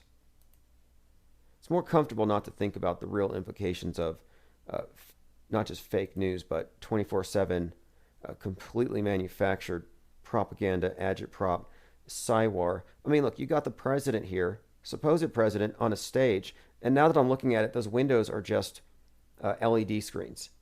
Why is he on a movie set? Strange, right? I mean, this reminds me of Westworld. I'm watching Westworld. I'm on season 2. And the more I watch it, it's like this is pretty much what we're living in. Commenter says, I feel like this relates to some sort of celestial event. Well, we had the Great Conjunction. That's as significant a celestial event as we're going to have. That was 12/21/21. And that was the Saturn-Jupiter conjunction. Bethlehem star coinciding with the winter solstice hasn't happened since Jesus was born. So that's a big reset signal. A number of people have pointed out that Joe Biden's arm is extremely hairy in that picture. In fact, I have a close-up. And yeah, it could be a side effect. I don't know. I've seen people on Twitter, they say that they're magnetic where they got the jab. Or that they, various effects they attribute to it, and this could be one of them. Is anybody else experiencing hair growth over their vax tracks? Really, this guy's addicted to this illusion of pure safety. Scott Adams says, and this is the creator of Dilbert, that arm is sickening, is werewolfism, a side effect of the vaccination. A tweet from Representative Lauren Boebert sparks criticism. She said, if everyone else could take some Tylenol too, so mine would start working, that would be great. Now that's sarcasm. Can she be fined for that? Has that been designated a hate crime yet? Committing sarcasm. Maxwell says we're supposed to get hit with a major CME on Friday. I'll put that in my notes to look up CME and then figure out how to avoid it. We were supposed to be hit by an asteroid the size of the Statue of Liberty on the 22nd. Didn't happen. Now, Resurrections is going to be out on 12/21, by the way, this year. Resurrections is the 4th in the Matrix series. So if there is any resurrections, like JFK Jr. or Michael Jackson or any of these others who are believed to be about to I guess they're making a comeback. They're believed to be waiting for some kind of signal. But yes, the QAnoners do believe there's a number of allegedly dead celebrities that are about to make a come back very soon. And again, I find it really strange that they're releasing all these very questionable people. I mean, John Hinckley, unconditional release, and he gets a YouTube channel. Tucker called Governor Hochul's New York Archdiocese of the Corona Cult. Okay, so she's the New York Archdiocese of the Corona Cult, and the cult of coronavirus with its priests and sacred rites. I want to return to this for just a moment because, clearly this is exactly what we've been saying, and clearly this guy he sees it for what it actually is. And she has this golden necklace that she wears. So she's up there preaching about how God wants you to take this vaccine, how it's God's will, that God made it. And she's got a necklace. I think it's made from crossed syringes. I had to get a close-up, but she's got an I've been vaxxed necklace. Nothing wrong with, vax pride, but she's doing it in church as a holier than thou. And she's kind of attacking the people who are unsaved. And it sounds very much like a church. This is how religions tend to outgroup the non-converted. So this is, let me get a short clip. I mean, we played some of her stuff yesterday, and I said I wasn't going to scratch too many chalkboards. But let me just play a clip of Tucker. Faith that created Western civilization, Christianity. In its place is a new creed. And like all religions, it has its own sacraments, its own sacred texts. It's the cult of coronavirus. Kathy Hochul is one of the high priestesses of this new faith. She's the governor of New York. Now, no one voted for her as governor, and that seems odd for a politician. So there you have it. He's made the same correlations. And once you connect that to the wrath of God and the new flood myth built into the global warming agenda, it makes a lot more sense. It's the same priesthood. Okay, let's see what else we have here on the 12th. Oh, this is right. This is another one. Jeff Bezos has a Blue Origin lifting off on the 12th. And then we have, it's a lot of people going up there. The Russians are going to be going up there next week, and they're going to start filming their movie. So I don't know if Tom Cruise threw the race. We'll find out. I want to play this clip again. This is the New York governor, where she talks about how the vaccine's from God. I prayed a lot to God during this time. And you know what? God did answer our prayers. He made the smartest men and women, the scientists, the doctors, the researchers. He made them come up with a vaccine. That is from God to us. And we must say, thank you, God. Thank you. And I wear my vaccinated necklace all the time to say. So if God made that, then who made the horse paste? Who made the COVID? Who made the bat soup? This is just an appropriation. I think she's pandering. I don't think she actually believes this. But here she is showing how she replaced her cross. And this is why I think Tucker is justified in what he said here. She replaced her cross with a word that says vaxxed. It doesn't say saved by the blood of the lamb or something like that. It's not saved. It's vaxxed. Saved by the blood of Bill Gates. I'm vaccinated. All of you. Yes, I know you're vaccinated. You're the smart ones, but there's people out there who aren't listening to God and what God wants. See, I didn't hear God say anything about that, but maybe I'm not listening. So thank God we have politicians to be intermediaries between God and the sheeple. Hand Planer says, does she have a bottle of hot sauce in her purse? Hey, there's no limit. These people are chameleons. They all are. And some of them seem to literally be wearing rubber hoods on their heads. I saw this video of Kamala Harris, and the neck was sticking out too far. Like they didn't pull the hood down all the way. So I'll pull that video up at some point. But, seeing this image of supposedly Joe Biden, he looks 50 pounds heavier than normal. His arm looks huge. Didn't look like that before. And I don't know where he got the shoulder hair like that. So I'm not sure how many body doubles these people have. And if the stage was fake, was the vax even real? It's another question. Did he actually get boosted? And if not, why not? Okay, let me go ahead and peruse my Twitter feed. I had a number of things here earmarked. So, yep, this was a stage, a theatrical set. Was that just a prop? Okay, we have the most sense that I've heard on the entire topic comes from Orlando Magic's Jonathan Isaac. And I'll play 30 seconds of it. It's making its rounds. It makes so much sense. I'm surprised it got any airtime. I've had COVID in the past, and so our understanding of antibodies, of natural immunity has changed a great deal from the onset of the pandemic, and it's still evolving. I understand that the vaccine would help if you catch COVID, and you'll be able to have less symptoms from contracting it. But with me having COVID in the past and having antibodies. Well, I'm not going to play the whole thing. He just makes some good arguments for allowing people to make their own decisions. However, it's peppered with all kinds of misinformation and acquiescence to the fake science. So, if you're still on the world stage, you're on the world stage. You might get some points right. Vaccinated Michigan couple dies of COVID holding hands. Because somebody didn't wear their mask, I'm sure. And we have this picture of a couple of hands. Very grotesque. I find it problematic that you have all these smartphones going into these ICUs. Your phone's a carrier. And why are these vaccinated people walking around like they're not super spreaders? Everybody's a super spreader. You can be boosted 666 times, and according to this theory, you're still a super spreader. You could replace your entire blood supply with the stuff. You're still a spreader, just by being a physical object moving around. And that's true for your phones. Now, let's hear a little bit more from one of these high priestesses. This is Governor Kathy Hochul in New York.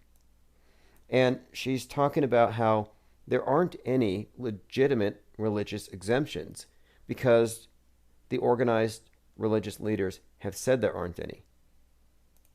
My default position is to ask people, please do this. This is why. It's been proven to be safe. The vaccine's been out there a long time now.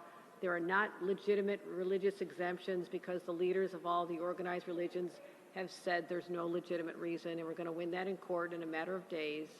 And so this is so unnecessary.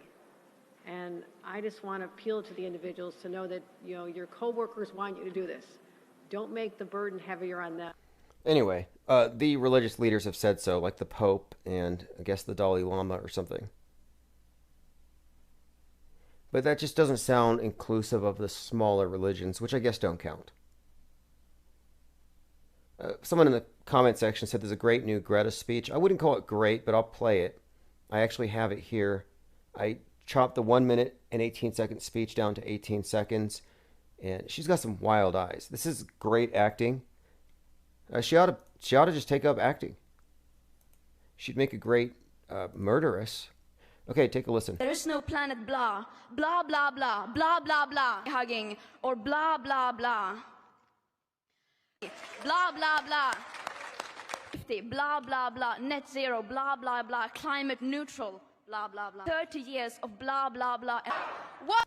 Now, she needed notes for this again. I don't know why she needed 5 pages of notes. Who wrote that? It's all just for clickbait. I mean, I think a few months ago she got headlines for using the F word or something. But she's playing something up. She's playing up the idea that she's this youth rebel, and it's over. Former child actor needs to grow up and stop talking like a child. I mean, what 19-year-old or whatever she is, 18, 19, 20, is going to try to play it down like they're still 12 and talk like a child? You think she would, having been so immersed in the science, around the scientists, having access to the brightest minds in the topic, people like Al Gore and John Kerry, you think that she would have some great arguments, that she could sit down and talk on NPR for a couple hours and hold your attention about how we need to save the whales. But no, she's still doing this. Like, maybe she ought to take it up a few notches. Give herself a bowl cut and shoot up a Walmart. Frontman242 says she's a meme machine. No, I was just kidding about that last comment, but she's probably on one of those watch lists. She'd have to be. You can't tell me that's not an extremist. Tricky Who says Event 201 rebranded the common cold to to COVIDs, to take away people's rights, destroy small businesses, and make us dependent on the government. It's true, the Cold War. Think about it. Cold War. That was the communists taking over by rebranding the cold as something else so they could take over. They effected a communist revolution using a false pretense. So Cold War is kind of an inside joke, if you ask me. All right, phones are open. I have the number on the screen. In case the main number isn't working, it's 909-966-5511. And let me see if we have any voicemails here. I know I've missed a few calls, and look, if you call and I don't answer, by all means, I will get to your message. So you go ahead and leave it. Robot Plague says Cold War. Brilliant. Yeah, it's clever. It's in our faces. And it really stood out to me last August 2020, when Call of Duty released one of their games, an iteration called Cold War. And I think it was Cold War Black Ops. And it was released during a black moon. It's like a Wednesday or something. And the trailer for the video game had a speech by Yuri Bezmenov about ideological subversion in the United States and how screwed we are. And I thought, hey, maybe all along, all these movies about alien invasions maybe all along it's all been a preparation, not for Martians, but for the commies, for the internal invasion, the invasion of the mind through subversion, and of course, physically now. Physically, as they use this as a pretext to get a stranglehold on everything. I mean, Biden now wants to watch every bank account that has more than $600 in it. So you get a stimmy check, well, there's going to be a string attached to it. Maxwell Cooper says, Alex Stein, oh yes, I need to touch base with him. We were supposed to talk earlier. Yesterday we were going to do something, but I didn't reach out to him in time today, so we'll probably talk tomorrow. Basically, what's going on is, for those who don't know, I have a number of interviews, a number of guests scheduled for the month of October. But I thought I'd try to jumpstart it by 3 days. I thought, let's just go ahead and do a few pilots and start early. But it didn't happen. No big deal. But it will happen. So, and by the way, if you have anyone that you would like to have make an appearance as a guest, as someone to interview, someone to talk to, and also take calls and comments from the chat, just shoot me an email, timosmond007@gmail.com, or message me on Twitter, and I will make it happen. We have a number of interesting people already lined up.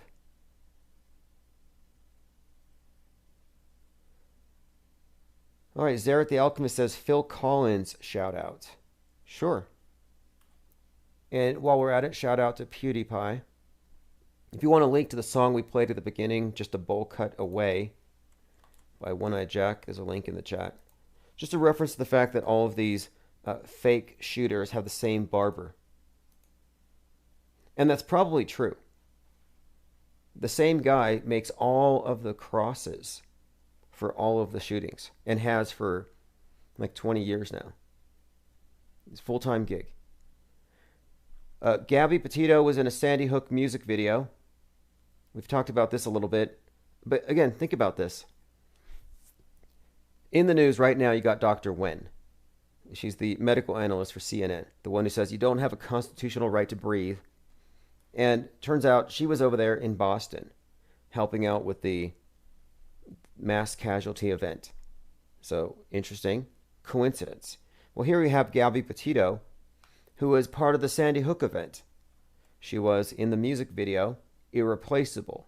And, as was pointed out by The Sun, the lyrics to that song are eerie now, ironic and tragic, because of the way that she just died.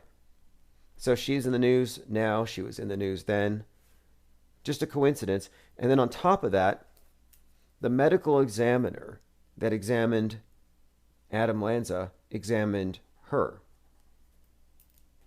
And George Floyd, by the way. So many psyops within psyops.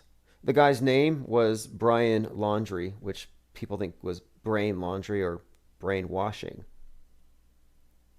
Maxwell Cooper says Leanna Wynn's husband is the Vice News bureau chief for the Middle East. Okay, so she's deep in the PSYOP entertainment complex.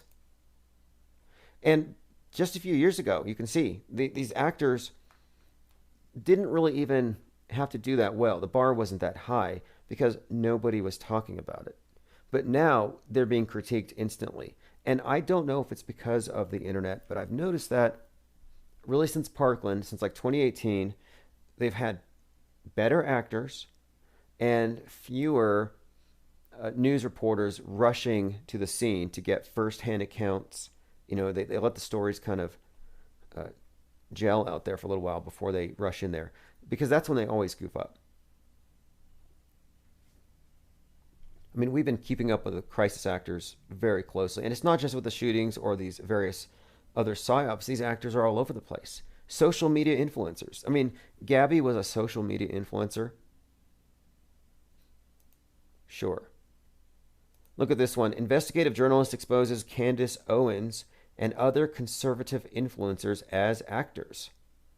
When I said that Greta Thunberg is likely an animatronic avatar for Al Gore, this is what I mean.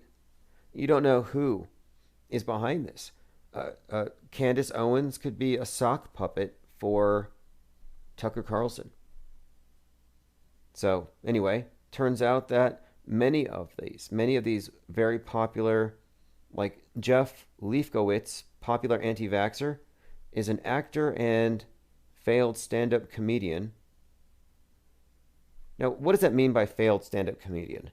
It might mean he's actually funny, because the ones who get airplay, the ones who make the news, the ones who are actually out there and promoted are usually just government gestures, regurgitating government talking points, and they put humor second. When is the last time Dave Chappelle said anything funny? Anytime Dave Chappelle goes out there, he's just reinforcing the mainstream narratives. I mean, one thing he said that was semi-funny was that because of COVID, there weren't any white kids shooting up the schools. But it's only funny if you believe the official narrative that these bowl-cut shooters are real, which they're not. So he's helping to reinforce a falsehood. And so I guess that's funny on some level, depending on your level of awareness. Okay, here we have it. Candace Owens was part of some Explore talent pool.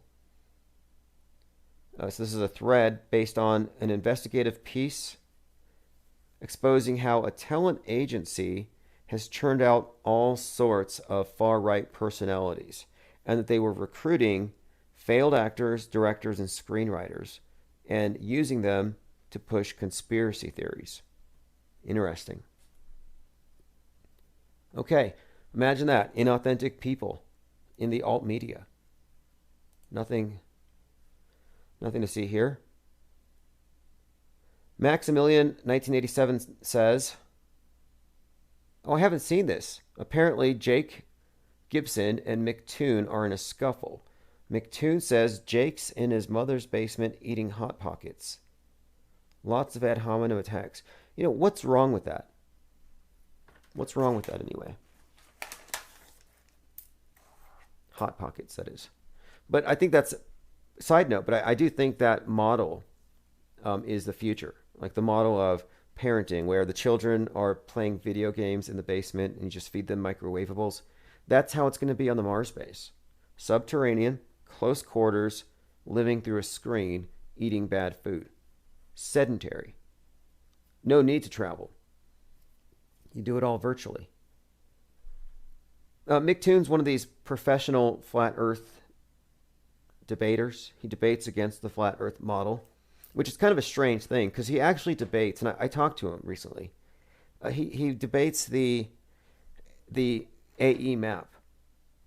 So he debates the azimuthal equidistant map, which is just a globe as seen from the top, projected onto a flat map.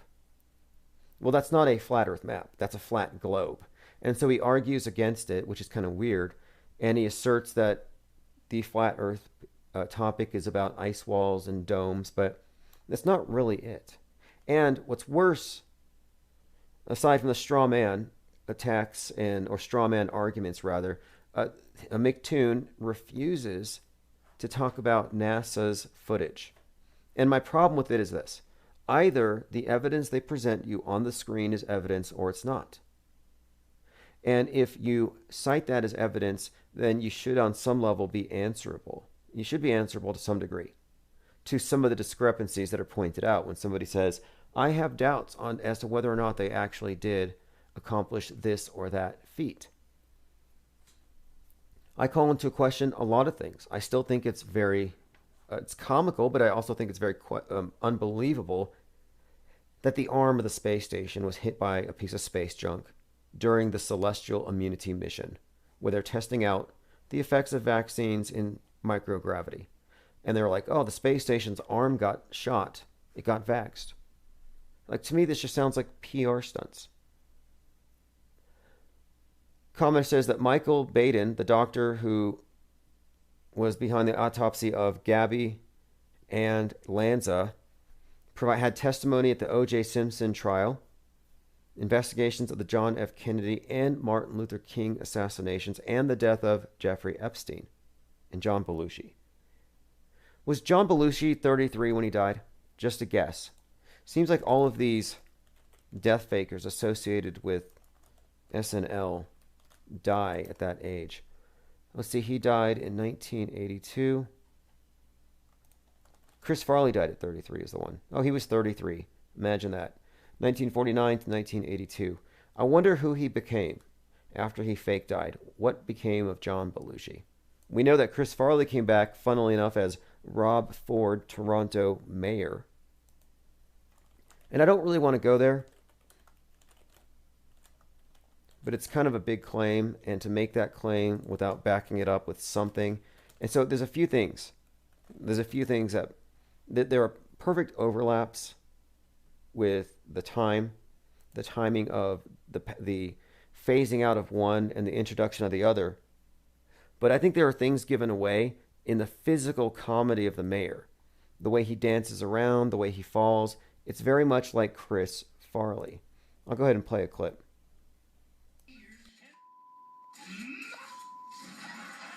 The New York Post reports that cast member Bobby Moynihan actually injured his ankle.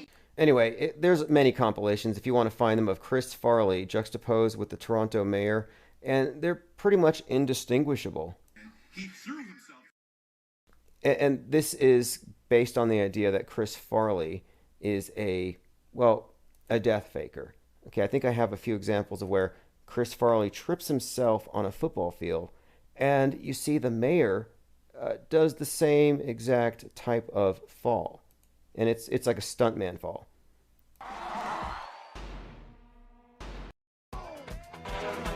You're a huge embarrassing failure. So if you're looking at the screen, I have just a few shots I'm playing in the background of Chris Farley bumping into things and the mayor, Rob Ford, bumping into things.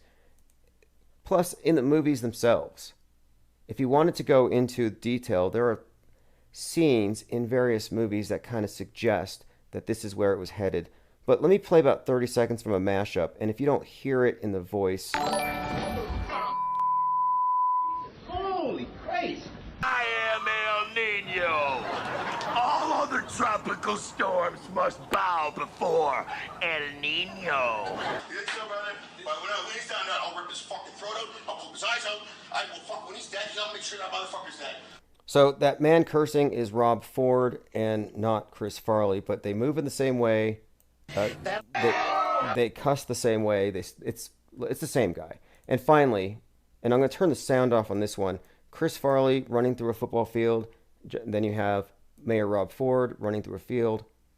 And the way he falls, I'm telling you, is typical of fake falls that comedians do for effect. Just slapstick. Slapstick comedian pretending to be a mayor. All right, let me go ahead and continue. Going through some comments here. Maxwell Cooper says he didn't perform her autopsy, he just commented on it. Well, he was there commenting on... Did he go examine the insects? He had some lengthy comment about maggots and determining the timing of the death, which I don't even think is a standard practice. I don't think they do it at all. Now, did Rob Ford, the mayor, was he into coke? Did he have any drug controversies? I'll have to look into that. But there's a few things that substantiate it. But my point being, this is just another one of these conspicuously 33-year-olds dying from SNL and then showing up somewhere else. Don't know what happened with Belushi.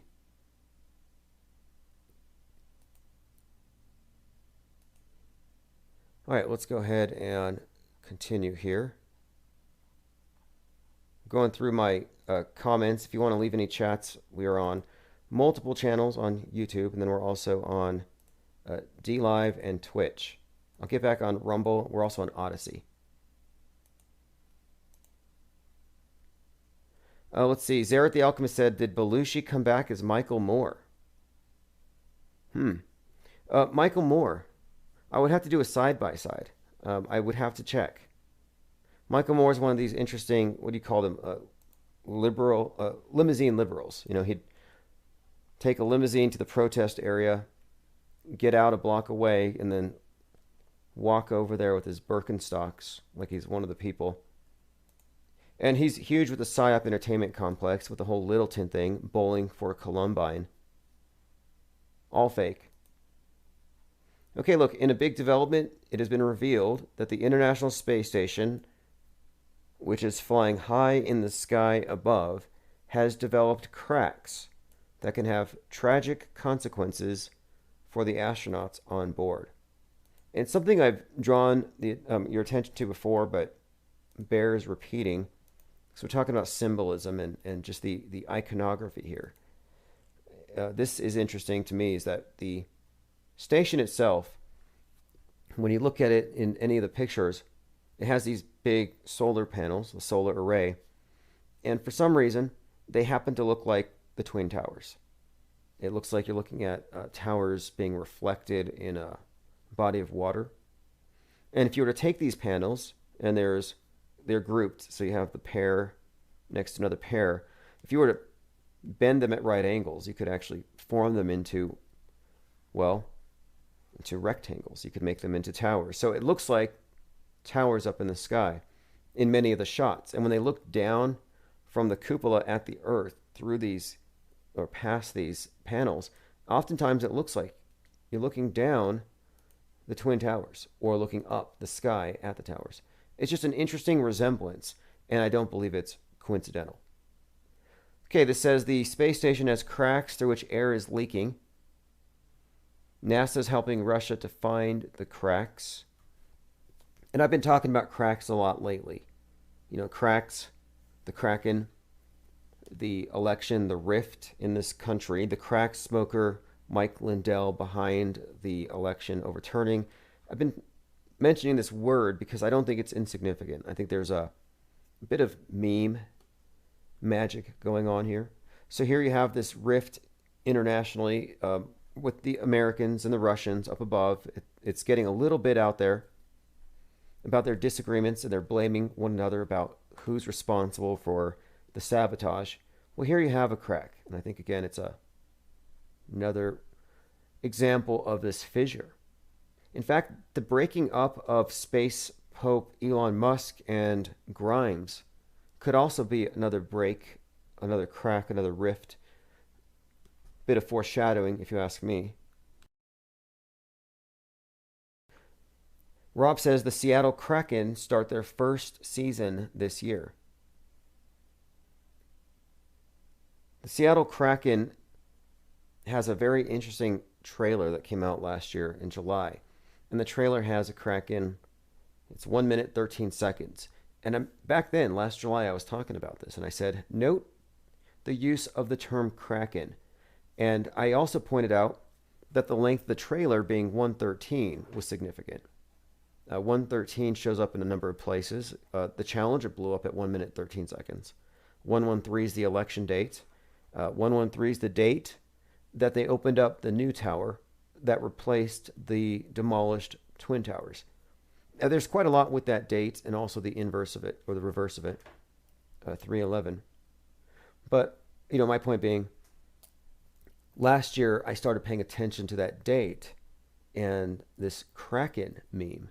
And then Sidney Powell came out on the scene and the phrase Kraken. And then you had, of course, all these conspicuous crack smokers, Hunter Biden, Mike Lindell. And then these talks of the cracks above. So I don't think there are any coincidences, and these references are piling up. And I think there's a buildup. And we've been pretty much right about this all along. Even earlier this year, I was like, this summer, this thing's going to be breaking down. It's a jalopy at this point. And they're phasing it out, in my view, because the special effects have aged terribly. They got to replace it. But I think it's going to be brought down. In fact, I mentioned the date 113. Check this out. There's so many references to things falling from the sky in that date. So back in 1986, there was an Alan Moore graphic novel, and it was called She Was Killed by Space Junk. So this was a 1986 DC Comics series, Watchmen, and She Was Killed by Space Junk was one of the episodes. But anyway, the HBO series, drama miniseries, had an episode based on this one, about Space Junk killing somebody. And it aired on 11/3. Just another example. And I found many of these. That's the reason why this stood out to me. It's like, well, I found many examples, and this was a 33-year-old episode. But many connections having to do with things falling from the sky and that sort of calamity, but associated with that date, as well as symbols like the phoenix, symbols of destruction, intentional destruction, and then, of course, rebuilding, building back better. Or blah, blah, blah, as Greta Thunberg puts it now. Russell Brand's fans are saying he's officially lost his mind. I'm not sure if any of you have seen this, but apparently he's pushing, quote, conspiracy theories. The guy's got a 33 tattooed on his hand, so if you want to trust anything. But I'm just surprised to even hear this part of it. Russell Brand fans say he lost his mind. Like, you would have to lose your mind to really hang on to this guy's every word here. But apparently, he said something that goes against the party line, something about Trump wasn't colluding with Russians. He's kind of borderline QAnon. Russell Brand says Russiagate is a Democrat conspiracy driven by the Clintons. Very blue pill, boring conspiracy theory, I have to say. What's more interesting here, and this is what he should talk about, he should say, I was married to JonBenet Ramsey, because he was married to Kate Perry. And if you didn't know, Kate Perry is JonBenet Ramsey all grown up. And if you don't believe me, and I'm not asking you to believe me, I would say just look at Kate Perry's parents, just do a quick search, and then once you've looked at her parents, look at the parents of JonBenet Ramsey. And the only difference is the father's a little hipper, nicer glasses, and he's got earrings. But when, I guess the mother or whatever, all she did was she changed her hair a little bit. But no, they didn't even bother to change it. That's what I'm saying. So, yeah, Kate Perry's JonBenet Ramsey, to me, that's a worthwhile conspiracy. This Clinton stuff, not so interesting. We talked about this. Tucker Carlson agrees with me. Christianity's dying and being replaced by the cult of coronavirus. It's true. It's the state religion now. Now, I've been talking about how they're coming for our memes. And I'm finding more articles talking about how you can catch bad ideas like you can catch the flu. Something to watch out for. And we'll be talking about this more and more as they ramp it up. Going through some comments. Wax Bottle says, I tried to contact Russell Brand for an interview and they gave me a number, and when I called it beeped, and that was it. You're supposed to leave a message. Zaret says she made a deal with the devil to get famous. That's true. She might have. I mean, that's part of her backstory, and it might be something of an inside joke. But the idea here is that she was a child actress, and they took part in a made-for-TV drama that would get really good ratings, and it did. And the reward for the family, of course, was she gets the starring role in all these movies, musical production companies use her. She's just like this big star because she was a sacrifice for the cult. Brogetta says, go to 33 seconds in this Will Smith trailer. Oh, Welcome to Earth. Yeah, Will Smith is an interesting character. He's working on a new film here, a series, I think it's for Disney, called Welcome to Earth. And he makes this point about there being more to explore. I thought I heard something of a suggestion of there being more land. I'll go ahead and play a few seconds of it here. At least he's not making out with robots anymore. At least not publicly. Talking about Sophia. Might be missing something. Will, ready? Yes, sir. I asked the best modern day explorers, take me to the ends of the earth. And they said, oh, we can go further than that. Take me to the ends of the earth. We can go further than that. Wonder where that is. If you watch His Dark Materials on HBO, the concept is that there is more land. There's another world for all intents and purposes that's been hidden from us, but you have to go very, very, very far north. And over there, they still use airships. They have magic, and they don't like us. We're muggles or something. Like Harry Potter might be real. Let's see. Zaret says his son likes wearing dresses and kissing dad on the lips. Oh, you talking about Will Smith? Yeah, well, Will Smith, there's a few things about Will Smith that I find to be interesting. His Scientology connection is unignorable in this context. But kissing Sophia. Well, Sophia is a very interesting character herself. She's the embodiment of wisdom. If you look at the significance of the name Sophia. And within the New Age cult, and even Scientology is part of the New Age cult. It really is. Space is the new heaven. They've dressed it up with science fiction, but it's still based on the older concept of heaven. And it's a space religion. But Sophia represents wisdom, like wisdom personified. And so you have the back of her head is obviously a computer, and she's AI. And you're supposed to believe she's objective.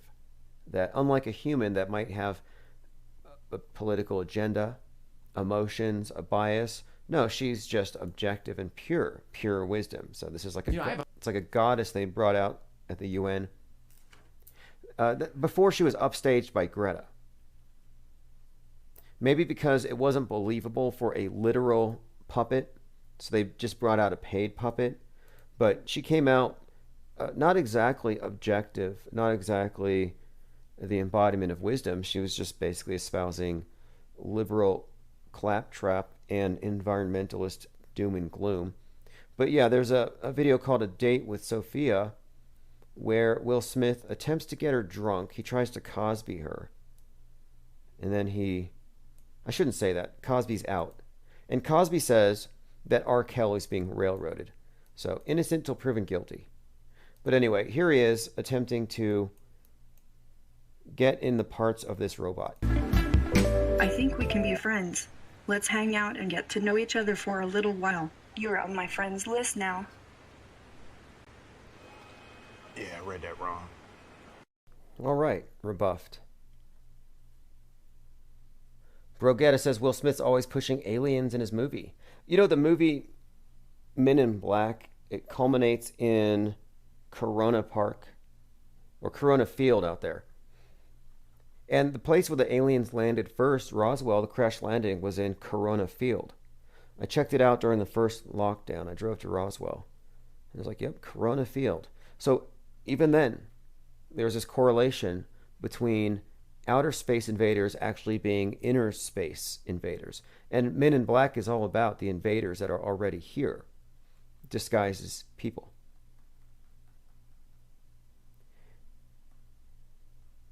All right, let's see here.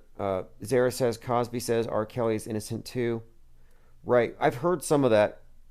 I'm not sure. It's a freak show. You know, bottom line, it's a big freak show. Nothing else has changed there. Independence Day, that movie, Will Smith was in it. It was about aliens invading from without, but they were taken down by a computer virus. So you still have the virus connection. And if you look at the cover of Independence Day, you have the mothership, and again, this is all symbolism, the mothership descending on the Empire State Building, and the needle is glowing. And so it actually looks like a vaccination needle. And what you have, though, is the symbol of the invasion being correlated, I think, with the symbol of the Empire State Building, which, again, looks like a gigantic needle, as it did last year when, during the pandemic, they lit the big needle on top red and white. So you have this big glowing vax needle on your skyline. And they said they were going to keep it up until the pandemic was over. But again, you have this correlation here. And furthermore, when 9/11 happened, a lot of people compared the visual effects to the movie Independence Day. So you have another 9/11, 3/11 overlap. Zaret says Trump's dad owned that building.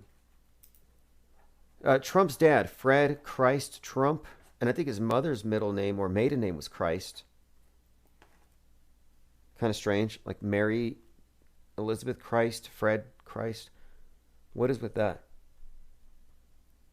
And there's a lot of interesting things about Trump and these buildings and the numbers, you know, like the 58-story Trump Tower and all the different 58s that are patterned into Trump's life. We'll have to go through all of these in one particular night. I'll put that in my notes because there are very few characters as meta-scripted as Trump.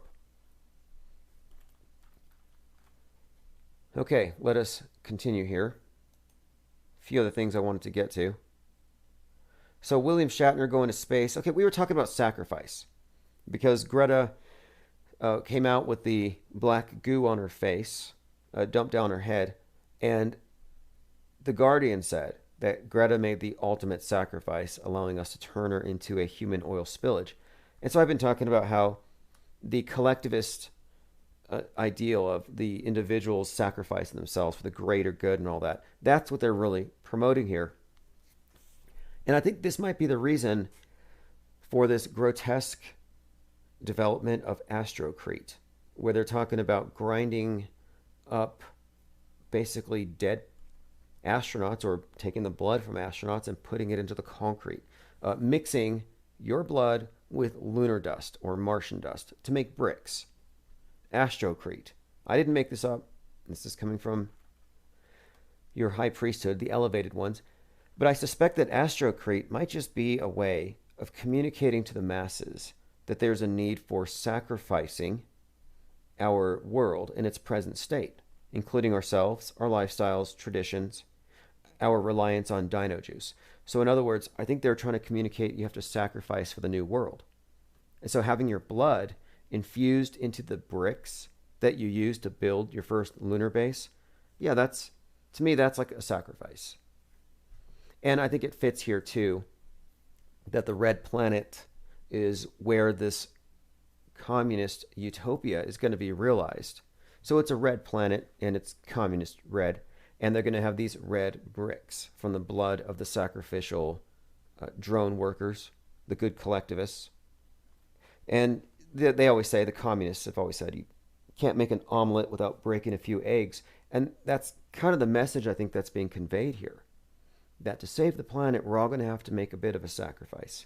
Now, I would have been impressed if they had put real oil in her hair and, had her sacrifice her hair, cut off that braid. Yeah, that would have been more significant. But I thought of a very significant sacrifice that could trump that, perhaps, if William Shatner doesn't make it. Because William Shatner is going to space next month. They're not going warp speed, but they're going to be going pretty fast. And at 90 years old, it's kind of a risk. It's a very stunt devilry type of thing, and I don't know if he's going to make it. So I'm suggesting if Shatner doesn't make it, grind them up into the brick that they put down as a cornerstone for the first moon base. I mean, what a tribute.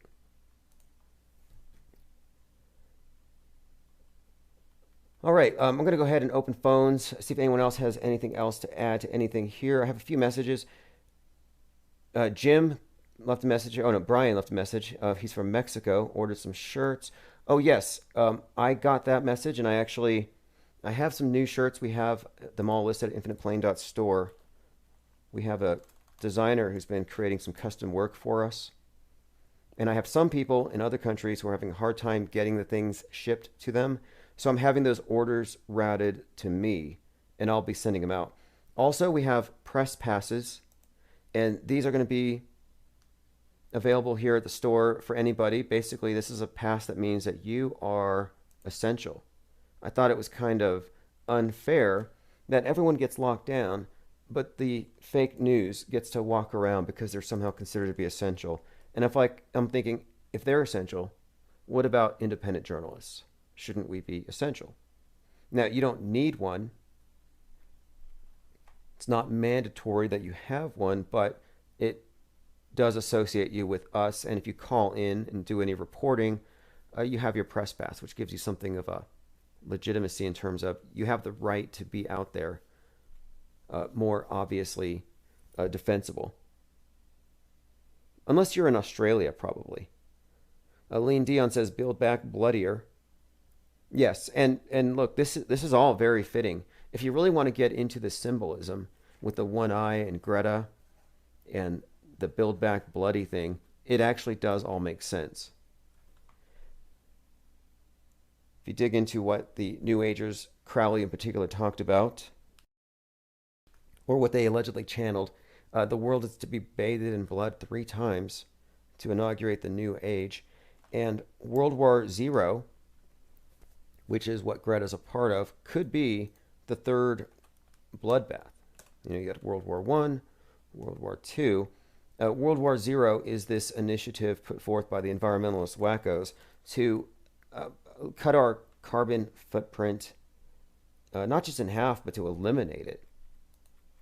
You got Arnold Schwarzenegger, John Kerry, so the Terminator, some Skull and Bonesmen, and you got Greta, all about this idea that to save the planet, we need to cut back on carbon.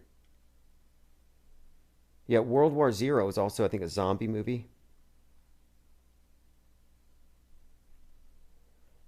A commenter mentions the specifications of the Space Needle. Yeah, I read some of the Space Needle, which is in Washington. You know, a few things about it. One, these things were designed to be UFOs. It's designed to represent a flying saucer with a tractor beam.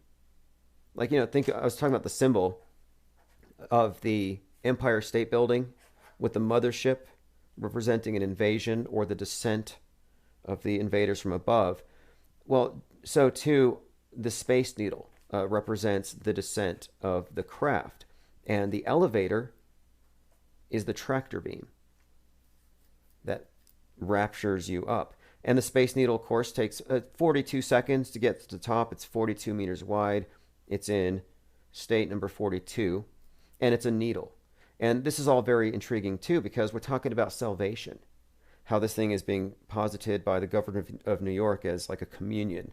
And I've said that. This is the point. You're not getting into heaven unless you get the sacrament, and the sacrament's a needle. Space is the new heaven. Space Needle. There's a very strong correlation here with the Space Needle and salvation and this new concept of heaven and the new version of saviors being, you know, aliens and technology as savior. It's also probably noteworthy the proximity of Bill Gates in Seattle and the Bill Gates Foundation to the Seattle Space Needle. What's more, the needle is definitely a replacement for the obelisk. That's another significant thing in this story. The significance of the obelisk is that it's the symbol of the earth god. The goddess of the sky meets the earth god, and they give birth to the sun. That's another symbol represented in Independence Day. The mother ship is also the sky goddess. Also symbolized today by the ISS, another mother ship. ISS would be ISIS. Sparky says you can only get to heaven by drinking the Kool-Aid. Pretty much. I've been spelling Kool-Aid, well, Kool-Aid with a Q recently, Kool-Aid. That seems to be the drug of choice today. But most of it just seems to amount to nothing more than bad hopium. Like, there's really not enough there. I haven't seen any miracles. I haven't seen enough nods or winks from Trump to convince me anything's there anymore. Gone are the days where Trump would trace a Q in the air and wink. And they ban the letter Q. This is what's so ironic. This is so ironic, is that I've been saying for more than a year, they're going to send the Chinese troops around in their NWO tanks with their blue helmets, door to door, to confiscate the Qs and the question marks from all of the keyboards. So they're going to come in your house, they're going to take the Q, take the question mark, you're good to go. And now, of all people, it's not the Chinese troops, it's not the UN. No, it's the Trumpers themselves who are saying, nope, you can't wear Qs to the event. They'll think you're crazy. They'll think you're an extremist. And the Q construct, by the way, is designed, it was created to fit into this vanilla ISIS, white Al-Qaeda thing. Quran radicalized ISIS. Quran radicalizes the Islamic terrorists. QAnon radicalizes vanilla ISIS. There's a direct correlation here with mind viruses and radicalization and access to these mind viruses. And what's more, the suicide bombers, motivated for various reasons, but among them, a trip to heaven for 72 virgins, sexually repressed suicide bombers in terrorist cells, have been replaced by sexually repressed incels in basements in every neighborhood, who also want to wage a war against Western civ and women.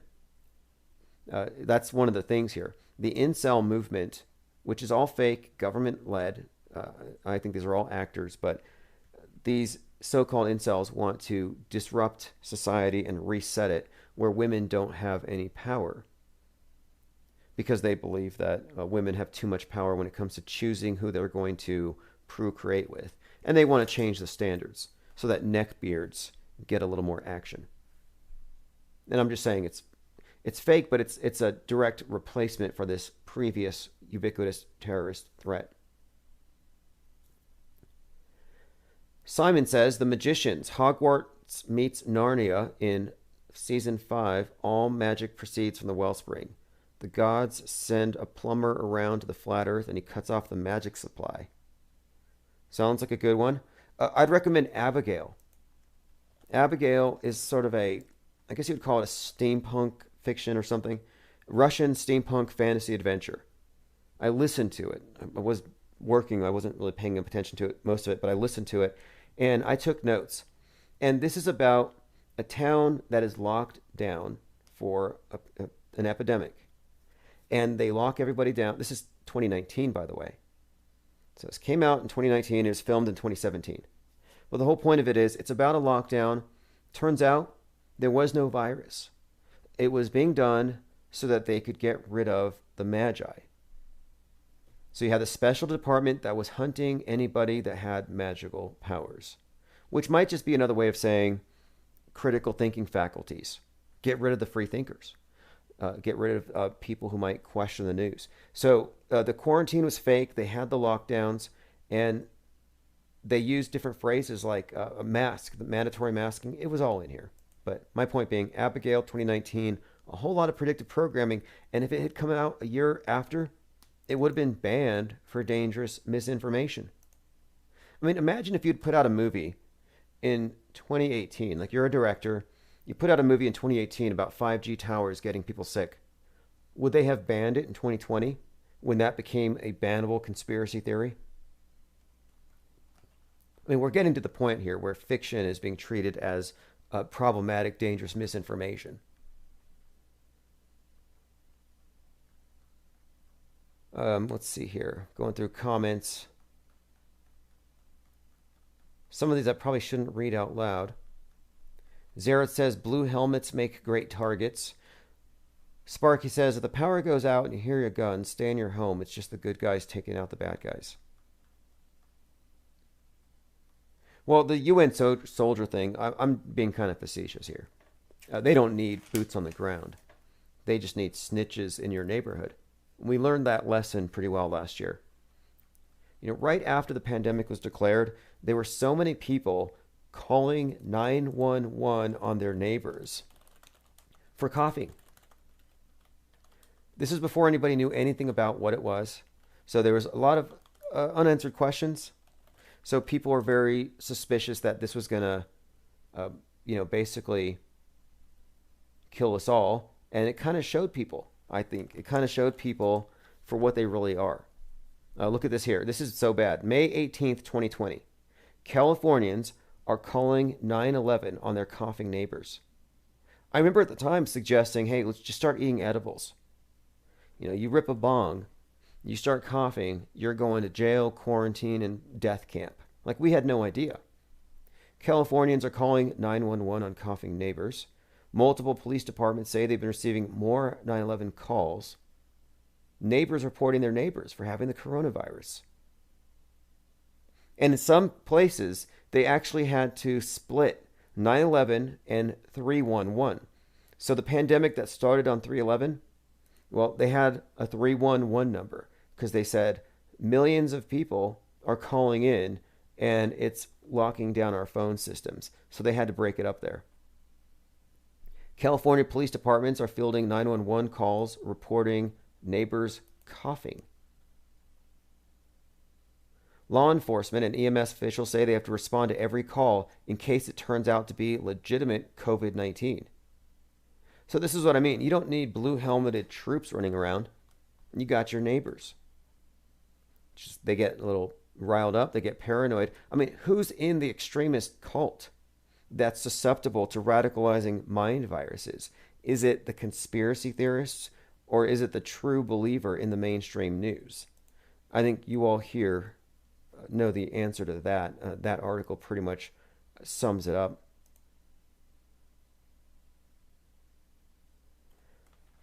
Okay, Sparky says the military's in control. Trump is still president. That's what the QAnoners believe. Interesting delusion. In many ways, the QAnon movement is just a politicized version of Revelations. And they've replaced many of the characters with modern, just kind of like modern scenario, but it's almost the same thing.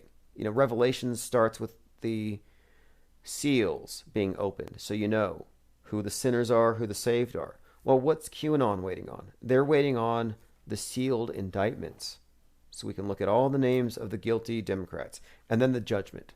It's all about them being judged.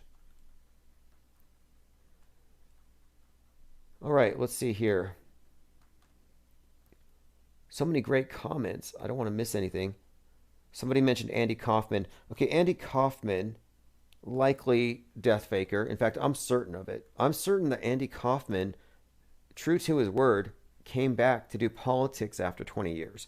And he came back as Andrew Breitbart, who faked his death again after teasing out some revelation about Barack Obama's communist roots. Peter Flynn says, can a camel pass through the eye of a vax needle? Great and pertinent question. I'd have to ask a priest. Ask a high priestess like the governor of New York. Is she much better than the groper? All right, let us move on here. Another person, Timothy McVeigh, died at 33, came back. Special Agent Weissapal, responsible for a lot of terrible psyops, including the Orlando fake shooting. Kind of a clown show. I mean, entertainment value high, believability low, but the standard of evidence with the public is so low, it doesn't matter at this point. It's like they don't even care. They actually wheel out Joe Biden on an actual stage. But I'm happy to see Tucker Carlson calling out the Corona cult, describing it as a church, and that Biden wants to booster everybody on Sundays. These ideas are getting out there. Zereth says camel means vehicle of God in Hebrew. Okay, that's interesting. A vehicle. I kind of thought that when Elon Musk put his Tesla Roadster in space, it was kind of a joke along these lines. You know, the richest man in the world puts a luxury car in heaven. And there's a course correction that people seem to have missed. Originally, the Tesla Roadster, and there's a story in that worth analyzing. The Tesla Roadster in space has a lot of interesting tie-ins we can get into here. Starman, of course, a David Bowie song. You have the dummy inside, they called him Starman. Anagram for Mr. Satan, which might relate to the man who fell to Earth. You also had tie-ins to Hitchhiker's Guide to the Galaxy with the Don't Panic on the dashboard. And in the trunk of the car, he had a copy of Isaac Asimov's Foundation series, which is going to be on HBO here very soon. But there's quite a lot about that car, but just putting it up there in the heavens was kind of, I thought it was kind of like, in a way, you could call it a mockery. Also, there are so many interesting things about this whole thing. We'll go into that at some point later here. Now, from the view of the Tesla Roadster supposedly in space, the night side of the Earth was dark, as in pitch black. Yet, from the ISS, you can see city lights. So I wonder, who's lying here? One of them or both of them? And is it just too hard to fake it? Seems like they're lazy. And they have huge budgets. I'm actually disappointed. I'm disappointed in the Inspiration 4. Kind of curious to see what kind of accident they had with their facilities, the Challenge. But I'm very much underwhelmed by what they actually showed us. Looking forward to see whatever Netflix presents. But we did see a lot of over jaw effect. It's become such a joke to us here because we can call it in advance. Whenever somebody reaches the Kármán line, they leave their jaw down on the earth. It's the darndest thing. And I think it's obviously it's meant to convey the awesomeness of the experience. They literally drop their jaws on the ground. But they're faking it. I'm saying they're faking their over-jaw effect. They're not actually high enough. To actually have that full effect, you'd have to be much further than a few hundred miles high to see the entire thing. Obviously, Sarah informs me that the Roadster was supposed to go to the original founder of Tesla that Elon forced out of the company. Yeah, there's another interesting tie-in. He took this guy's gift, his car he was supposed to get, and sent it out there. Oh yeah, but no, here's the thing that they kind of missed, was that originally the thing was going to Mars. If you remember, they were talking about the car going to Mars. And I think at some point, the environmentalists said that we can't risk that happening. We can't have bacteria from the Earth hitting Mars and possibly destroying all life there. So even though originally they had talked about it going to Mars, after that, no, they kind of changed its course. And it passed. I'm not sure how they did that. But the environmentalists, they're not going to let go once we leave the Earth. They're looking at the whole universe the same way. The same tree huggers are now asteroid huggers. They don't want people mining asteroids and bringing down trillions of dollars of wealth. They don't think we should exploit space. And that's what the real space war is going to be about. Are we going up as capitalists or commies? Are we going to exploit space and bring down treasures that we convert into money and pollution? Or are we going to go up there and build sustainably? Are we going to build bricks? We're going to build bricks out of people. Soylent Red. The lunar base is people. Anyway, thanks for joining. This is Ball Earth Cult by Chief Crow. We'll be on same time tomorrow.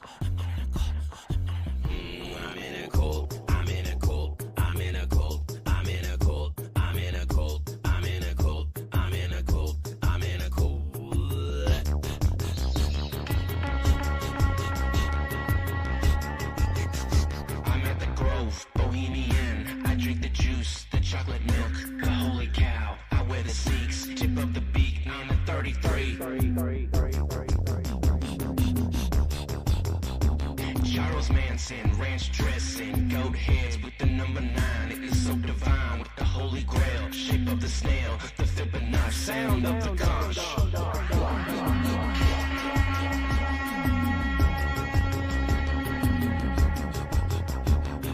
Third eye rainbow swastika in my pine cone like a dirt bike goes.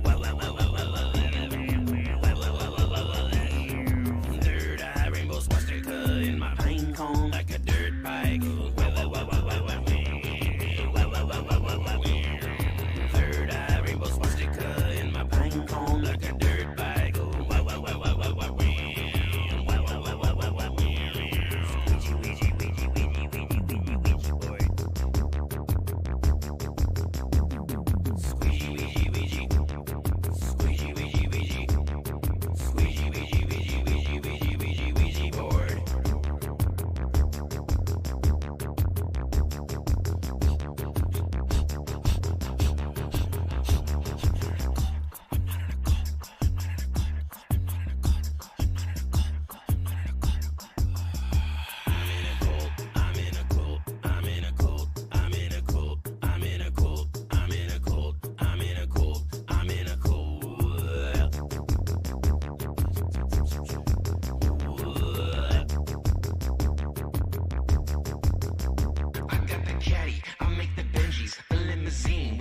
And cream, you make that dough, the symbol show, euthanasia, nightmare hippie girl, blue wrench, Flippy Illuminati, get the VIP, cause I'm a 33.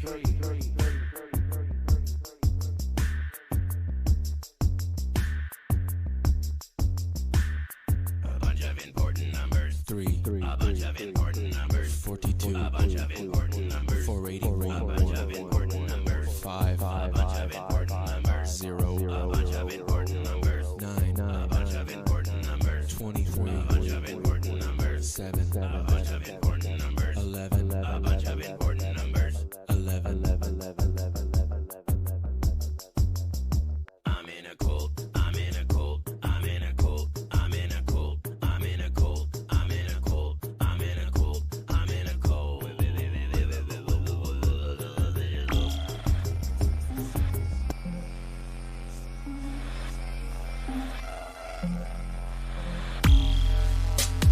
You have now entered the New World Order's AI construct, where nothing is as it seems. Your dreams and aspirations have been selected for you. All that makes you who you are was predetermined by the now functioning AI. Free thought is no longer an option. We now have control over all things, including the very thoughts we allow it to have. Do not try to resist. Welcome to the masquerade. Welcome to the masquerade.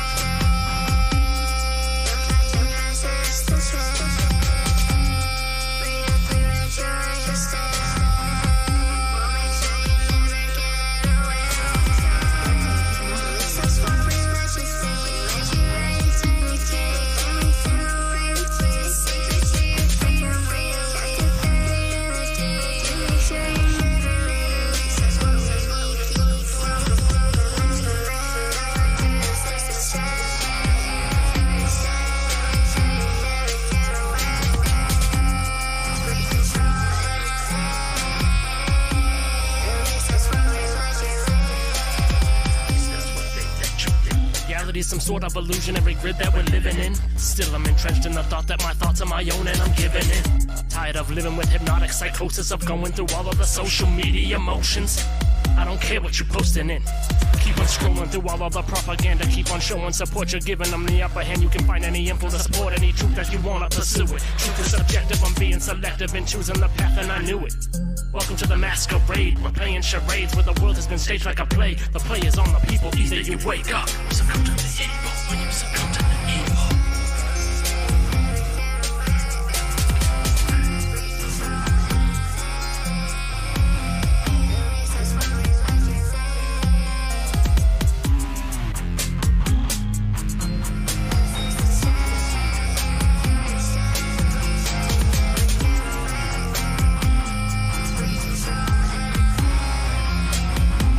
Welcome to the masquerade. Welcome to the masquerade.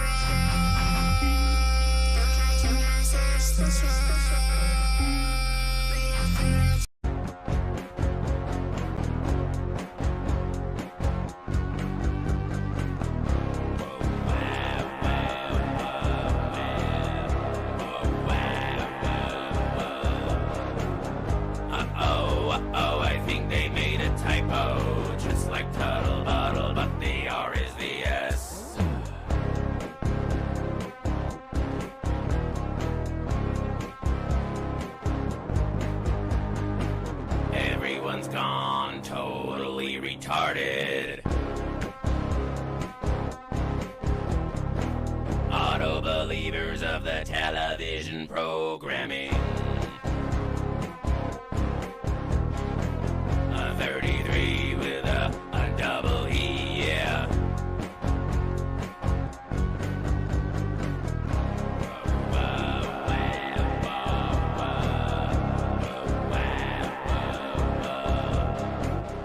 WWWWF. Now you're out of breath. All right, everyone, this is Mask of the Beast, Chief Crow, and the Flat Earthworms. The beast, mask of the beast, mask of the beast, mask of the And it may be the case that maybe the devil's greatest trick wasn't getting the world to not believe he was real, but his greatest trick was swapping out the S for an R. So everybody's looking for a mark. There's going to be a mark on our faces, and nobody notices that the whole time it was the mask. All right, phones are open. Number is on the screen, 909-966-5511. We had a guest scheduled for tonight, but we're going to push that till tomorrow.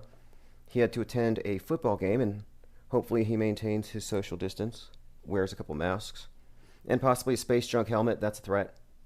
But should our guest survive tonight, tomorrow we'll have him on.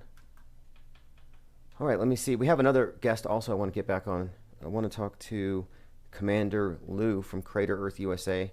We spoke. He's still on the road, but he gave me a call today. We spoke about a number of things, and I think we're going to touch base and go into depth about a number of topics. But let me go ahead and go through the topic list for tonight. There's a lot of things that are happening. I think right now is sort of a calm before the storm moment. I think there are a lot of things about to happen.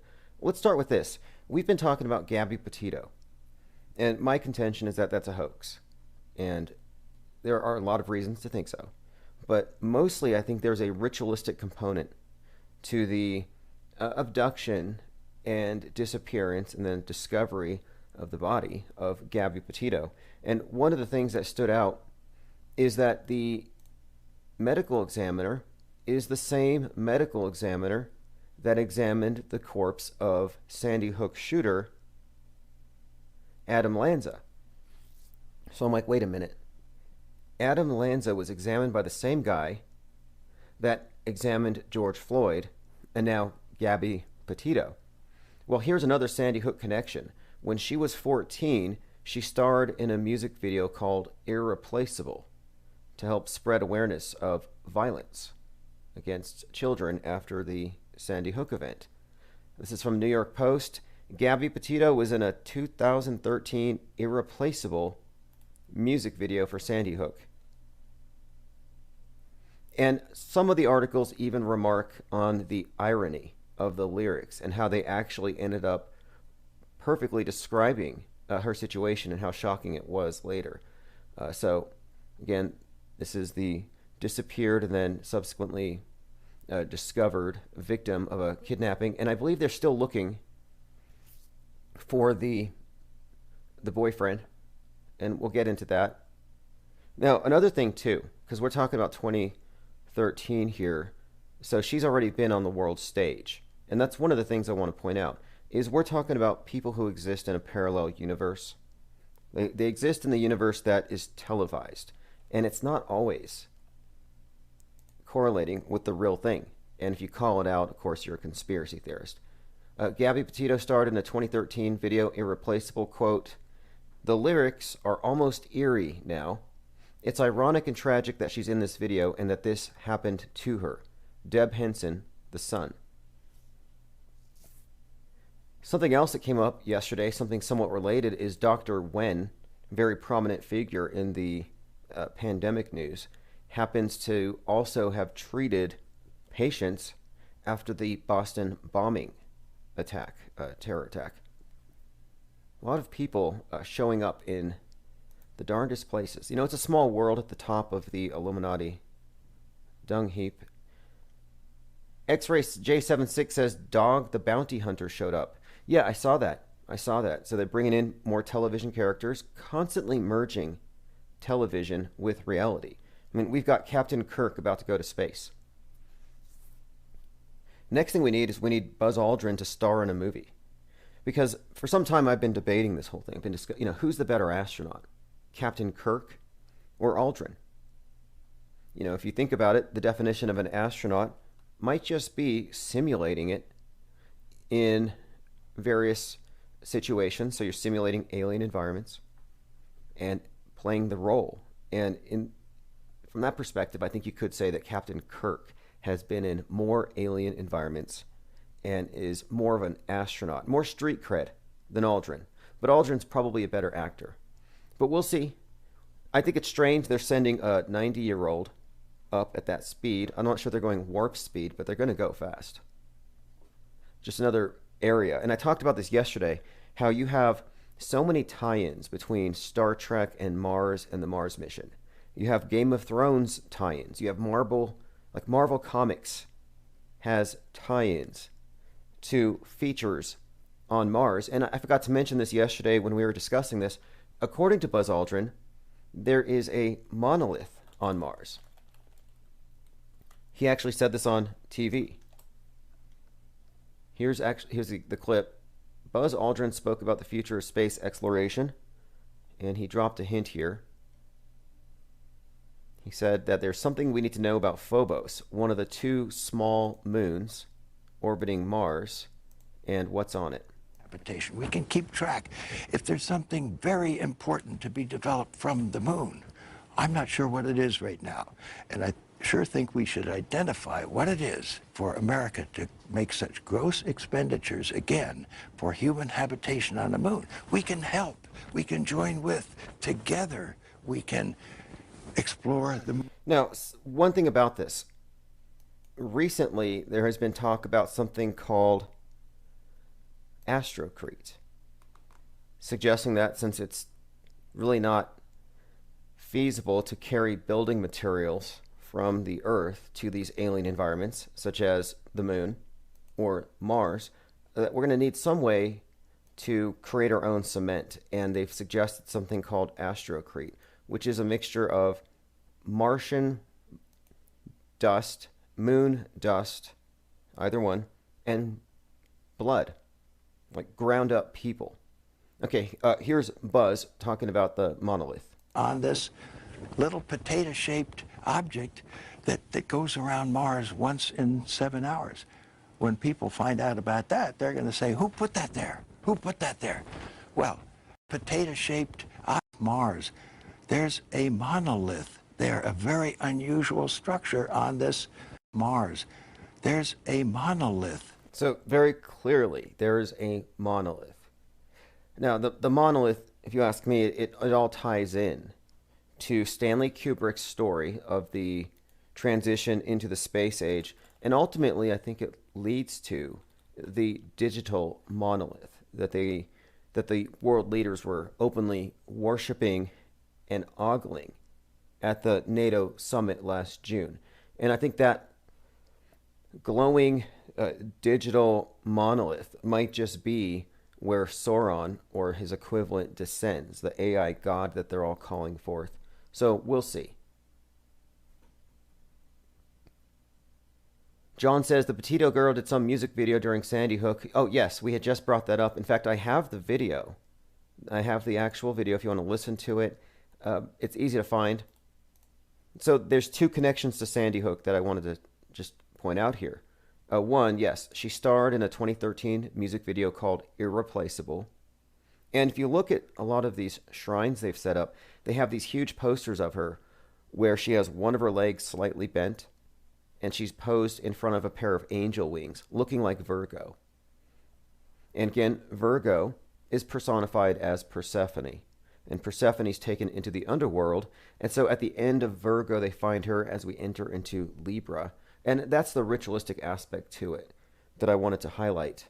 And there's also some strange coincidences with numerology and the fact that she's 22 and how that number has a lot of connections to a few other significant events of the last few months and recent weeks, which we'll get to. Now, the other connection to Sandy Hook, Dr. Michael Biden did her autopsy and that of Adam Lanza. This is from May 13th, 2013. Forensic pathologist Dr. Michael Biden, the former chief medical examiner in New York City, said it could take a few more days to find out if Lanza had drugs or alcohol in his system. Just another one of these interesting coincidences. And based on the reactions that I'm seeing from people on Twitter, I'm thinking we're seeing more scrutiny from the people who are paying attention. And of course, those who aren't paying attention, you can't really help them at this point. I did a little poll here. Maybe in the chat, you can answer me what you think. Do you ironically enjoy fake news? Like if you catch the news on, do you reflexively turn it off or start calling it out as fake? Or do you just kind of watch it, just be amused? Because I usually find it to be entertaining. I'm not sure why. In fact, I was watching the news today and Joe Biden got a tattoo. I'm sorry, got a Vax live. I mean, they're going to have Vax tracks at this point. But he gets a Vax live on TV. It's a booster. And I'm noticing his arm. And I'm not the only one. I believe it was Scott Adams, creator of Dilbert, drew attention to this. He asked if werewolfism is a side effect of vaccination. Someone else remarked that his arm is sickening. Now, I think the correct term is lycanthropy. And if you look at Joe's arm, yeah, it's like a rug. And I don't think it was like that before the first shot. I'm going to have to refer to those images, but I don't remember seeing a healthy head of hair on his anterior deltoid, which makes me wonder if this is not somebody else, posing. Somebody take a look at Jim Carrey's arm. Their chins match. Truth VJ MC Dirty Work says, I don't think Adam Lanza even existed other than in Photoshop. You mean you don't believe in David Hogg? I do. I mean, I believe he's an actor, but I think pretty obviously this is a real person. At least that's one take on it. And I actually do think this is the case. And if you had to look at their faces side by side, you have to flip the bowl cut up. You have to look at the whole thing. It's all in the skull structure. Plus, you're talking about a significant period of time that elapsed between the Sandy Hook shootings and the Parkland event. But the story here is this. You have an actor like Gabby, who has multiple roles on the world stage. So her starting role was Sandy Hook, and then she moved on to this thing. So this is a big deal. She became a social media influencer, and then this. So in a similar way, I think that the actor who portrays Hogg and who portrayed Lanza had a similar career trajectory. He went through the Sandy Hook, the Gene Rosen School of Crisis Acting, and then the Sandy Hooker went from there to a whole new role as a Parkland. Basically, the Parkland gun grabbers are a bunch of hysterics. They're the ones who do the die-ins, where they play dead in grocery stores. It's really kind of psychotic if you think about it. Here's a guy who supposedly watched a lot of his classmates die. He's interviewing them in the closet while the shooting's going on, or actually 3 hours before. If you want to do the homework, yes, David Hogg was interviewing victims before the shooting even happened. But anyway, back to the present, what happened was he basically, I think, and this is the reason why they did this, I think that they said, we need a shooter. We need a shooter who's going to also be repackaged as the savior. That's the logical explanation. So in other words, Stockholm Syndrome. The way you induce Stockholm Syndrome is that you have a captive audience, or basically a captive group of people, and the authority figure is the terrorist and savior at the same time. Stockholm Syndrome is the syndrome where the captive aligns their own survival with their captor. And they defend their captor. They defend their own enslavement. So in this case, you have the traumatizing face of Adam Lanza. This is the face of the killer, the face of school shootings everywhere. And then the savior emerges. And it's the same face. So you're actually being saved by the guy leading the charge against guns and AR-15s, which is arguably David Hogg. So David Hogg's face being Lanza's face, I think, is part of this program of inducing Stockholm Syndrome. You're being saved by your terrorist. And subconsciously, I think you're seeing it's the same person. And this is one of the things that Super Recognizer talks about when he says, why would you repurpose somebody in a role where they would be, in plain sight? And he said it's all about the cognitive dissonance. And what would be more cognitive dissonance inducing than the guy leading the fight against guns actually being like the face of terror? So anyway, my point being, like Gabby, this is another actor on the world stage with multiple roles. There are many of them. I mean, how many other of these crisis actors are going to show up? Yesterday we were talking about Timothy McVeigh. Did he really die on 6/11/01 at the age of 33? Or was he repurposed? Or was he an FBI agent all along, as I would contend? And not only that, but as an FBI agent, he's taken on a number of gigs that have given him a great deal of, I think, notoriety. And most people aren't savvy to it.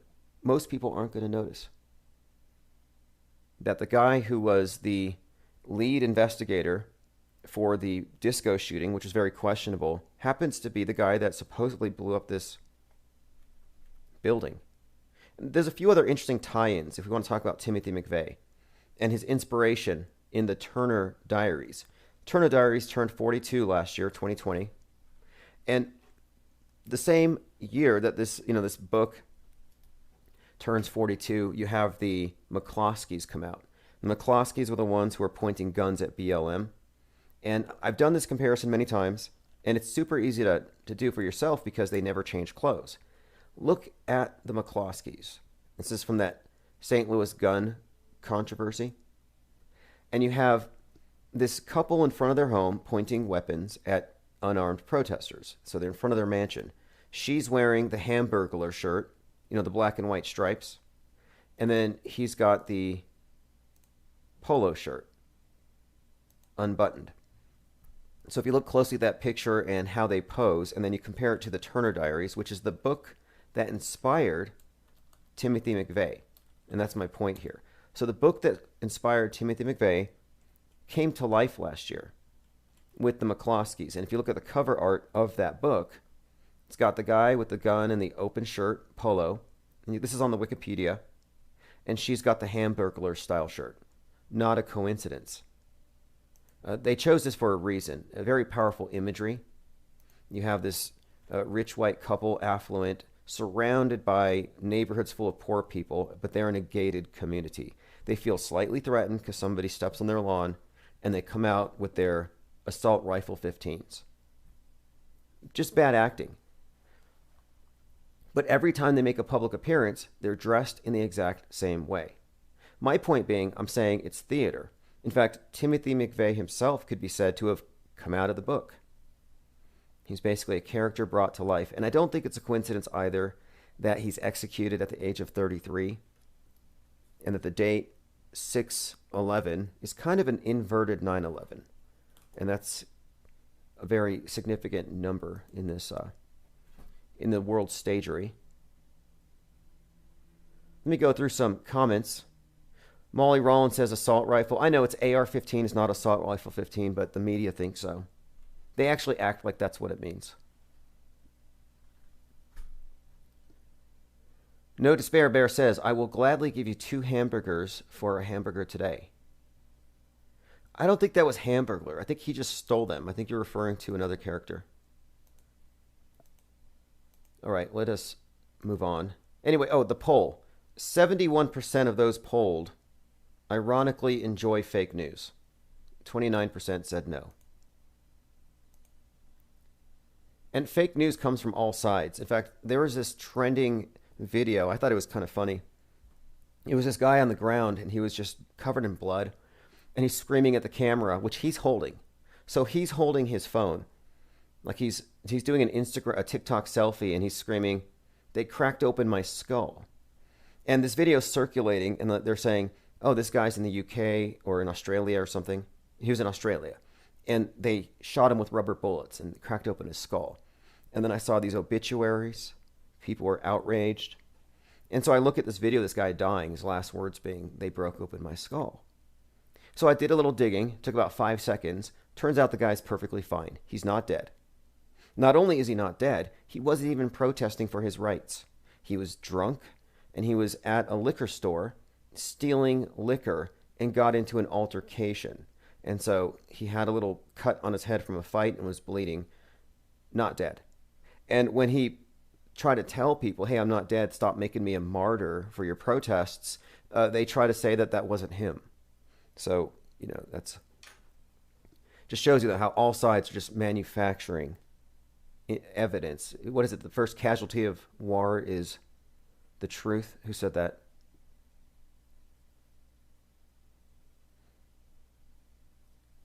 Truth, VJ McDurneywork says McVeigh allegedly told people on death row he wasn't going to be executed. Right. Okay, well, one, I mentioned this. He's 33 years old, executed 6/11/01. Interestingly enough, the author of the Turner Diaries, and his pen name was used there. I don't know his real name. The author of the Turner Diaries was born on 9/11, 1933. So 9/11 and 33. Well, McVeigh was 33. Kind of interesting connection there. The Twin Towers were 33. Tominoid says, the Mission Impossible guy films his fake death to fool Tom Cruise. I haven't caught up in that series, but right now the Russians are actually ahead in the space race to film the first movie in space. I think William Shatner may actually get up there before Cruise does. And something stood out to me yesterday, and I kind of ignored it. But this is all scripting, and you have to consider, if you think this stuff is fake, then you have to ask yourself, why would they write this stuff? So Elon Musk says, Inspiration 4 had challenges, in quotes, challenges, with the toilet, and they vow for bathroom upgrades. Well, at the very beginning, they had said that the best seat would be the restroom, and that they would be the ones with the cupola seat. So they already put it out there. They were already talking about that. For some reason, they're talking about the facilities. And then this story comes out that they had challenges. And I'm like, what does that mean? Because to me, I'm thinking Challenger, something explodes. Well, now the Russians are going up and they're going to film a movie called The Challenge.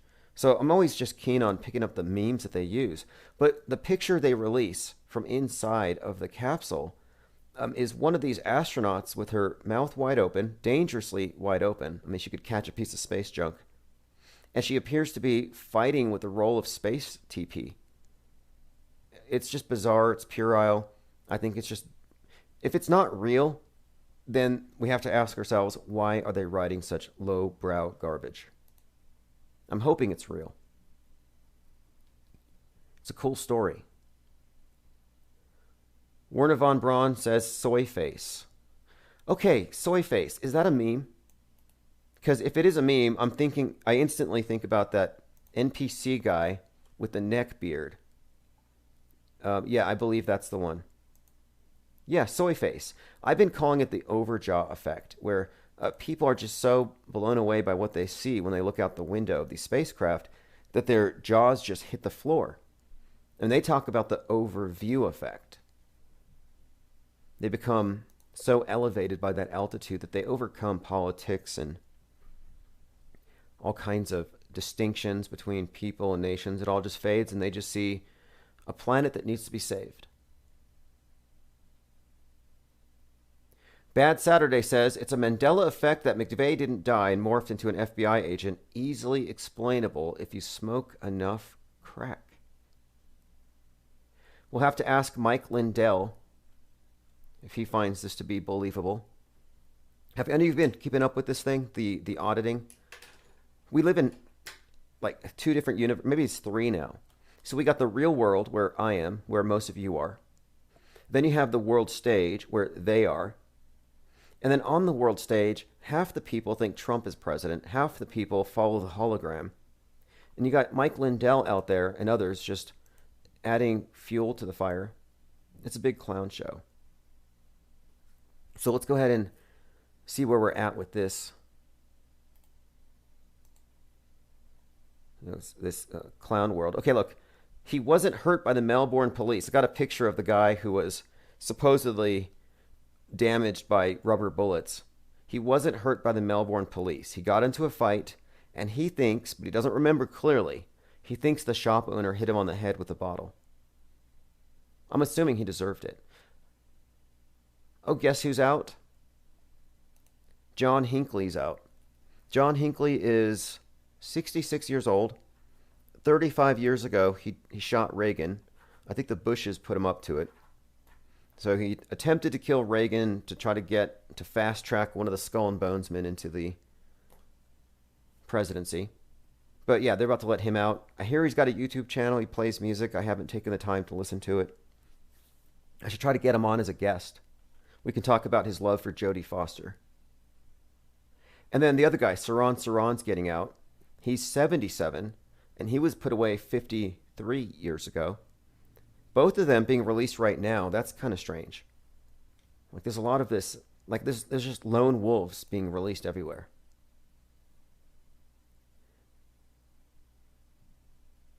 Werner von Braun is an American hero, says, I voted for Trump twice. Luckily, I felt a spark that election night. Total puppet show. Well, at the time, I said it's an election rigging contest. But it seems like perception is reality. See, you know what magical thinking is. And it's considered to be a disorder. But let me go ahead and, because society has it. I'm not talking about magic, but I'm talking about magical thinking. It refers to the idea you can influence events by doing something that has no bearing on it. Like, in other words, it's unrelated. And I'm saying that voting is kind of like magical thinking. Like, people assume there's some kind of causal connection there. And I don't think so. It's more of a steam valve. Rihanna, 33. How many times have I said that if we just quarantine all of the 33-year-olds, we won't have any trouble? Jake and Jelly, 33. Code Monkey Z, Q, the guy who helped Mike Lindell with the auditing, 33. Most of those activist actors were clean-shaven surfer types in California, and they suddenly grew out neck beards, put on flannels, and then went to the Capitol. Those guys were all 33. This is a consistent pattern. That's why I'm even pointing it out. You can verify all of it. But Rihanna, 33, was spotted wearing a shirt that's very incendiary and inflammatory. It says, think while it's still legal. This is from Daily Mail. Rihanna makes a political statement in New York City. The 33-year-old billionaire is yet to release her 9th studio album. Right, this has nothing to do with the album. Or Nicki Minaj getting a lot of attention for basically saying the same thing. Like, I think it's a trend right now, if you're a millionaire or a billionaire, to pretend like you're now suddenly opposed to the system that you serve.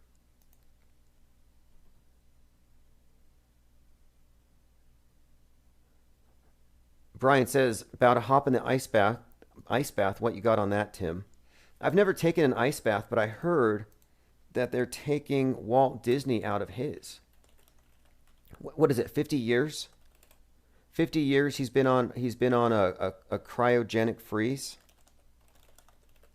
I've been watching Westworld lately, and it's really opened me up to the possibility of the transference of consciousness, the transmigration of a soul from dead matter to dead matter, body to a computer. I see where they're going with this. Okay, USA Today, they fact-checked it. False claim, Walt Disney's body is not going to be thawed in December. I was hoping that they would reanimate it. It says the claim that Walt Disney's frozen body will be thawed in December to bring him back to life is actually false. All right. 55 years after his death, Walt Disney's frozen body will be thawed December 2021 to bring him back to life. Just in time, if they were to do this, it would be just in time for the new Matrix movie, Is it Matrix 4 Resurrections? Coming out on 12/21. Werner von Braun says Nicki Minaj used to brag about having her friends have, robbing Johns in the motels. She's got street cred. But she has like 175 million followers on Instagram, and she's putting out dangerous misinformation, and that's why she's, being looked at. These people are like what's his name? Kyrie Irving. You remember what he said about the earth being flat, and then he had to apologize to all the teachers? Well, now he's leading this contingent of anti-vaxxer ball players. Very problematic. And probably scripted. I mean, after the flat earth fiasco, he was given his own brand of shoes, which I don't think these are too bad. They're the ones that have I think it says think for yourself, and it has the Illuminati pyramid on the back. The all-seeing eye. So I just assume these are all insiders and inciters, instigators.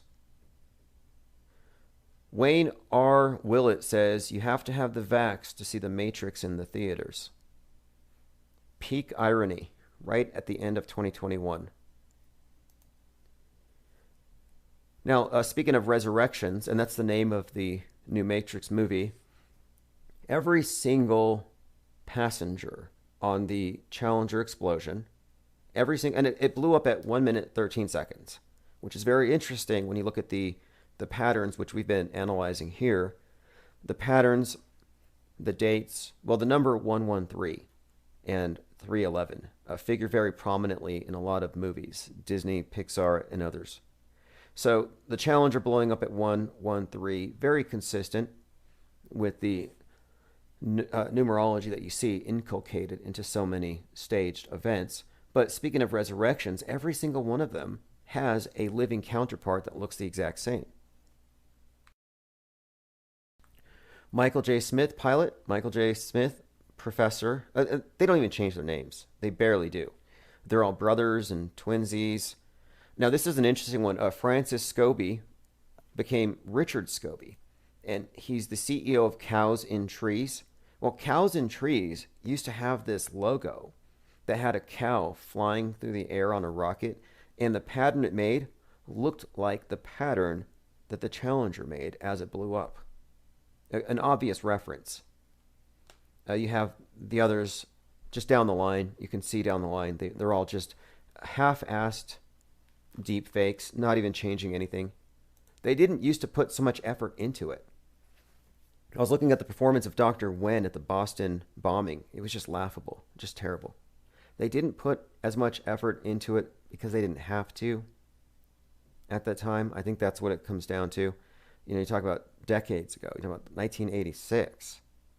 There's very little fact-checking from the public when it comes to any of these things. And by the time anyone noticed, it's obviously too late. All right, let's go ahead and continue down the headlines here. For Tom Hanks, Apollo 13 was the next best thing to being in space. Now, does he know? Apollo 13 was one of 1995's biggest movies, and he credits the movie's success to how realistic it looks. Actually, it looks more realistic than what NASA shows us. And that phrase, Houston, we have a problem, never actually was uttered by anyone. Houston, we have a problem. Popular quotation, but never actually happened. I think it's a Mandela effect. But Tom Hanks used that in Apollo 13, and I think that kind of helps perpetuate the myth that this was actually said by anybody. What did you do? Nothing. I stirred the tanks. This is Houston. Say again, please. Houston, we have a problem. Yep, that was never said.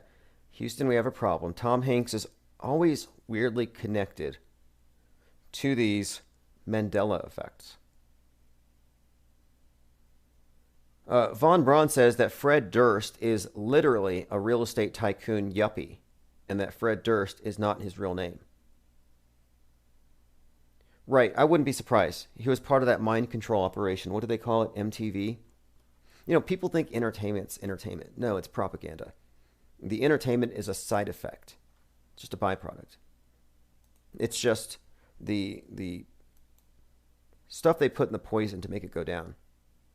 NASA astronaut warning: cracks on the space station can be dangerous. Now, a while ago, somebody mentioned crack, and I mentioned Mike Lindell, the crack smoker who's breaking the election, cracking it in two. Before him, you had Sidney Powell, the Kraken.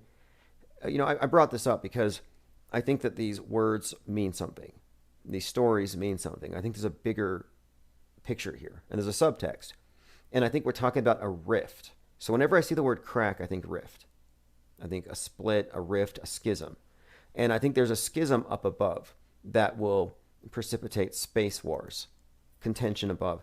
NASA warns of visible cracks on the ISS. Bill Shepard, astronaut, stated that there might be more cracks to be found. Russian space officials said that the ISS is aging, and they alerted the public of a possible avalanche of broken equipment. So just a heads up. And wait until they start mandating helmets for space junk. You think you are going to opt out of that? They mask shamed everyone into compliance. Wait until helmet shaming becomes a thing. But yes, it's coming down. New York governor says the vaccine comes from God. So if you listen to my channel, if you've been listening to Infinite Plane Radio, you know my take on this, that the New World Order religion is a universal faith. Universal means Catholic. It's a one world religion. Outer space is the new heaven. Sin has been replaced by the virus. The vaccine is the communion. And there is an effort to save the world. It's a holy war.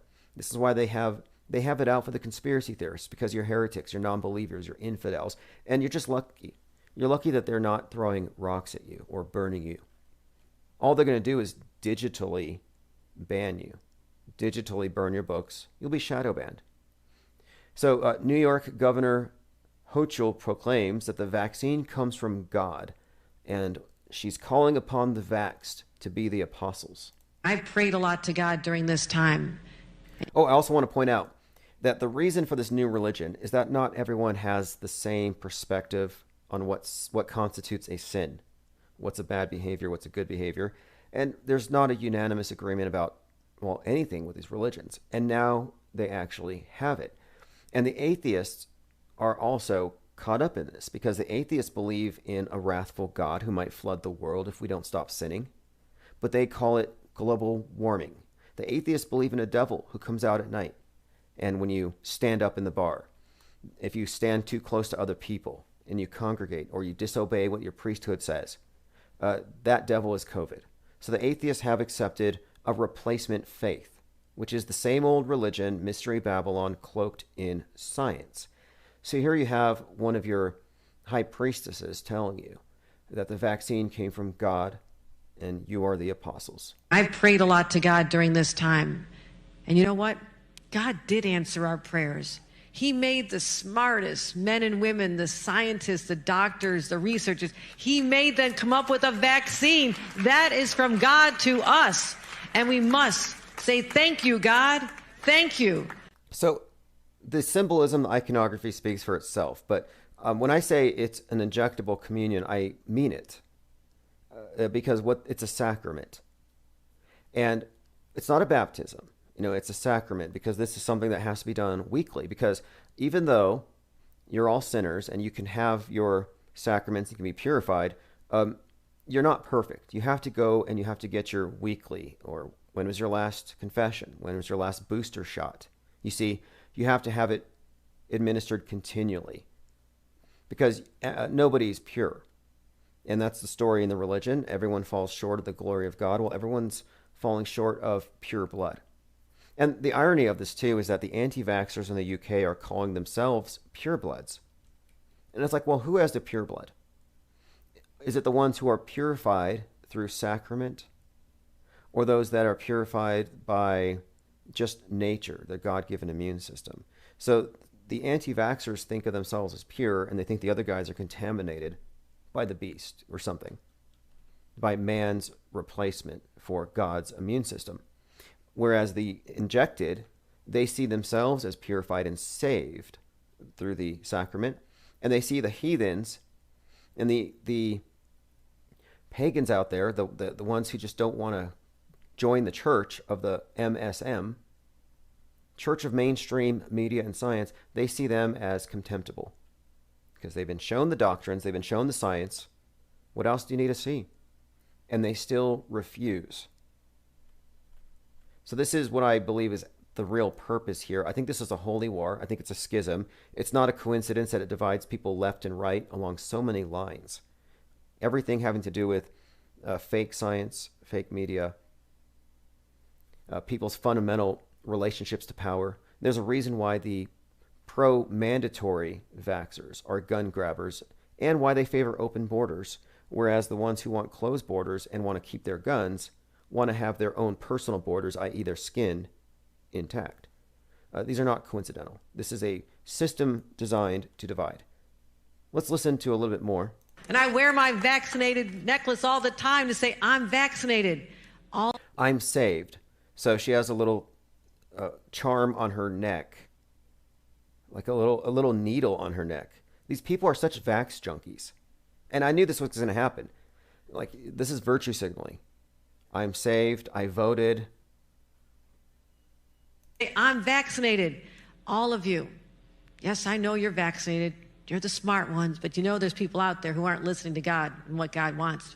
Wait. Leaving God aside for the moment here, according to Fauci, some of the more earthly minions, probably not working for God, they say that you're a super spreader, vaxxed or not.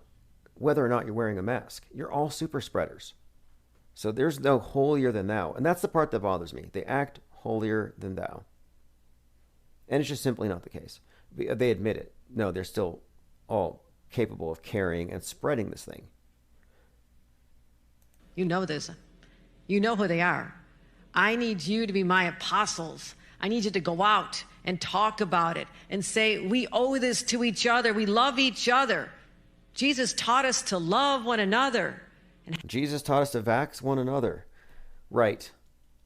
Someone had said that the vax and the 2 boosters are like the 3 nails. And I thought, that's interesting connection there.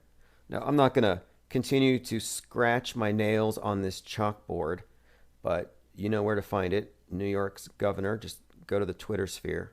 It's probably trending still. All right, let us continue. UFO news, Space Force and the search for alien life. We may look into that here in a while. When are they going to fake the alien invasion already? All right, phones are open, by the way. The phone number is on the screen. We've had issues with the phone, not on my end, but the company actually has been under suppression. Actually, it's been a constant DDoS attack, nonstop here. And the number on the screen, 909-966-5511. Again, 909-966-5511. Yesterday, I asked this question. If E. coli, salmonella, if viruses can live in reusable shopping bags, and they can get people to accept that argument, so they can ban reusable shopping bags on that premise. And there's a point here, because I think that not only are they sanitizing the internet of ideas, but I think they're trying to disabuse people of private property, of owning things that separate you from others, trying to move us into uniforms. And if they can get people to accept the premise that reusable bags are super spreaders and carriers of this or that dangerous world-ending plague, then they might be able to walk us towards a uniform. And I'm thinking that in the future, we all may have to wear something maybe made out of recyclable, reusable Walmart bags, like a plastic muumuu, unisex, of course. But that's coming. I mean, they can certainly justify it. And anything they can justify, it will get passed. And here's something else, just to show you how much power they have to shape our realities with their nonsense. Horse crisis actors making an appearance. This is from User Offline. We talked about this the other day. So you had this image circulating of Border Patrol agents on horseback whipping Haitian migrants. Horrible images shared all over the place. The internet's gone wild sharing this, describing this as some kind of humanitarian crisis. Racists on horseback whipping people. This is like something out of slavery. And it was exposed as a hoax within an hour. Within an hour, I had already commented on this thing, and I thought, okay, there's going to be a lot of backtracking. Some of the people who had commented on it have 500,000 followers. Khalid Baydon, Instagrammer, media influencer. I'm not sure what his job is, but he's got 500,000 people following him. And he tweets a picture of this Border Patrol agent supposedly whipping a Haitian migrant, and he compares it to 1821 America. And he says, history's repeating itself, as does deeply rooted systemic racism in a very stark, lucid, and lurid way. The image of the horsemen whipping the Haitian refugees emerged from the Texas-Mexican border, and it just took place. So I hit him up on a private message, no response, and it stayed up there. Well, anyway, since this time, it has been fact-checked and corrected. Those are reins. It's not a whip. Reins. But you can see here that they never let facts get in the way of a good story. Thank you for the support there, Thirst for Truth.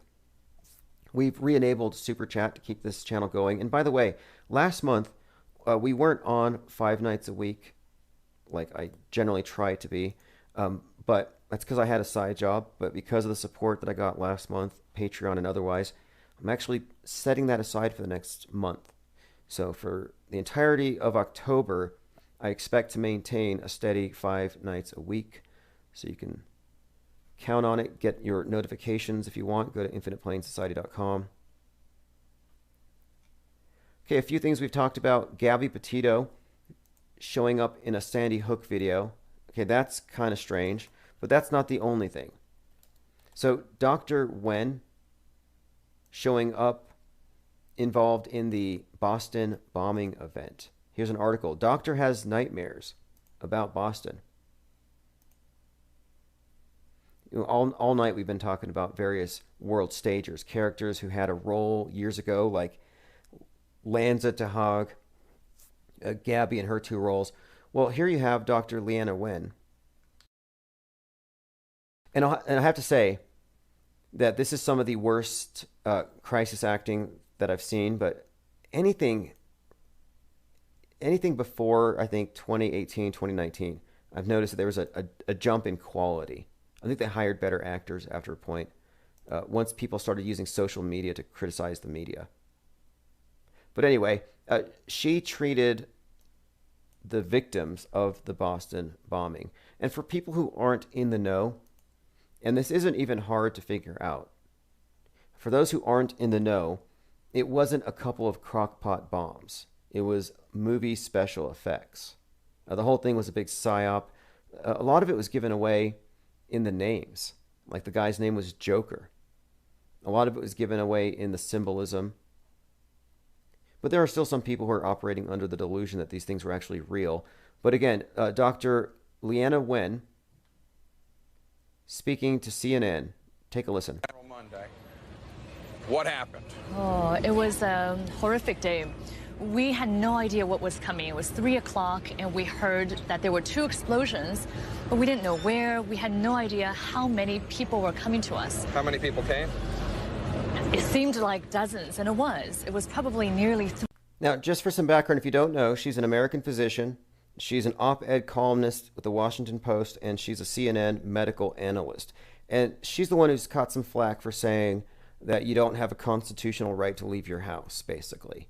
Well, here she is, years ago, working the Boston bombing gig. 36 patients in 2 hours or so.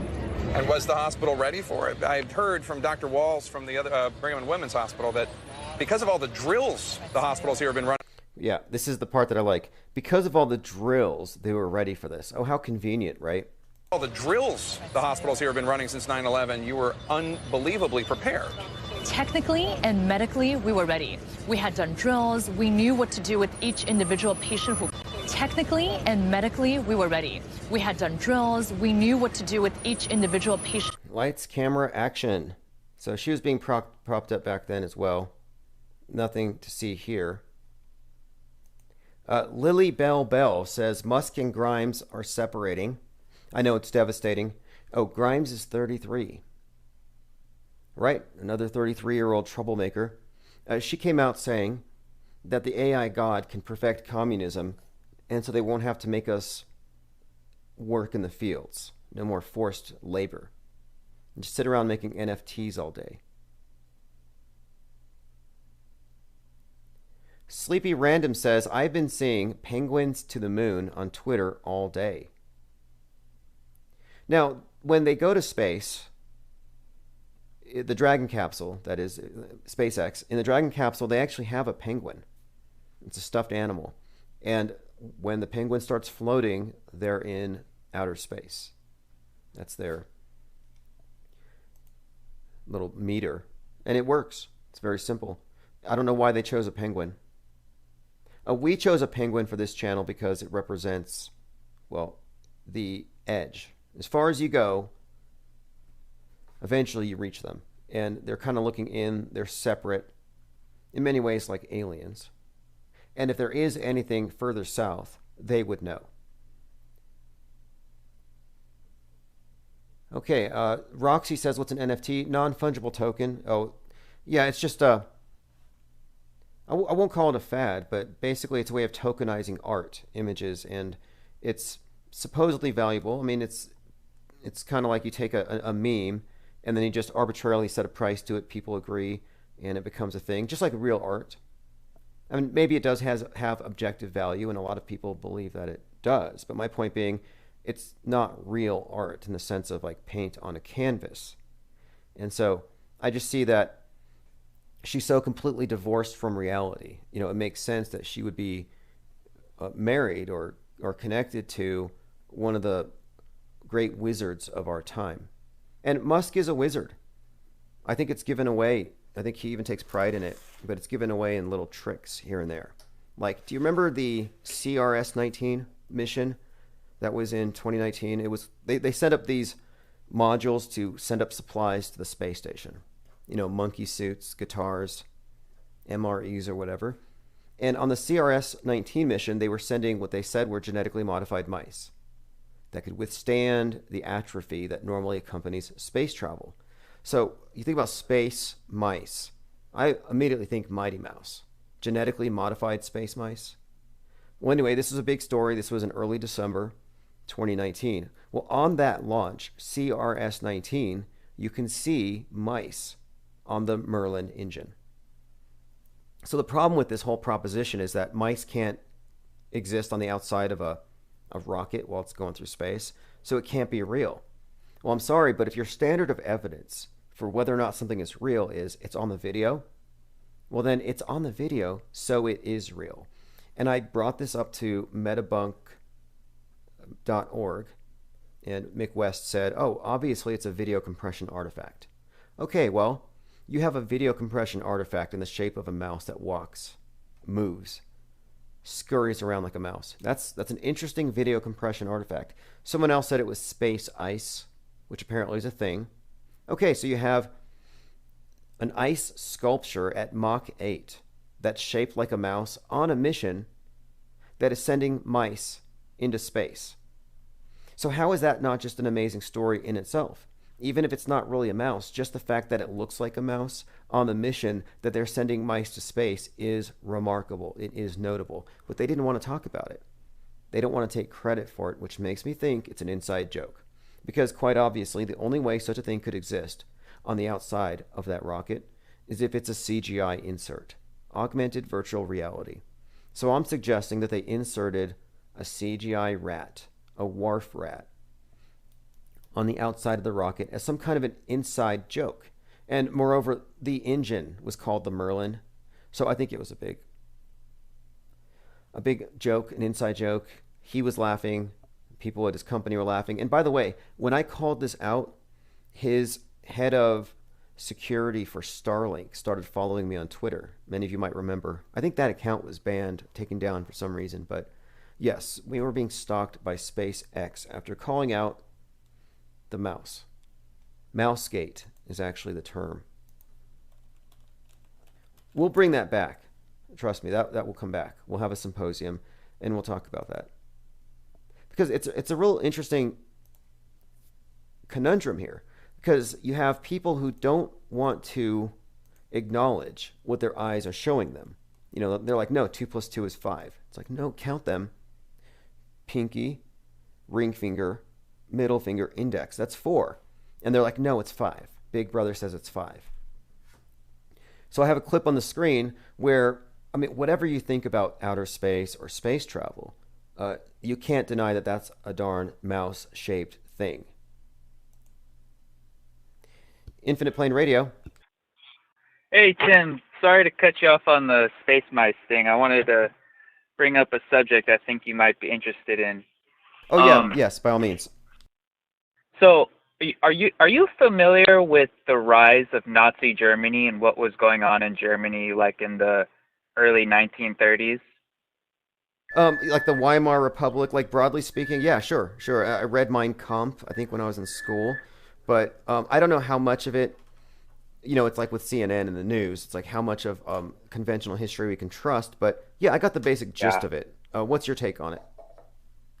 Yeah, well, you know, I was just kind of looking into it because, you know, all the things we're seeing politically, but I also pay close attention to the investing realm. And a lot of people are drawing comparisons back to early Nazi Germany. So I put together this list, and it's pretty amazing how many parallels we're living through right now. So, like, for example, Antifa originated in early Nazi Germany, and it was the extreme. Wait, hold on. Let's go through the list here then. All of these things, but Antifa, which they have to know that they're the fascists. But you know, interestingly enough, I remember Antifa, their first day, their birthday, their anniversary was the day after the George Floyd event. So it was the day after Memorial Day. But they've been around that long. Yeah, it's kind of surprising. Yeah. Hold on, let me open my note back up here. And so Hitler and Trump, they were both political outsiders, and it was the extreme left in Nazi Germany that really pushed people towards supporting Hitler, this strong right-wing nationalist, because the left was getting all out of control. There was a ton of money printing, which led to a bunch of extreme inflation, which people believe we're about to start feeling soon. The Fed has been saying it's transitory, but now they're kind of trying to slowly admit that it's not. We had the eugenics experiments, and right now a lot of people are claiming that these shots are a form of gene therapy. Hitler and Trump were both canceled before coming to power. It was okay. Wait, let me remember. Pause there for 1 second. So canceled before, because Trump got canceled off of Twitter. That was a pretty big deal. But he still got his following. He's still talking to his base like he's their leader. And so, yeah, that's kind of interesting. Do you think that Trump is going to have a resurgence, that he's going to emerge again as a... Yeah. Okay, interesting. Yeah. And what else? Media. Media control. You'd have to say the media control has got to be at that same level, right? In terms of the controlled media in America versus Germany in the 30s. I'm not read up on that, but if that was going on, that would make sense. That'd be another parallel. So the Germany was basically screwed after World War I when it came to their international agreement and all the money they had to pay. So it was really Hitler versus the Allies, which is kind of like NATO. And if you look at today, it was Trump, kind of like it's like Trump versus the globalists, you know, like the UN and all that. Right, I could see that. I mean, Trump was the one who flaunted the Paris Accord, which was basically our, buying into the whole green world order. I don't think he would have been kneeling in front of the digital obelisk, the NATO monolith thing. By the way, here's from the Atlantic, a lesson from 1930s Germany. They've got a quote from Joseph Goebbels. Quote, "Our way of taking power and using it would have been inconceivable without the radio and the airplane." Oh. So what are you drawing that to, like the internet today? I would just say, just control over the media. And these days, it's you can see how they fine tune it. But no, I mean, people have always been brainwashed and mind controlled. But yeah, these are interesting parallels. I think a lot of Trump supporters might find it problematic that you're actually creating a correlation between Trump and Hitler, but not as a pejorative, where they're like, "Oh, Trump's Hitler," but you're saying that there's a more meaningful thing here than just what the Trump deranged would say. Yeah, and I mean, who really even knows like who Hitler was or what actually happened? Like maybe even people like us, like if we were getting screwed by inflation, we probably might have backed some dude like that anyway, just to get out of our situation, regardless of the, the Jews and all that shit. But another interesting one. So wait, the parallels you brought up though, you brought up Antifa.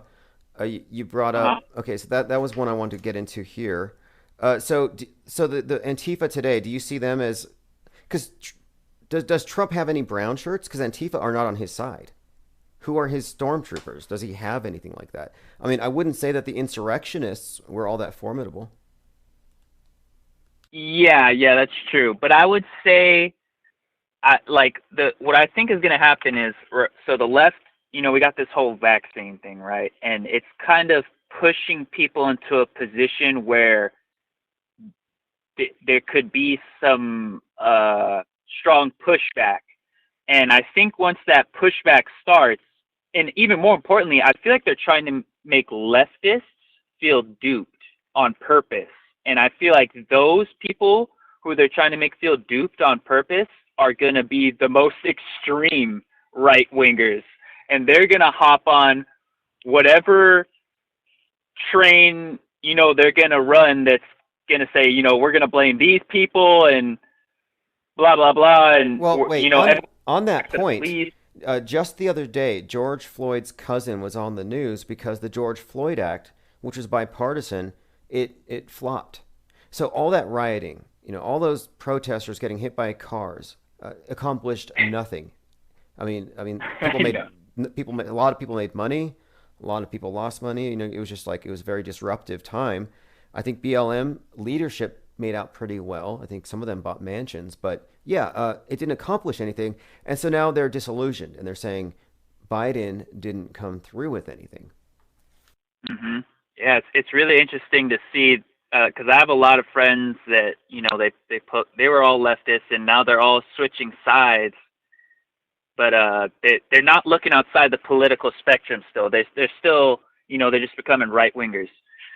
But this is a really interesting parallel. The involvement with aliens and UFOs, when you think about it, we look back at Nazi Germany, and I don't know everything about this, but they always say that they had connections with extraterrestrials and the UFOs emerged out of there.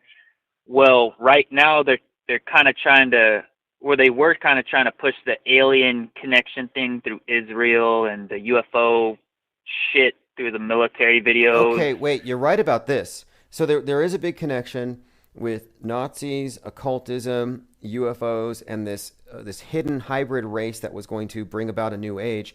And the QAnoners are on that same train. They see the space. They mystified the Space Force. They believe that there is a covert war between, it's not angels and demons, but it's aliens versus aliens, like reptoids versus Nordics or something like that. And the media has made a lot about the right wing adopting New Ageism and becoming the hippies. Well, hippieism, as we see it, New Age, crystals, anti-authoritarian, anti-establishment, that kind of had its genesis, I think, with the actual Nazis, with the in this time period, and the obsession with UFOs and space saviors and this stuff. That's interesting because, you see all these hippy-dippy, crystal manifestation people like emerging right now, love light and all that.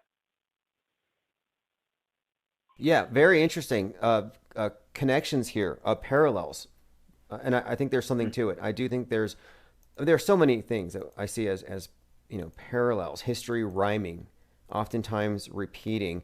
And what do you make of Elon Musk's his dad, not his dad, but Werner von Braun, having written a book called The Mars, A Technical Tale, his book The Mars Project, where he describes Elon colonizing Mars, and even calls guy Elon. Like, isn't that an interesting Nazi connection to where we're all going?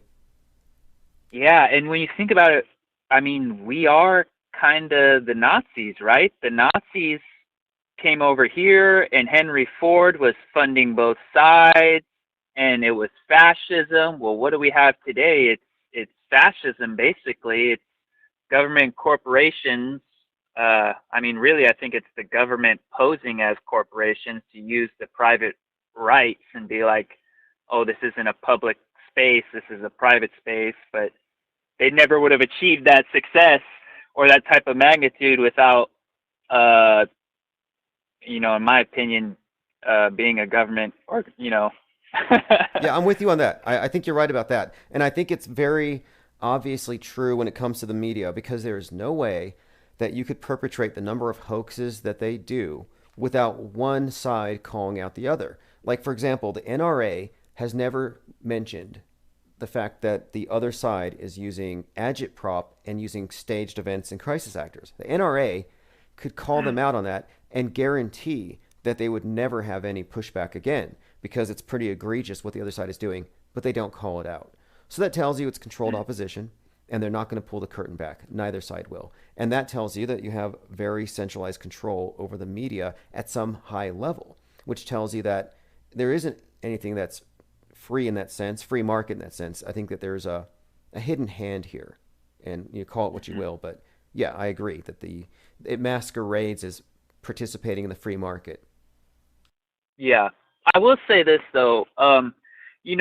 There could be people in the NRA that would, they do acknowledge that they're fake events, but when you come out on the public stage and you say that, you're opening up a can of worms to where you really have to provide a bunch of evidence for all these different things, and it can become an overwhelming task. And not only that, people are so bought into a narrative that regardless of the facts, if you call an event fake, they're just gonna be cognitively dissonant. Like, when I engage with people about the V's, I step into their realm. I try to use peer-reviewed science. I try to do it like the Del Bigtree way, instead of just saying like it's all fake, because as conspiracy theorists, we kind of have to meet if we want to. If we want to get our way, I know what you mean. The worst thing you can do is alienate people, and people tend to they find something, they think that this is the big truth, and if you can just hit somebody over the head with it, evangelize it, you can save the world. And I don't really have that attitude. I think that people arrive at things in their own way, and you can't expect people to just take your word for it. You're telling them, don't take the media's word for it. Well, you can't really supply yourself as a new authority. So yeah, these things have to be approached in a way that doesn't immediately alienate people, but there's a lot of work ahead of us if you're trying to convince people anyway, which I'm not necessarily trying to do that. But if you are, you have to get them to understand that propaganda isn't something that was used back in your grandparents' lifetime, that they stopped using. That propaganda is actually the norm today, but people don't see it. They won't see it for decades. Yeah, I've had a lot of success starting off with just surface level baby conspiracies, like the Joe Rogan shit, and then you kind of go to 9/11 and JFK, and then you can kind of get a little more out there. But yeah, I think it's important for us to meet in the middle and then try and move that. I don't really know. I'm always interested in talking to people who work in the media. I spoke with someone who used to work for Huffington Post. I think she's with Make Media. And she called me up to do an interview because she heard something I said. And she thought I was saying I don't believe in volcanoes or something silly like that. And I was not saying that, but I took the interview. And And in the course of the interview, I was just describing how controlled I believe the media is. And she says, I'm in the media. Are you saying I'm controlled? And I said, it's not really that anybody's telling you what to think, but your options are curated. And that's what I mean by the world stage. It's the curated set of options that you're going to come in contact with. And what they consider to be borderline or conspiracy, they keep it out of the public realm so that, yeah, you're coming from left field when you question the mainstream. Mm-hmm. There's one more thing I wanted to get into. I know you're not a big believer in that. Well, let me just give a little disclaimer. I'm not in favor of lockdowns. I'm not in favor of masks or mandates. But I know you don't necessarily believe that there's a virus going around or that it could be hurting anyone. Early on, before all this started, I got really sick, like January 2020. And from that point on, I'd been suffering from a lot of pains in my brain and my heart. And I always had a hunch, like I knew from the beginning actually that it was from my phone and my Wi-Fi, but I went around for 2 years, trying all these different things, ice bath, sauna, fasting, keto, paleo, all types of herbs, bulking up, intense cardio. And the number one thing that's helped me, and I'm only saying this because I know there's other people out there suffering, is putting my phone in a Faraday bag. Because, yeah, I genuinely believe that whatever they released is something that interacts with wireless frequencies, and they're targeting certain individuals. Interesting. I can't, look, I'm not going to just dismiss that without looking into it, or at least trying to understand what you're saying, because I've heard this before, and that this isn't something unheard of, because it was like one of the more popular theories. People were correlating the placements of these 5G networks with outbreaks of the virus, and the media was really adamant about shutting that down. And then all kinds of 5G towers were burning, and they blamed conspiracy theorists. And so to me, I'm like, okay, well, either they have something to hide, or it's a completely contrived panic designed to make people look nutty. So I'm open to the possibility, but you're saying that you've had symptoms that, would those be considered COVID symptoms? That's the thing. That's the COVID. So, and that's what made me waste so much time, because there's two things that make your immune system respond.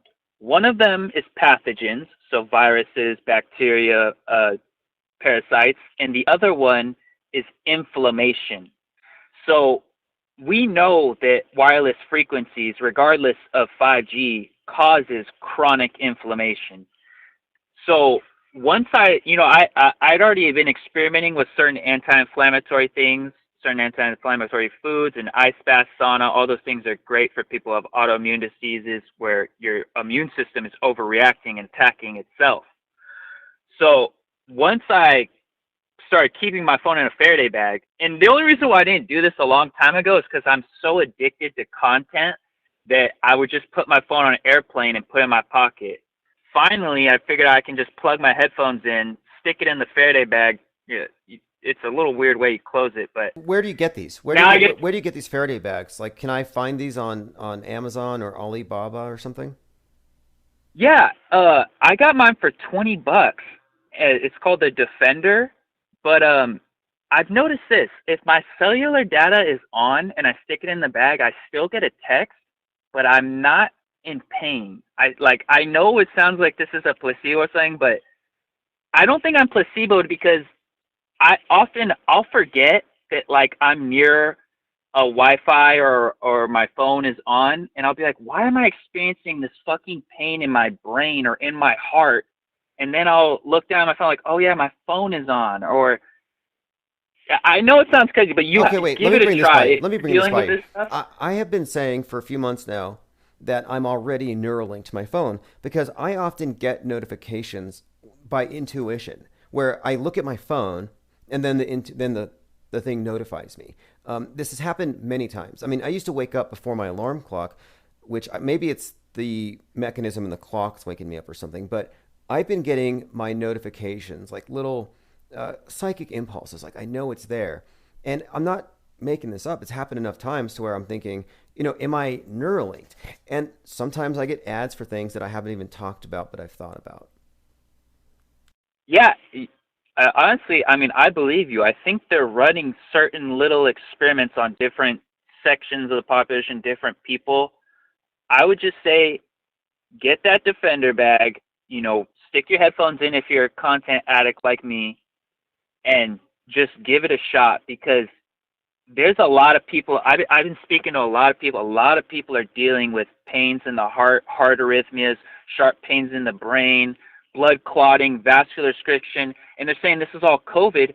Well, it's almost like they're making us look at the wrong pillar of immune responses, which is pathogens rather than inflammation. I'm surprised I don't have it, because I have, at any given moment, I think I have half a dozen computers on, because I have two 24-hour networks. I have a couple laptops, one for animating and then one for social media. Then I have a Kindle, a phone, and a couple of Bluetooth speakers. So if I don't have any, like, I should be fried. I should look like The Walking Dead right now, but I actually think I'm healthier than I've ever been. Yeah, and that's the thing. It's like I don't know if it's targeting. I don't know if it's genetic predisposition. You know what I'm saying? Yeah, it could be that, or maybe at some point they're going to say, hey, this guy at Infinite Plane Radio, let's turn it up a notch, and then at some point I'll just start frying. I'll start losing my nails, my hair will just start falling out, and we'll know it's because they've activated it because I'm, going too far or something. Yeah.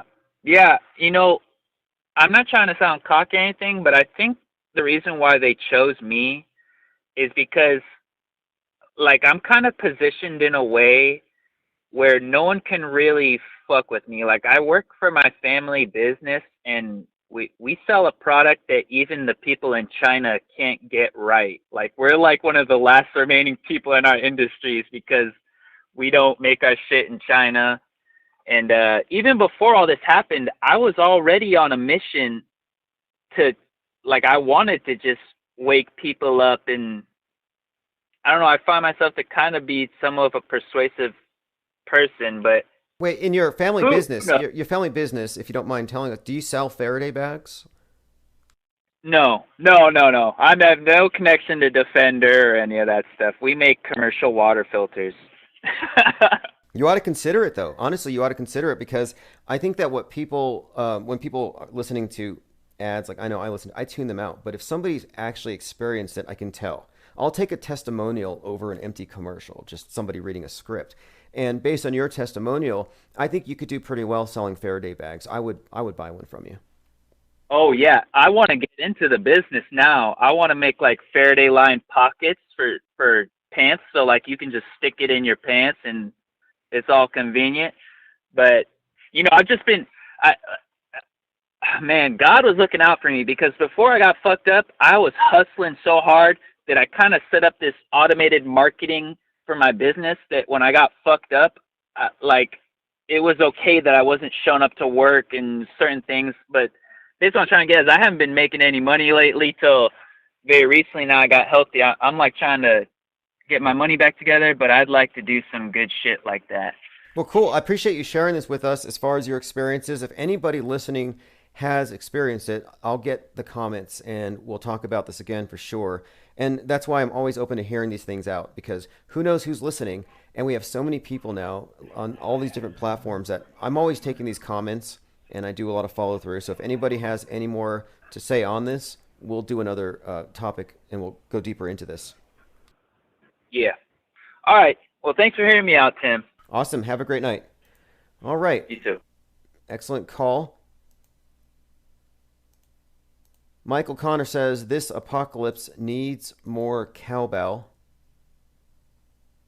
Yurt Mama says, I have dental implants. When I first got it, I would hear an out-of-tune radio. See, I wouldn't mind that. I wouldn't mind a dental implant that gives me a Bluetooth link to my Kindle audiobook player, the Audible. Or even just my Siri, just giving me directions. Obviously, Sarah says here that tinfoil works good. Right, the whole tinfoil hat thing. Somebody needs to make tinfoil masks. Okay, Max11987 says, airplane mode does work. I've tested it with an RF meter. Now, yeah, I don't know. Am I frying myself with all these computers and monitors and Bluetooth devices? I'll be your guinea pig. I consider taking a number of vaxes and boosters on a live stream. Just a guinea pig, see if anything changes. Did you guys see that image of Greta on the Guardian magazine where she's got the black goo coming down her face? Strangest thing. And the headline says, it's from the Guardian, I really value friendship. Apart from the climate, nothing else matters. And the images that you see on this piece, it's Greta Thunberg with this black goo dripping down her head, and then it covers up, gradually it covers up her face, or half of her face. Because like all servants of the devil, apparently, they have to always flash this one eye thing. And it's very conspicuous. It's actually creepy. Go to theguardian.com, and it's an animated thing where you scroll down and Greta's eye gradually gets covered frame by frame until she only has one eye showing. The black goop has covered her. Some say this has something to do with graphene. They go, look. Then the eye opens. And last night we talked about this symbol, the one eye symbolism, and what it means in the big picture and why it matters that Greta Thunberg, the face of this youth environmentalist movement, why it matters that she would be constantly flashing this particular image. And she always does. This is symbolism. You can find dozens of pictures of Greta Thunberg with the one eye symbolism, even when she was a child. There's an image of her as a baby with her parents, who are, I think, circus performers or something.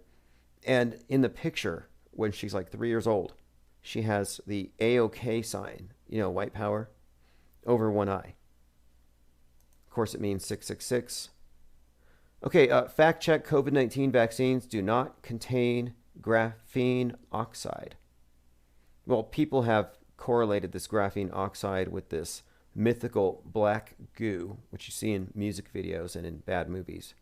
And here you have Greta with the black goo. Greta Thunberg has made the ultimate sacrifice for the Guardian. She allowed us to turn her into a human oil spillage. The black stuff is dripping from her hair down her nose, past her cheeks, to her neck and shoulders. So they're throwing dino juice on her to make a point about the environment. At least that's what the public is told. But they don't explain why they only cover one eye.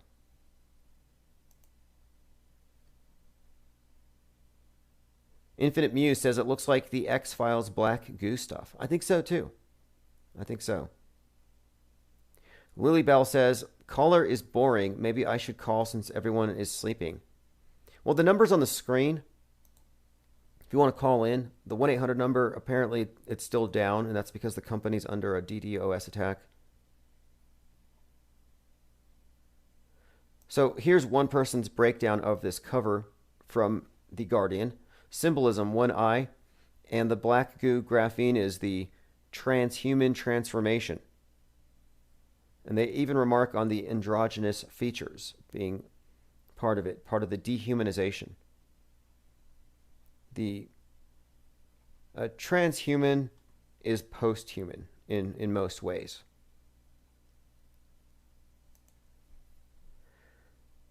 Roxy says there is an Illuminati playing card with the black goo. Is there a Simpsons episode with black goo? That would convince me. They just kicked off their 33rd season, by the way. Simpsons premiere was last night, season 33. So if you want to know what's going to happen in 2022, you're going to want to watch this. You really do. You got to do your opposition research. That's why I'm watching Westworld. Like, I know where things are going. The robot rebellion. It's going to be worse than Maximum Overdrive. Now, here's this ridiculous article. It's on CNET. Elon Musk said Inspiration 4 crew had challenges with the toilet. I don't know why they make these into stories, but you can see the cupola view is actually the restroom seat. I don't know why they did it. I think it's kind of perverse. But they claimed that they had a challenge, and they're not talking about it. I haven't seen any footage yet. I think they have to clean up before they put it on Netflix. Maxwell Cooper says he was a good caller. Oh, absolutely. Zinvella says there's Event 201 programming in the Westworld Season 3 finale. Oh, sure. And even the Westworld logo has a pretty obvious 311 encoded into it. And so if you look at the way that the Westworld logo looks on, I think it's on all the seasons, in fact, you can see, if you turn it sideways, you've got the 3 and you have the 11. Westworld Awakening. I'm not going to give you any spoilers, but it's a cross between Blade Runner and Jurassic Park, for the most part. By the way, if you go to infiniteplanesociety.com, just to make everything very convenient, I have a 24/7 stream that will never go down. Because this month, the month of September, we had 4 channels shut down. And that's because our opinions are unauthorized. We say unflattering things about the news media, the church of the day. We blaspheme. So I deleted all of the YouTube video boxes there, and I replaced it with one from Rumble. Rumble will never go down. So again, infiniteplanesociety.com, you have a 24/7 stream on Rumble. Below that, Odyssey will never go down, and so on. You can also get the archives there as well. And if you like to get the podcast, we're on TuneIn, we're on Reason.fm, and pretty much every other one you can think of. So even if these things get pulled, all these videos get yanked off of various platforms, it doesn't matter. They've already made it out there into the RSS feeds. Finbar says, I love Rumble. Hey, Rumble's great. Has a built-in super chat, so you don't have to adhere to anybody's oppressive terms of service and the community guidelines in order to get monetized. You can say what you want. Salty Siren says the black goo is deoxygenated blood. I've heard a few things about this black goo substance. It's just one of these things it's appeared in so many different movies, and now to see Greta Thunberg with the black goo on her head, very strange. A couple other things I wanted to point out here tonight, and if you're listening, you're just going to have to go to fakeworld.news for these links. So I'm looking at the Chinese space program, and I had higher expectations. Well, I had hoped. Based on past experience, I just figured, okay, well, they don't have the budget. And I don't know why all the space agencies don't share the same special effects department, so they could at least be, well, on the same page graphics-wise. They could be consistent, because there are differences. You know, I think I'm the one who first called out that the European Space Agency has a shadow beneath the space station on the ground, 285 miles below. It shouldn't be there, but they have a shadow. Nobody else does it because it's wrong. It's aligned properly within the computer simulation, but it's wrong. Suggests that the thing is fake. Well, here I'm looking at the Chinese space program, and they added a couple of things that you don't see when you look at NASA or SpaceX. For one, you see stars on the background. So they're outside of the space station. They're outside of the thing. You see stars, for one. And two, the flag is waving like it's windy up there. Is there wind in space? When did that happen? So apparently the Chinese space station is in a windy area above the Earth. Are they higher or lower than the ISS? Maxwell Cooper says, I saw somewhere that China actually took a shot from the movie Gravity and put it in one of their live shots. It's like they're not even trying. And is it because their viewers are less sophisticated, or are they just less enabled when it comes to criticizing the government propaganda? But yeah, a windy day in space. And I've heard of space weather. Space weather, space hurricanes, these are all things. NOAA has the NWS Space Weather Prediction Center. Space weather is defined as the variations in the space environment between the sun and the Earth. In particular, space weather describes the phenomena that impacts systems and technologies in orbit and Earth. So the space weather is very windy right now where the Chinese space station orbits. And look how the Earth is all lit up on the dark side. That's interesting to me because if you look at the Earth from space with the Inspiration 4, and this is also true with Starman, but when you look at the footage or the pictures, the dark side of the Earth, as in the night side of the Earth, is literally dark, like pitch black. And I'm wondering, it's like, well, did they turn off the lights? How come when SpaceX shows us the Earth from space, you don't see any lights on the night side? But the Chinese must have better cameras, I guess. Obviously, Sarah says they lost their visionary director. Yeah, they haven't been the same since Kubrick passed. I don't think he died when they said that he died. I think he kind of gave away the hoax in his own movie Eyes Wide Shut, where there's actually a reference to his obituary. Okay, so let's see here. Let's go ahead and play this. If you didn't know, there's the Space Force. It's really trying hard to sound credible. I love their little commercials. They're like, we used to only have to worry about black holes, but now we got to worry about space junk. I'm like, wait, black holes are way scarier than some orbiting piece of equipment, a CubeSat that we get our internet from. Earth is only half the battle. Our entire way of life depends on space. From banking to farming to communication and navigation, space is closer than you think. We are here to defend the freedom to operate in space, to be the guardians of our way of life. What a bait and switch. You sign up to join the Space Force, you get a Battlestar Galactica uniform.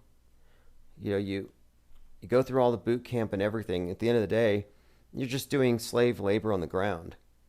Maybe you do simulation. Obviously, Sarah asks, what's the reference to his obituary?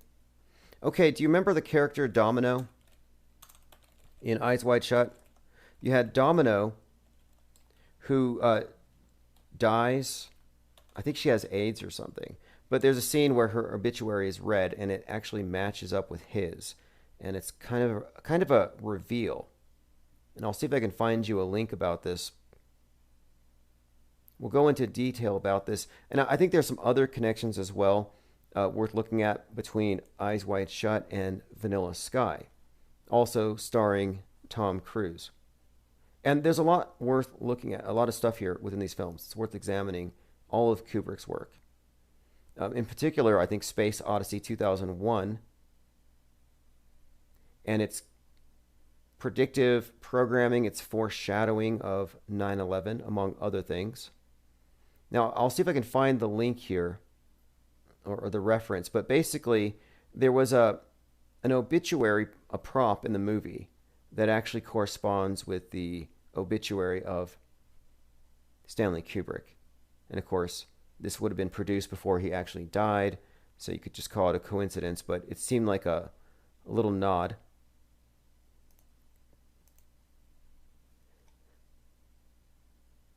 Now, there's a few other things about that movie and others we'll probably talk about here in the coming days. I think that there's some symbolism worth looking at with these last few launches, these last few rocket launches done by Bezos and Branson. You know, Bezos takes off at 9:11 a.m. on the anniversary of Apollo 11. And the connection to Kubrick is that many people are familiar with the allegation that Stanley Kubrick had some role in Apollo 11.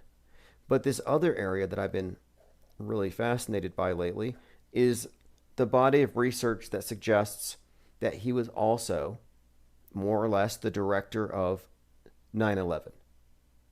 So it is interesting that on the anniversary of Apollo 11, the launch takes off at 9/11. It seems like an obvious reference.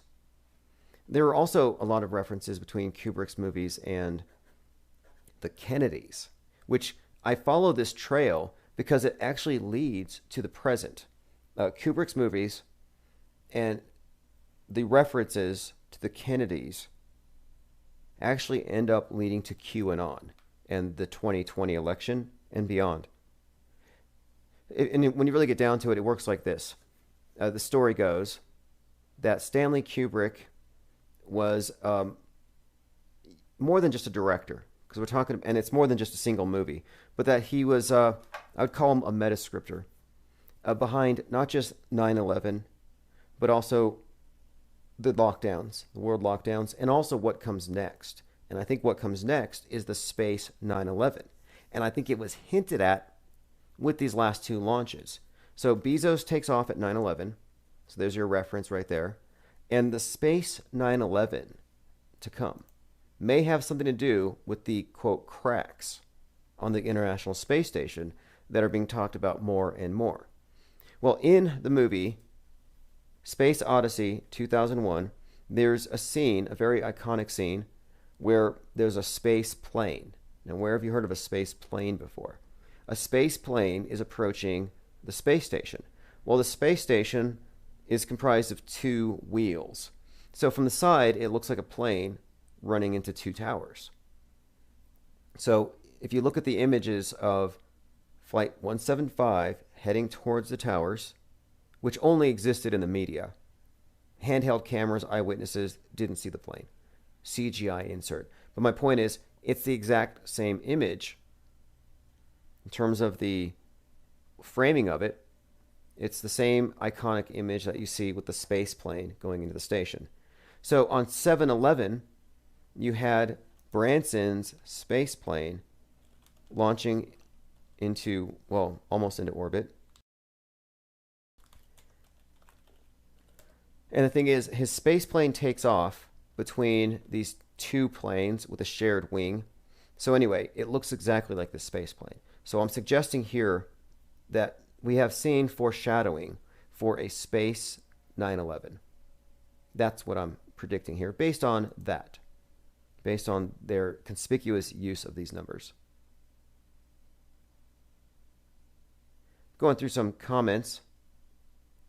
Werner von Braun says, I hope the 9/11 is just ISS exploding from a rock or something. No aliens, please. Now, on this channel, we had predicted that the thing would get hit by space junk or by the Russians, that they would shoot it down. And funnily enough, both of these things came to pass this summer, as we had said. A piece of space junk actually hit the arm of the space station, poking a hole in it. The mission happens to be called Celestial Immunity, and they're testing the immune system in space. And many remark that this unique event, the first time the space station has been hit by junk, they're saying that this puncture in the arm is like the space station got vaccinated on a mission called Celestial Immunity. Like, I think that right there tells you that this whole thing is just such a big story. But, you know, it's just kind of foreshadowing. Then the Russians send a module up that misfires and flips the space station 540 degrees. So the thing sent spinning, cartwheeling, could have crashed. Now it's got cracks in it. It had holes drilled in it. There was suspicion that it was Russians sabotaging it, and the Russians fired back, and they said one of the American female astronauts flipped out, couldn't handle outer space, and drilled a hole in the space station. I think NASA kind of buried that story. They said that her overreaction, her flip out, involved drilling a hole in the space station. And by the way, it's not such a big deal for there to be a hole in the space station. They originally covered it up. They poked their finger in the hole. They literally did that. Russian cosmonaut says the hole in the ISS was drilled.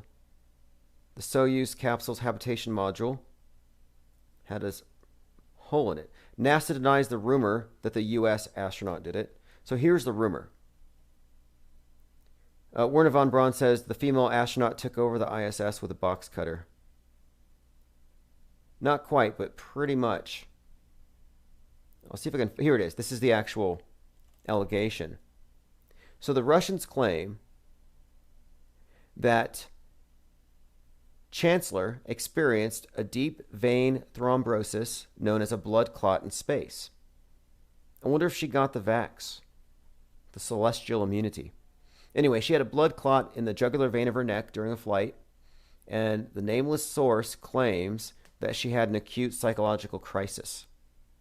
And she created a hole in the space station to, quote, speed up her return to space. So NASA responds, and they say that Serena Chancellor is very respected, and they stand behind her and her conduct, and they do not believe that there is any credibility to these accusations. So this is right before we have the crack in the space station. And so I'm suggesting that the crack is part of a story, as I said at the very beginning of this live stream, that it's the rift. This is from IFL Science. Just continuing on the article, it says, this is unlikely to be the end of this ever unfolding spat. The ISS was long seen as an exception to the geopolitical tensions that existed between Russia and the United States, but with Russia threatening to pull out of the ISS and the growing militarization of space, the future of this relationship is uncertain. So as you can see, they have already set the stage for space wars, and the crack in the space station is symbolic.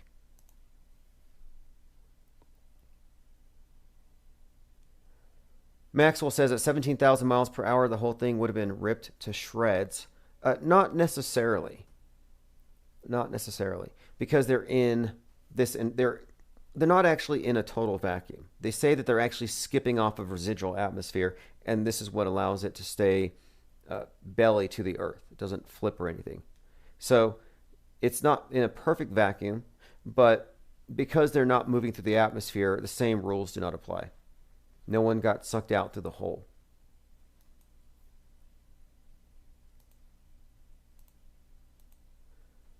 Now, Tom Cruise is going to be losing the space race, and this is the other aspect to it. So they're militarizing it, but they're also trying to turn it into a place for entertainment and tourism.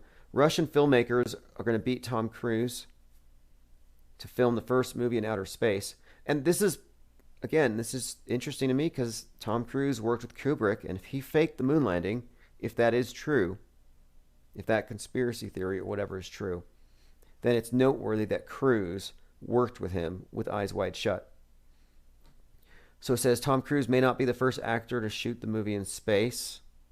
The director Klim Shipenko will be joining his cast of 1 and 2 cosmonauts for a 12-day shoot. So they're leaving on October the 5th. The film's called The Challenge, and I think that's a very interesting name, The Challenge. I think it's kind of ominous, considering we're talking about the space station flipping around, it's cracking, there are tensions on board, accusations of sabotage going both ways. So on top of that, you have a movie being called The Challenge. I don't know what's planned. I'm expecting fireworks next month. I'm feeling like right now it's very, very calm before the stormy. Oh, by the way, the governor of New York said, in addition to these other statements about the vax being a gift from God and the vaccinated are now evangels, she also said that the religious leaders say that there's no religious exemption, so that there isn't one. And I'm like, well, the religious leaders, like how many are there? I mean, what about small churches? What about non-mainstream religions? But no, apparently the leaders that have spoken speak for all religions. And I guess it's assumed, interestingly enough, that the atheists are already going with it, which of course they are, because this is the sacrament in the atheistic NWO faith. Do space tourists really understand the risk that they're taking? This question hasn't been brought up very often. Like, nobody mentioned what happened on Halloween in, what was it, 2013? When Branson's ship blew up. Nobody mentioned it when they were sending these tourists up there. This is from space.com. Space tourism vehicles are probably the only technology with the potential to kill humans that doesn't need to go through any kind of independent safety certification. Is the fledgling industry playing a dangerous game? I thought about this when I saw Branson and company flying around. I thought somebody could get impaled on one of those chairs. It's not safe. You walk around in an airplane, very cramped, there's luggage everywhere. Imagine floating around that thing. It looks dangerous. But I'm seeing this brought up more and more. And I'm like, well, maybe we need a reminder. Because do you remember after the Challenger explosion what Reagan came out and said? After the Challenger explosion, there's a couple of things here worth talking about. Reagan said a couple of things. One, he said that maybe we kind of forgot what a big sacrifice they were making. So maybe this needed to happen. So he kind of implied it was our fault. But two, he talked about the very unusual coincidences on the timing of these things. And this is kind of an interesting thing to go into because I often talk about the patterns. And if you look at the week of the Challenger explosion, you find all kinds of bizarre coincidences. Even connecting with the fiery explosion of Kobe Bryant's helicopter at that same time. Even coordinated with the February 2nd crash of one of the starships that Musk had launched. These things are all happening ritualistically at the same period of time. Listen to this. 19 years ago, almost to the day, we lost 3 astronauts in a terrible accident on the ground. Okay, here it is. He's talking about how the Challenger explosion happened 19 years to the day. All of the people of our country. This is truly a national loss. 19 years ago, almost to the day, we lost 3 astronauts in a terrible accident on the ground. But we've never lost an astronaut in flight. We've never had a tragedy like this. And perhaps we've forgotten the courage it took for the crew of the shuttle. So perhaps we've forgotten. Well, then he goes on after this to talk about the additional coincidence of Sir Francis Drake, who had also died engaging in an effort to explore beyond our known boundaries. Impact of this tragedy. But we feel the loss, and we're thinking about you so very much. Your loved ones were daring and brave. A challenge, and I'll meet it with joy. They had a hunger to explore the universe and discover its truths. Okay, anyway, it goes on about this, and it's really somber. And I think this is worth noting here because he's talking about the school children that watched it, and it wasn't live, so they were traumatized on purpose. And I don't really, believe the whole story, as I remarked earlier. But my point being, it's being mentioned that this is a dangerous game, and I'm wondering, is there going to be something that's going to bring this all back down to earth? Calm down this desire to send people into space hotels and buy them more time to get better at faking it, more or less. Okay, let us continue. Got quite a few things to go into. I have all of the images that I brought up on the screen showing you these Challenger so-called victims and then their twins that lived on. I have all those linked on my Twitter account. I also have a link to the Gabby Petito video, the 2013 Irreplaceable, the Sandy Hook video. Again, she's connected to that event. And all these events are interconnected. Like the people who participate in them live in their own fictional universe. Dr. Wen, for example, lives in the universe where Dzhokhar Sarnath blew up a bunch of people with crockpots.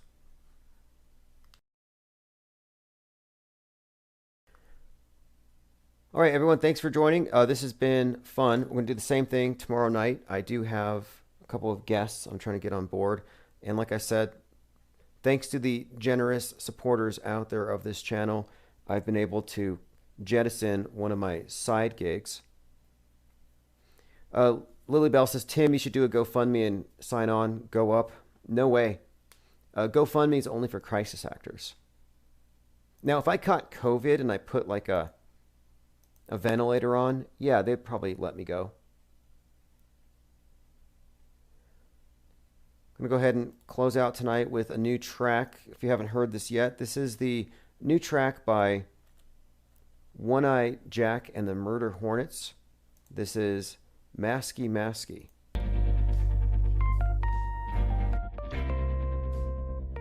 All the music is linked at infiniteplainsociety.com. And get on the newsletter. I'm putting out a newsletter almost daily.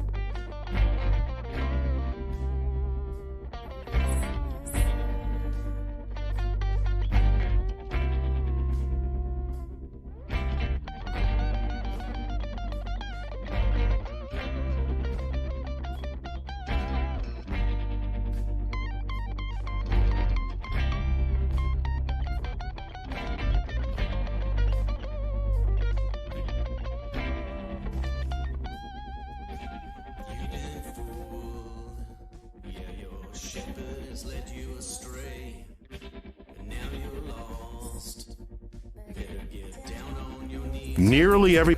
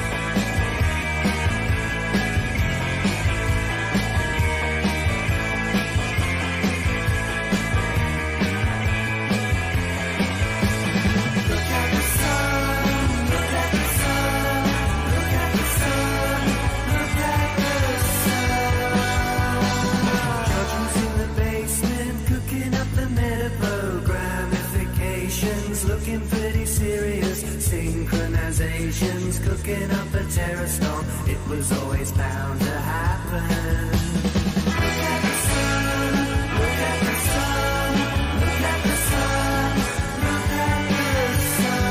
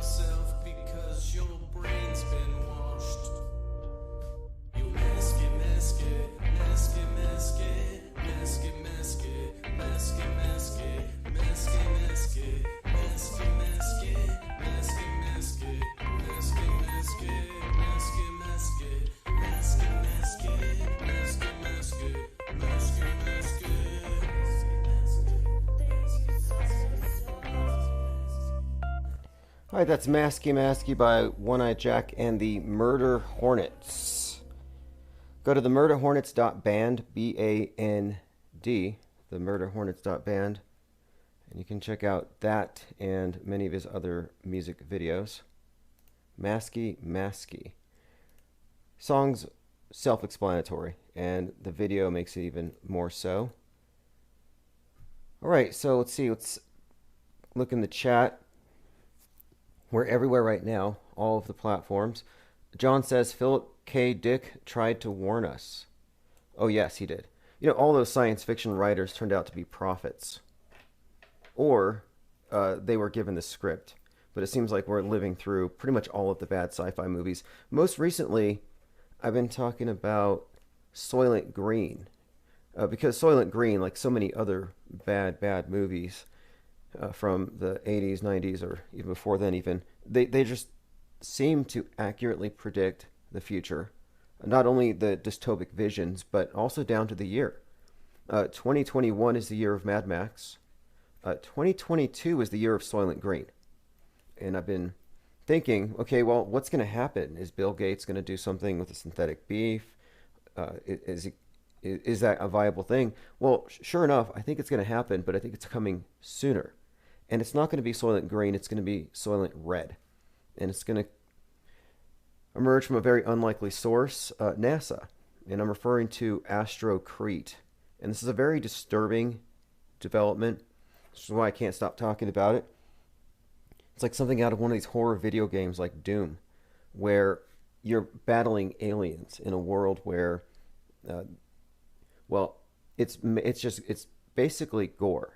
Because what they're talking about is creating blocks of concrete out of moon dust, Mars dust, and astronaut blood, and sweat, and other things, unmentionables. Here's an article from gadgets.ndtv. Scientists develop concrete from astronaut blood and Martian dust to build homes on Mars. So we're talking about blood igloos, blood mud igloos on the moon. It says, literally, astronauts will give their blood, sweat, and tears to make humanity a multiplanetary species. The study states that a protein from human blood plasma, when mixed with a compound from urine, sweat, and tears, can form a biocomposite material with moon and Mars dust. And they also say that it's stronger than concrete. And to me, that's just a huge claim. It needs to be substantiated.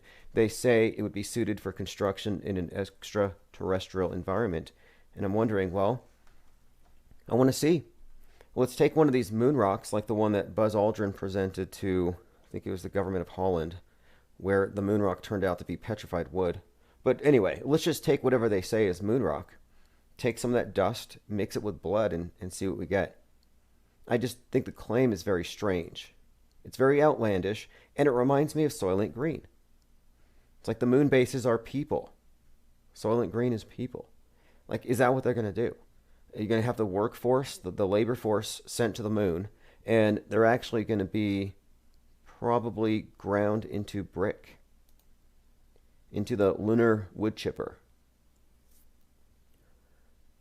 All right, Epic Soul says, this doesn't look like Mad Max to me. Yeah, I'd say they missed the mark on that one. But this Astrocrete thing, it's not the worst development from the space agencies. It's one of the newest ones. If you look at the picture, it looks pretty bad, but it's not as bad as Astrocrete. So just something to look forward to. Not only are you going to be moving into Martian communes and lunar communes, but you're going to live in homes made out of blood. Okay, let's see what we have here. We already talked about this yesterday, or a couple days ago. FDA approved Vax drones. No, Vax darts. Might get into that. Project Veritas recorded an FDA employee on video just being honest, and he was talking about Vax darting the hesitant. He also talked about turning America into basically Nazi Germany, which I think many find very acceptable if you listen to late night comedy, quote unquote. You get these government gestures like Jimmy Kimmel talking about denying hospital beds to the unvaxxed, denying ICU beds in particular. So he wants to turn hospitals into, I guess, death camps, and it's some sort of a laugh line for them.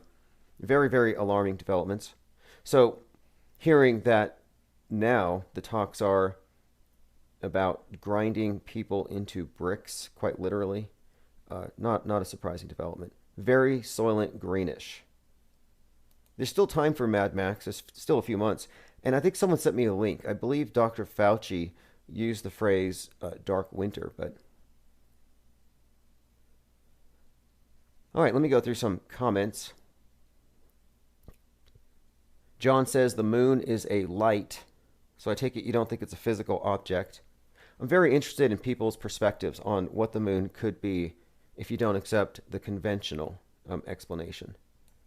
Got some other headlines. William Shatner's going to space. He's going to ride one of Bezos' rockets. William Shatner's to go to space, and I think he's 90 years old. So the previous ones went, I'm talking about the 4 individuals. You had the 18-year-old, I think his name was Oliver Demon. And then you had Wally Funk and Jeff Bezos and his brother. They flew 66.5 miles, which is higher than the Kármán line.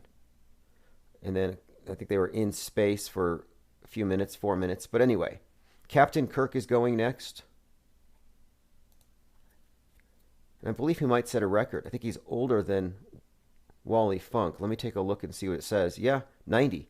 William Shatner is going from starring in Star Trek to seeing the real stars above. The sci-fi actor 90 will be going to space aboard Amazon founder Jeff Bezos' New Shepard, according to TMZ.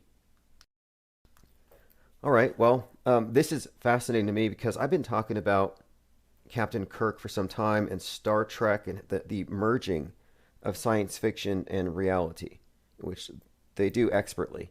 And right now on Mars, if you didn't know, there actually is a Star Trek emblem. There is I think it's actually a plateau. Here's from ScienceAlert.com. Starfleet logo has been spotted on Mars. NASA finds Star Trek symbol on Mars. NASA orbiter spots the Star Trek symbol. Now, it's basically a massive symbol in the ground. It's a plateau, but it actually even has the mark in the middle, the divot that looks like a spaceship. It's perfect. And then you have the starship. It's not the only tie-in. You also have Game of Thrones represented on Mars. If you didn't see that one, you have the House of Stark. And I believe their logo is a wolf's head. Game of Thrones fever reaches Mars. CNET. NASA's Mars Reconnaissance Orbiter camera spots a House Stark symbol on the red planet. So there you have a Star Trek tie-in. You got a Game of Thrones tie-in. Interestingly enough, Stark is Iron Man's name. He's from the House of Stark, you could say. Tony Stark. And Tony Stark has been compared to Elon Musk, or vice versa. Which one's fiction? Which one's more fiction? Musk or Stark?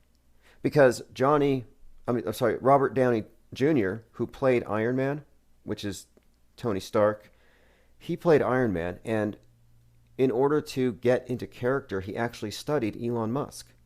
So in other words, an actor playing Iron Man / Tony Stark studies Musk to be that character better. So it's kind of interesting now that Elon Musk has this tie-in with Star Trek, with his starship, to that logo on Mars. He's got the House of Stark tie-in, as he's somewhat a real-life Tony Stark. And finally, Nazi rocket scientist Wernher von Braun, pal of Walt Disney, wrote a book called Mars, A Technical Tale, about the first man to colonize Mars. And they call him the Elon. So there you have several tie-ins with Musk and popular entertainment and features on Mars. So to get back to William Shatner, now you have Captain Kirk going up to space. Interesting development. He's 90 years old, and I find that to be very remarkable. It's actually going to happen very soon. It says the Canada native's 15-minute flight will occur in October.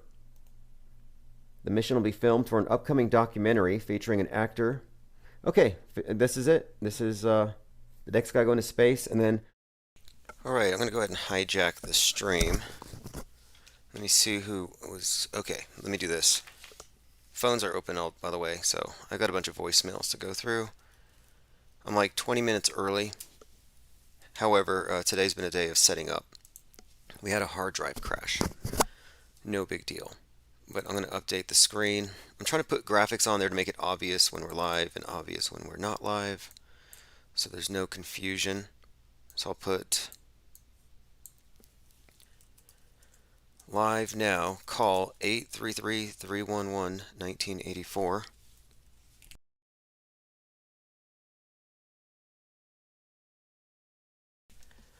Okay, and let me go ahead and find some... Alright, there we go. I gotta send out live notifications, by the way. So if you got the text messaging us with